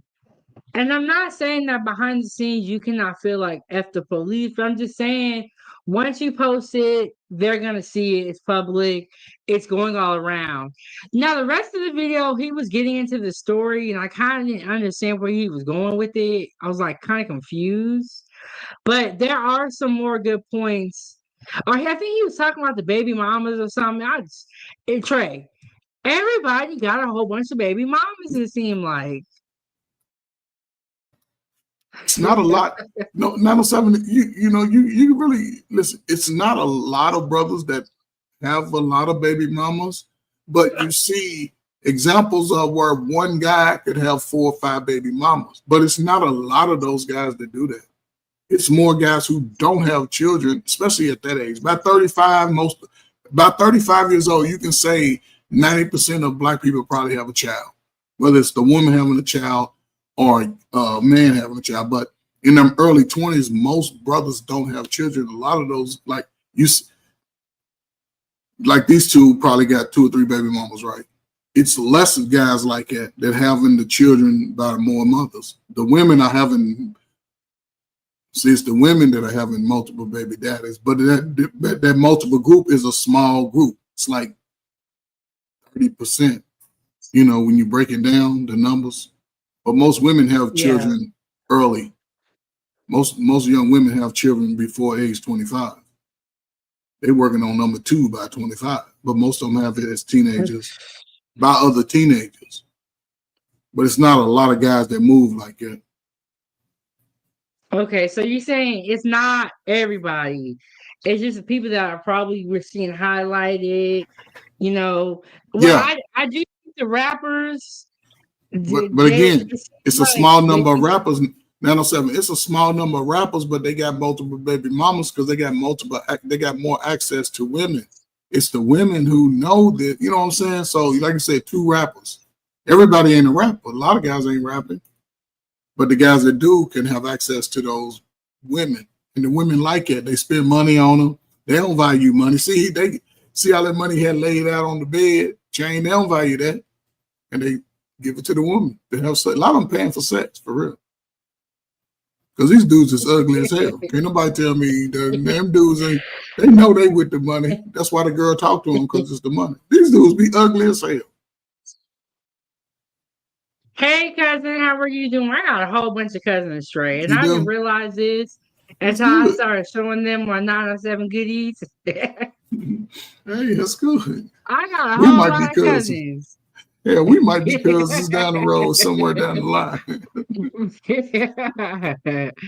But this was a little snippet from the police conference. You know how they do a conference after something happened, and what was going around on social media, and I'll say this before I started, what was going around on social media after young Scooter passed away, this was over this weekend, they were saying that the cops had gunned him down.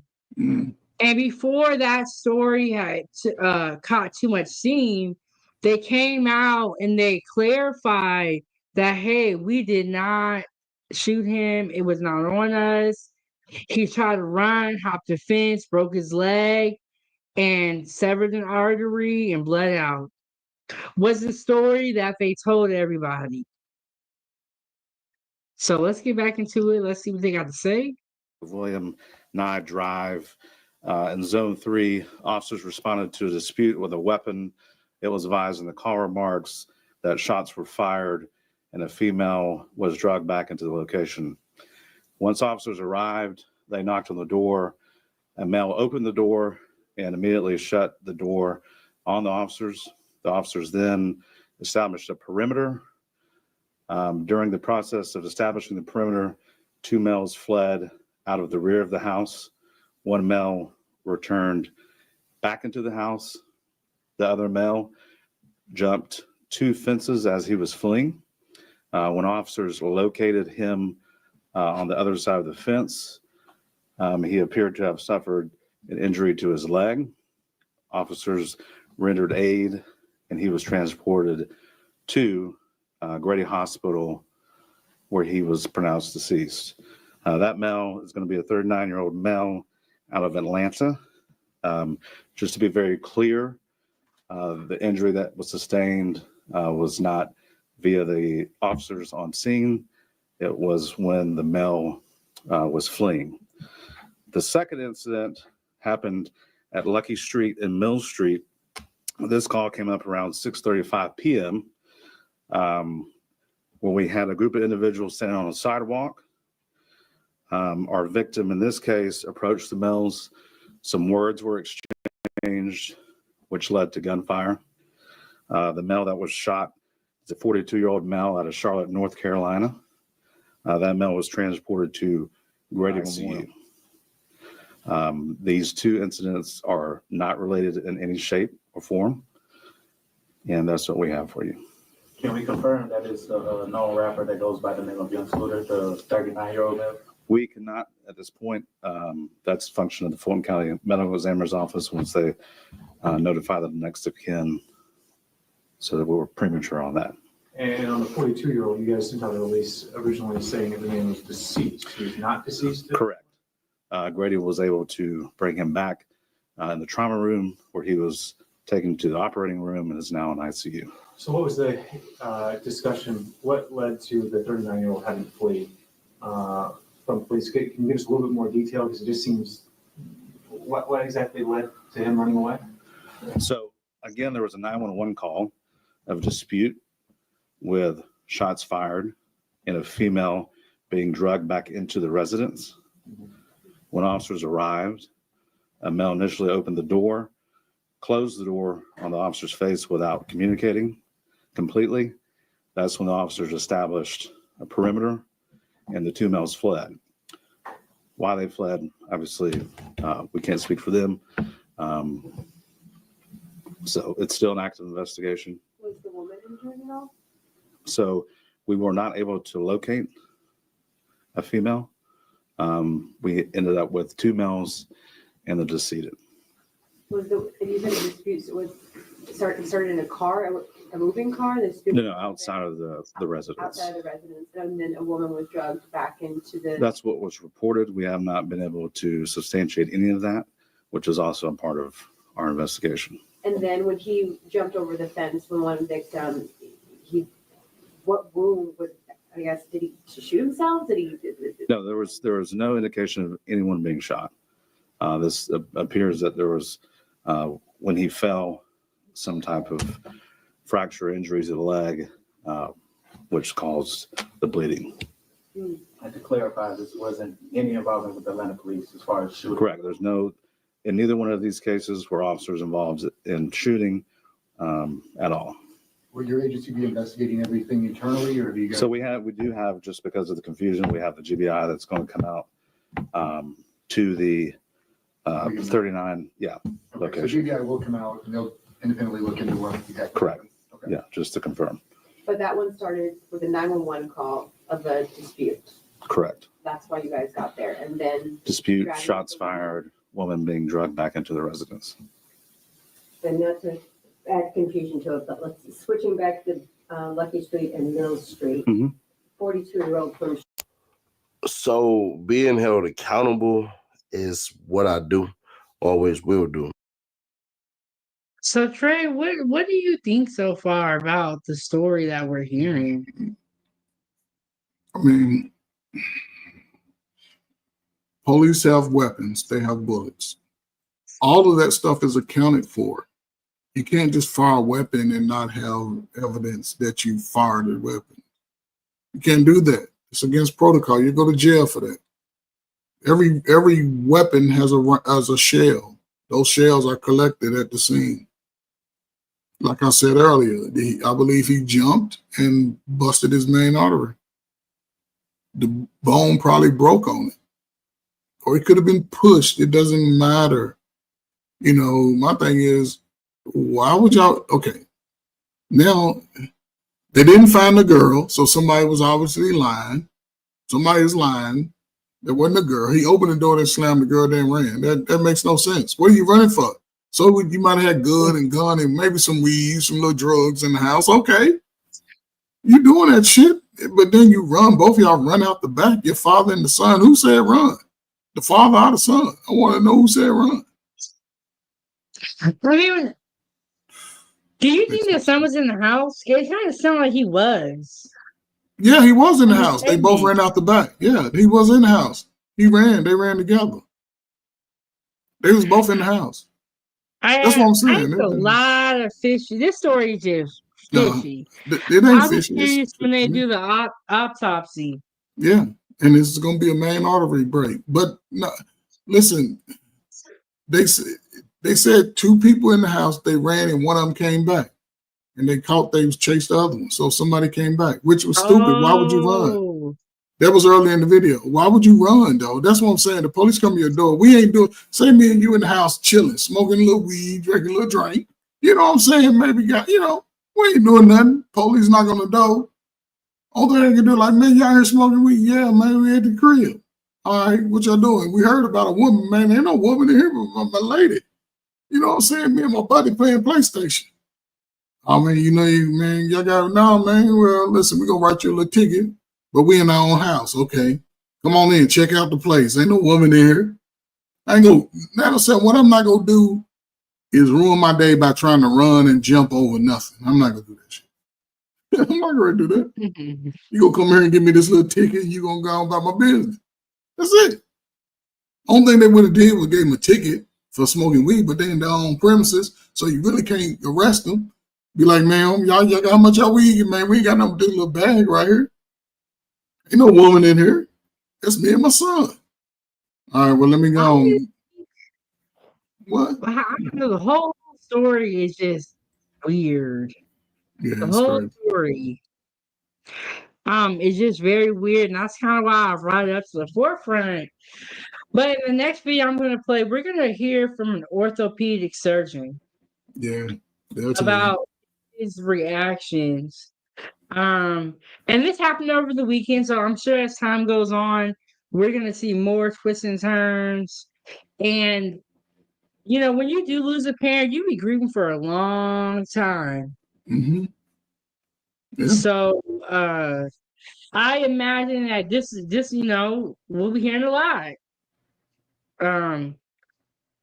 But it was just weird how there was never a woman there. And like if she was there and ran out, where is she at now? But then some people feel like, I was hearing that they feel like the police made up a fake story so that it would give them access to the house. That makes no sense because all of that stuff is tracked. See, this is what I'm saying. This is about the dumb nigga just shit. Everything is transcribed. Every time you call an emergency hotline, it's already recorded automatically. It's already recorded. There's no niggas sitting over at the desk talking about, what's up? Can I help you? Oh, for real? Okay. No, it's already out the hands of the person. It's already electronically recorded. Every 911 call. So somebody reported something, but the fact that they ran though, that's what I'm saying. Somebody probably fired a gunshot. The niggas done fired. Somebody fired a gunshot, being silly, and then they panic. Simple as that. And they panic. That's all. We run out. But the father, he was slow because why man, we gotta sit your ass down. What they gonna do? Give me a little fine? That's all they would have did was give you a fine. And I heard someone say that, oh, it was his birthday. Maybe he didn't want to go to jail, but look where he at now. That just sound dumb as hell. That's what I'm saying. Yeah, that just sound dumb. It was his birthday. I don't give a, if it was your birthday, why the hell you got a gun shooting a gun? You should be in some nice piece of warm cheeks. You know what I'm saying? Why you got a gun? Why you got, if your daddy's supposed to be a rap dude in the street, he can't have a little stripper come over and give you a little dance. But no, y'all shooting guns and running from the police. And look what happened to your daddy. Come on, man. It makes no sense. It just makes no sense. People just come up with the dumbest ass reasons why. You are so funny. No, so if it makes no sense, could nobody convince me? Because the kid ain't gonna tell the truth. The kid ain't gonna tell the truth. He ain't gonna tell the truth about what he was doing. And you know what? When it's like your parent, your baby, like you say, I ain't gonna tell the truth. No accountability, not, oh, my dad was wrong. He's like, nope, it was the police.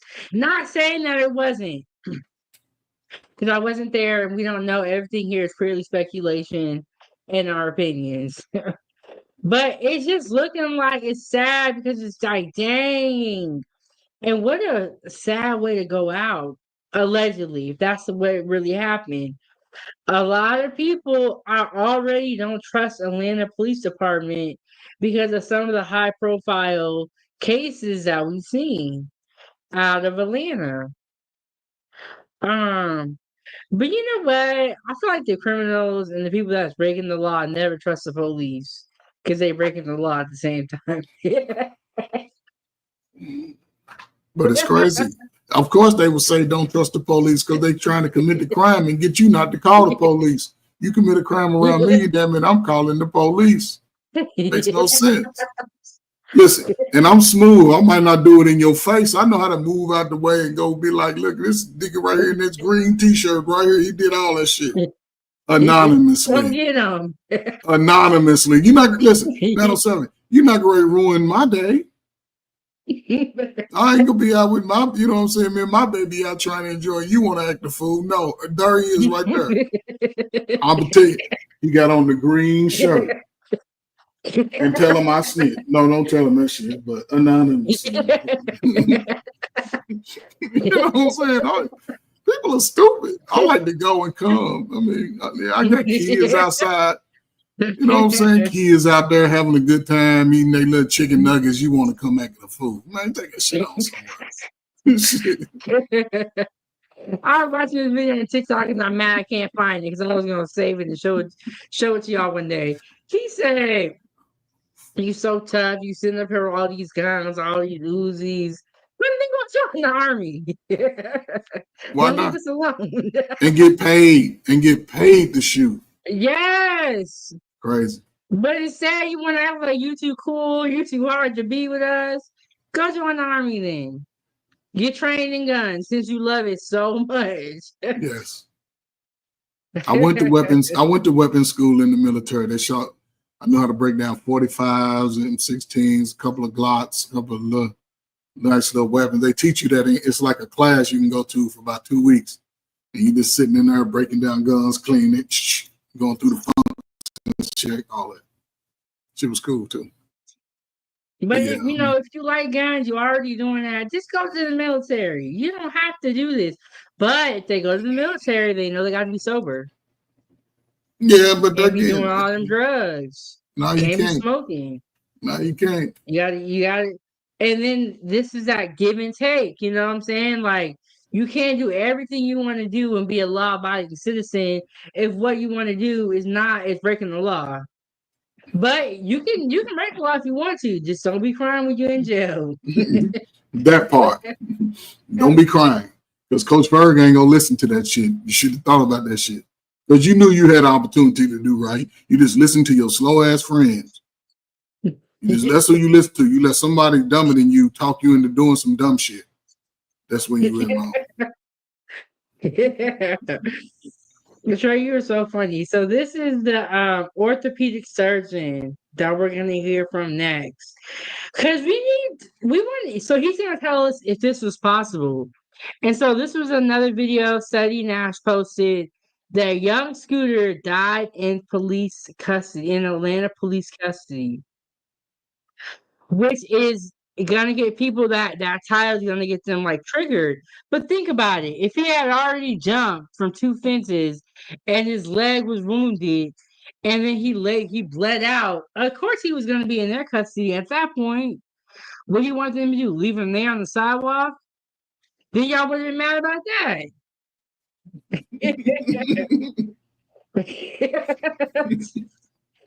Right. So like, ain't no winning. Ain't no winning. The only way to win would have been what Trey said to do. Don't do this. Sit your ass in the house. Right. Don't run. But here we go. Let's get into it, Trey. Let's get into it. Rare injury to have a femoral artery death. It's only about. Wait, what? Let's run the whole entire thing.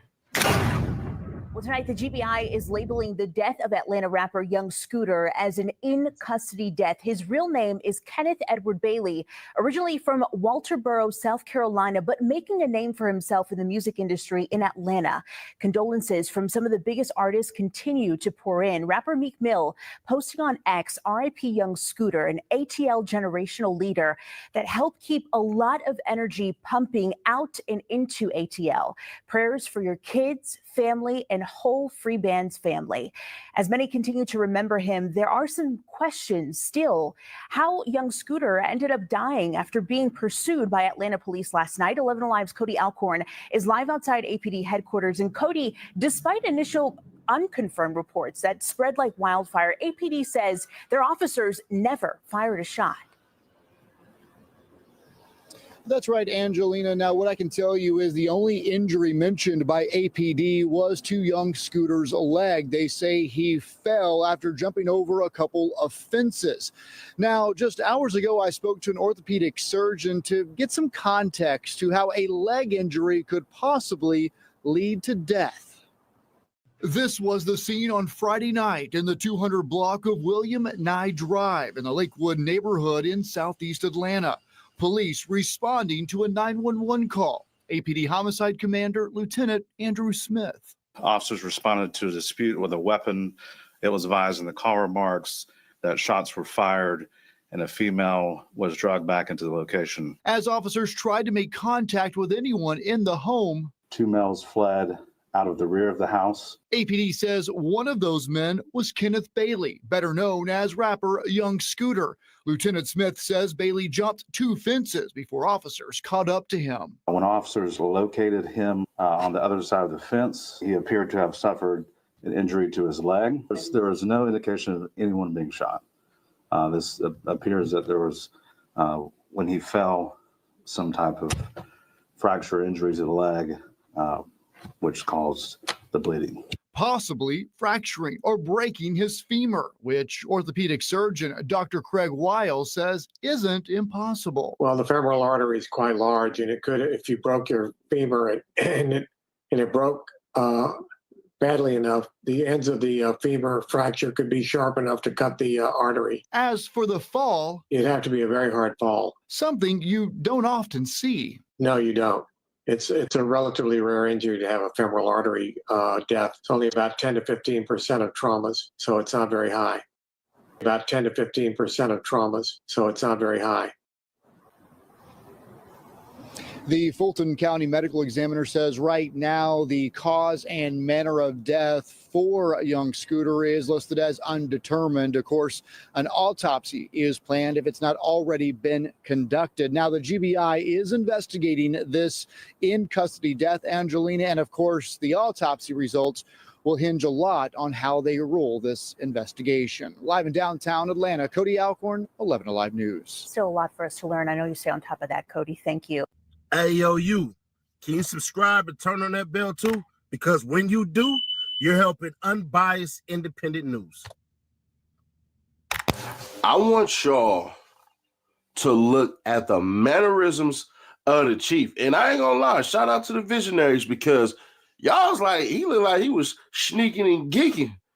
But bruh, watch his mannerisms. I want to take the sound off, but some of y'all want to hear the sound. Some of y'all ain't heard the sound before. But listen to that little police chief and how he sounded. And then I'm going to throw on more suspicion, because conspiracy theory people, I'm with y'all on this one. Some ain't making sense at all. And if it ain't making sense, then, hey, we going to get up on it. Being from the 200 block of William Nye Drive in Zone 3, officers responded to a dispute with a weapon.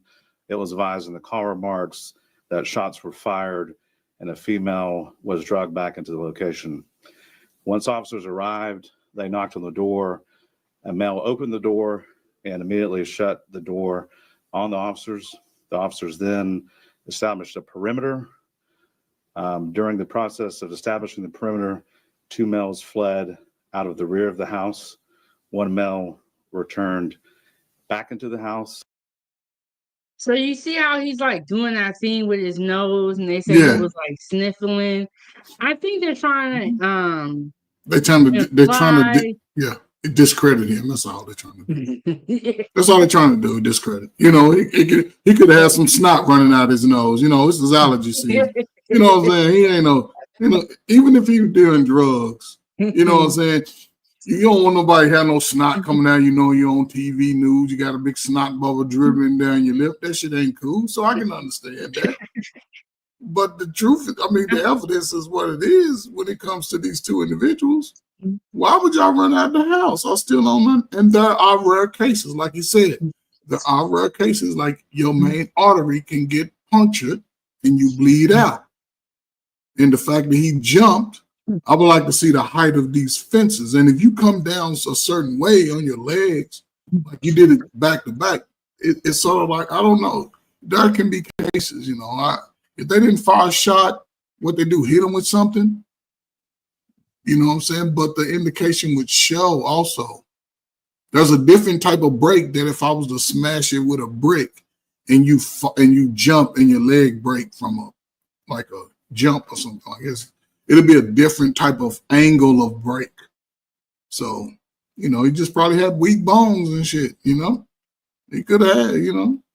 Mm-hmm. I did see in the comments that somebody said in one of these videos I was watching that doing opioids will make your bones brittle. So if and he was maybe doing that's drugs, what it happened. Yeah, it's a lot. The autopsy is going to They tell. said that. Yeah, the autopsy. And then I agree with you, Trey, that autopsy is going to tell what's really going on. Yeah. Because I guarantee when they got him in there. Weird story. Yeah. He died at the scene. He passed at the scene, right?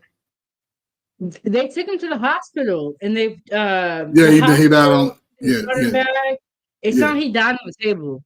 Yeah, so again, I don't think they probably did the most urgent job of trying to make sure everything was okay. You know what I'm saying? Because they're like, oh, who is this? Oh, it's a little hood dude. Oh, okay, then we'll get our B doctor to come in and check him out. You know, I can see that. You know, if the police,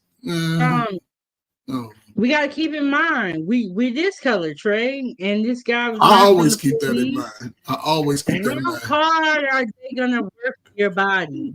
That's why I ain't running. Great hospital, and this is all allegedly, but I'm just saying. Allegedly, folks. Allegedly. How hard are they really gonna work? But that's why 907. That's why I ain't gonna do that dumb shit, and I ain't gonna run. You feel what I'm saying? Because I'm always thinking about this right here. Every day I wake up. Let me go sit down. Come on in. Ain't no woman in here, man. Who called you? Shit, ain't no woman in me and my son here. All right, me and my lady. Police run up in here. Man, me and my lady, what you want? Ain't nobody up in And here. if this story, now the story's kind of getting out there, it's out there. If we never see a woman come forward, kind of the whole story was weird. I don't know whose fault it is, but I don't think that young Scooter and his son are completely out of the fall and they did nothing wrong. I don't really think that. Like you said, this could all just answer the door, take the charge, go to jail if you got something illegal going on. They would ask him a few questions.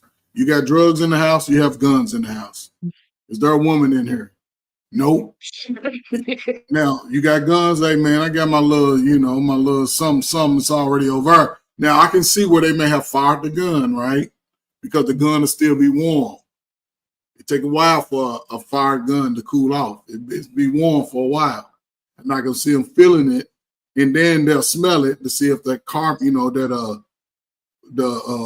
guess the carbon or whatever, just because they have an odor to it, a strong odor. Then you can see the residue from the firing pin hitting all that, shooting out. You can see all that. Okay, is gun registered? No. Okay, man, we're gonna write you a nice little $1,000 fine. I'm a street dude. I got the money. You know what I'm saying? And you're going, okay, cool. That's it. That's nothing out of here. Then we can back and play the game and come up with this little money to pay the fine. But I ain't gonna be like, man, let's run. I'm not gonna run out the door. Plus, what they slam the door in the police face, they give them probable cause right there. See, they don't be thinking. They don't think past the moment. It's unfortunate. Now this brother's gone, and we'll never get the truth out of the son. But the autopsy gonna tell the truth about how he died. So it's just unfortunate, man. Don't do that shit, good people. Where you go, 907? Sorry, I'm taking care of you. My bad. But yeah, Trey, you're absolutely right. We're never gonna get the full story out of the son, but also that is his father, so he's not gonna ever, come to like, oh, we could have avoided this. Like that's not gonna be his what he's gonna do because that's his father. But I'm just saying that this story sounds weird. And it sounds like they kind of mix his story up with the other man that was like 42. I still don't really understand what he got to do with it. But stay out the streets, take care of your kids, and he left behind children. That is another reason why he shouldn't have even been in that situation. You know what I'm saying? Like, just 907, after 35, and this is, you know me, and sometimes I'm critical of women too. I just call it, and I'm not being critical in a way to say it can't be better. But after 35, black men, we have no leeway to be still in the streets acting a fool. Can't happen. Can't have, even doing dumb shit we used to do 10 years ago. You can't do it. You can't do it. I'm telling you. That's the way it's designed. Before age 40, they can take you out. All that wisdom gone. You don't get to an age of wisdom. Your son's still young. You doing dumb stuff with him? No way. No way I'm going to run from the police with my son. There's no way. My daughter, nobody. But guys choose their path, and this is the results that we get, unfortunately. These are the results. So you can't lead your children to a life of destruction and expect for anything to be okay. Anybody that do that, man or woman, you lead your child down the road of destruction, everything about you is a failure and will fail. There's no way around it. You can't lead your children to the destruction. They have to discover the destruction on their own. You cannot be in the destruction. No, you can't do it. It fails everything. I'm telling you. It ain't just me saying it. You can go look at the Bible, any Bible you read. You can look at life over the last 5,000 years. you lead your children to a road of destruction, everything about you will fail and crumble. And it may not just be me, it could attach to my family. It could attach to my children. So it's just unfortunate. Or it can come back to me, like we see. Why would I run? Why are we shooting guns? What are we doing? It's never a good idea to run from the police. We see a lot of people getting gunned down, and some people say, well, I was scared, so I had to. No, that's no excuse. It's just a crazy, sad story, and I'm sure more will come out. And as it does, we will be back here on Time for Tea to report on it. Yesterday we got a sponsor of the show yesterday, and we were in the mobile view, so I wasn't able to play the money video, but I'm gonna play it for you real quick.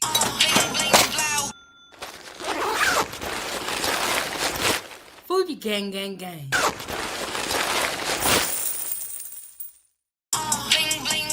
Foodiegang, gang, gang. Shout out to Truth Teller with the 50 ball. And I'm also gonna play this video so you know where we at. Hold on, y'all.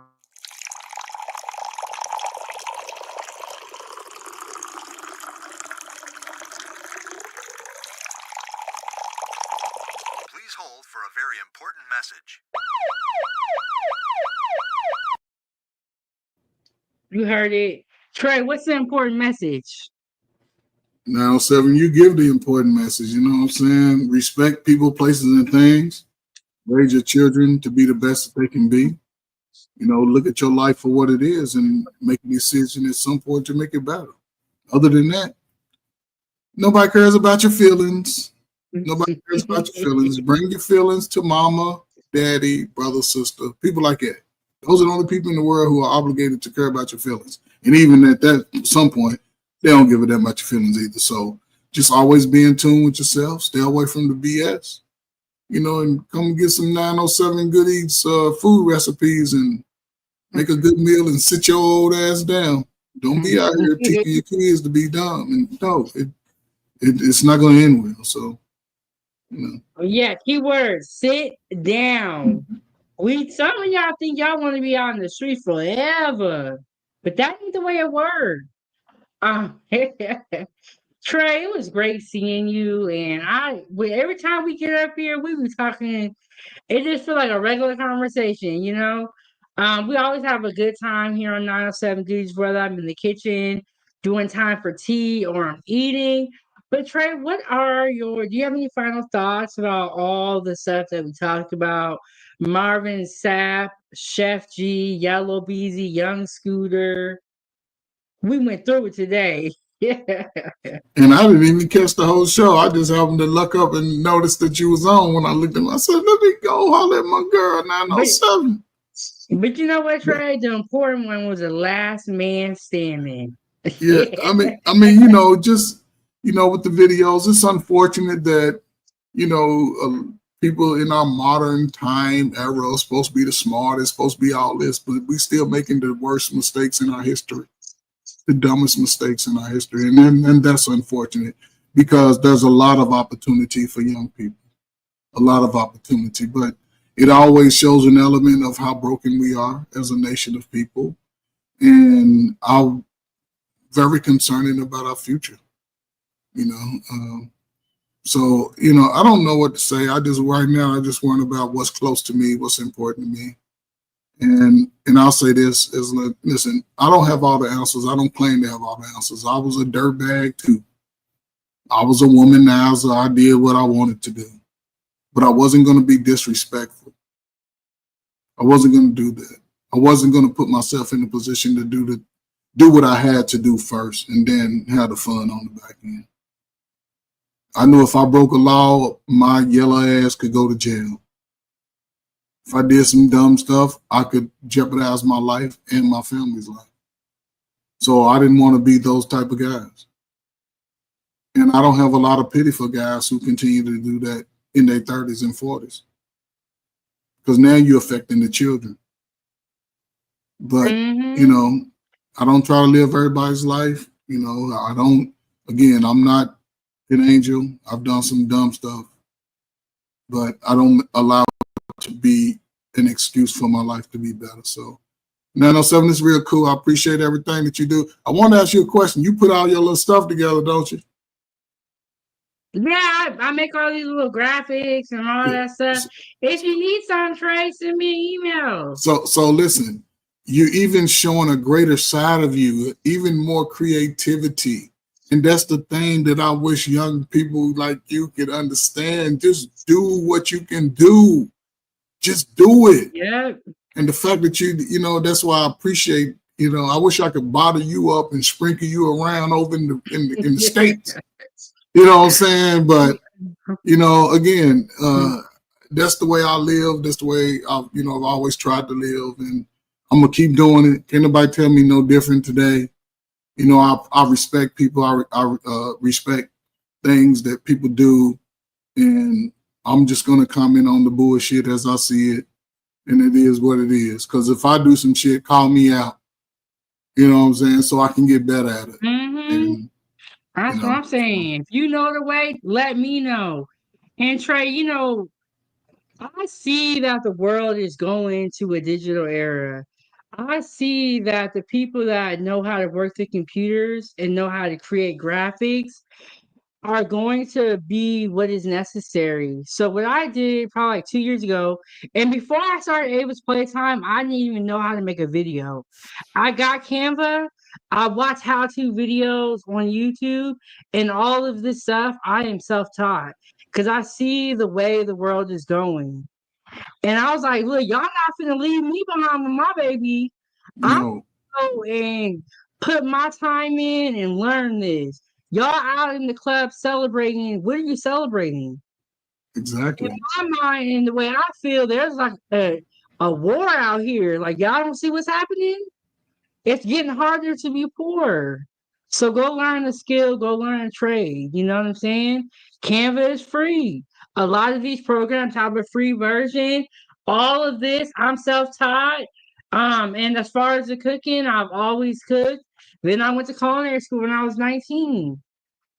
And then I started posting my food on Facebook, and it was like, how you do this? How you do that? I'm like, oh, okay. I'm gonna keep posting my food. And then I made Ava's Playtime, and I learned how to make all the videos. And then we here now. Now let's have a question. How old were you after you got out of culinary school? How old were you when you started actually posting meals that you cooked? I started really posting heavily. I would probably say like 2 years ago. Okay. I posted a little bit of my food when I was in culinary school, but not nearly as much. To the level that you're doing when now. I really started posting, I was 29. Okay. And so, and it makes me mad because I think like, dang, I wish I would have started this sooner. Yes. You know what I'm saying? Like, there's a couple of pictures of when I was in culinary school, but not nearly as much as I take now. Yes. So I would say I was really 29 when I got into this content creation journey. And I would say I was like 30 when I figured out that content creators be beefing. Yes, beefing over dumb shit. They like it's in the streets online, like on the microphone. That makes no sense. Makes no sense. Like, stay out of the way, y'all. Don't get involved with it. Don't engage. Don't do it. And shout out to Stan for joining the panel. Stan, it was so great to hear from you. But yeah, Trey, thank you so much for coming up. You have anything else you want to add? No, like I said, man, always great topics, interesting topics. And I was, so always, that's kudos to you. I'll just say, continue doing what you do. You know what I'm saying? Don't let nobody tell you anything different. Continue to do what you do. You're in the position I was in 25 years ago. I decided to make a decision to go finish up college. I even last year, 2022, 2023, I earned my website design from DeVry that was paid for me. It was all paid for, and I got paid to go. So I know how to do websites, you know what I'm saying? So I got some resources I can share with you one day, and you can go and use those resources too to even take it. I even, I do a little stuff, but I work at my own pace. I don't have to, hustle as much as I did in my 30s. So, continue to evolve like you're doing. And like I said, 10 years from now, you'll be sitting over on cruise control, because your baby go take over everything you doing. She gonna take over everything. Watch what I tell you. This show how to do everything, and it'll be tenfold. So salute, man. Yes, great I show. agree with you on that. Y'all, the children are the future. Trey, I'm gonna go ahead and drop you down and close the show out, and I'll see you on the next one. Peace out. All right. All right, y'all. So that was Coach Ferg.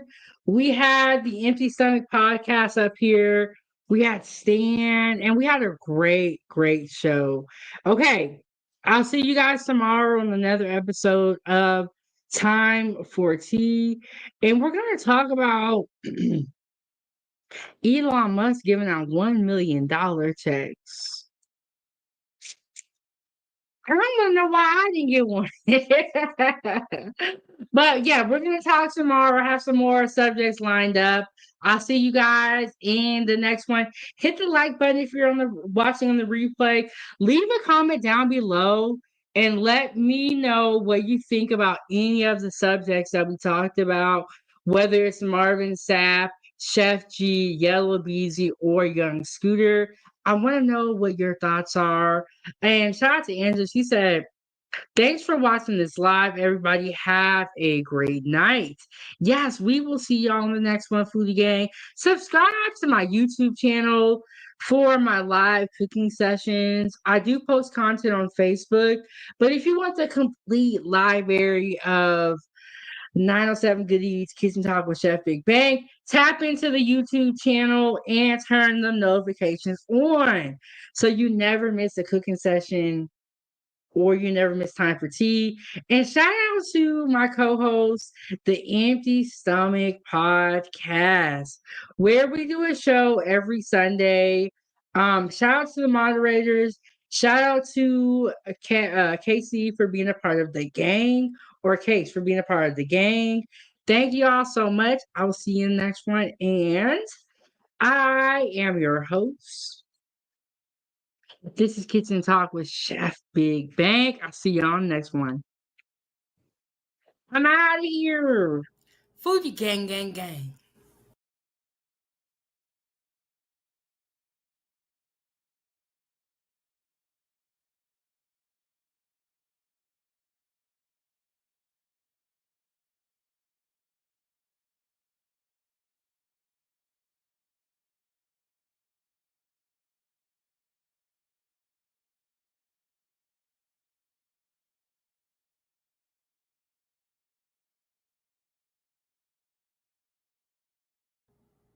Foodiegang, gang, gang.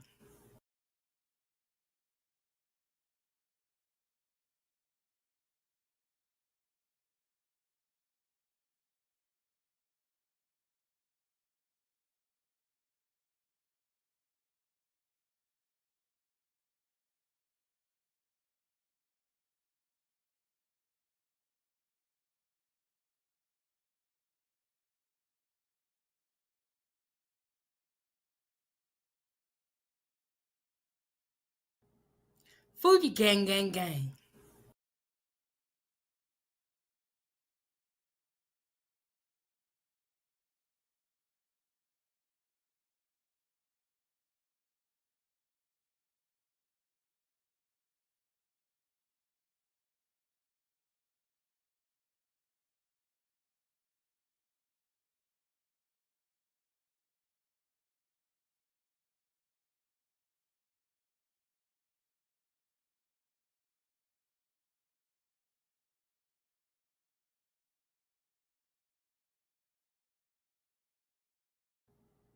Foodiegang, gang, gang.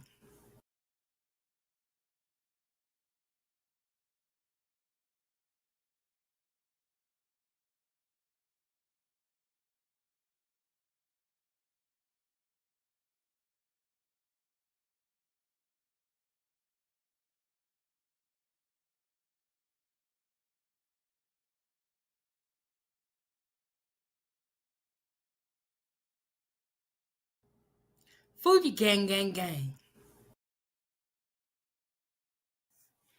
This is Chef Big Bang. Thank you so much for watching at 907 Good Eats. Make sure you hit that like button. Don't forget to subscribe, and I'll see you next Wednesday.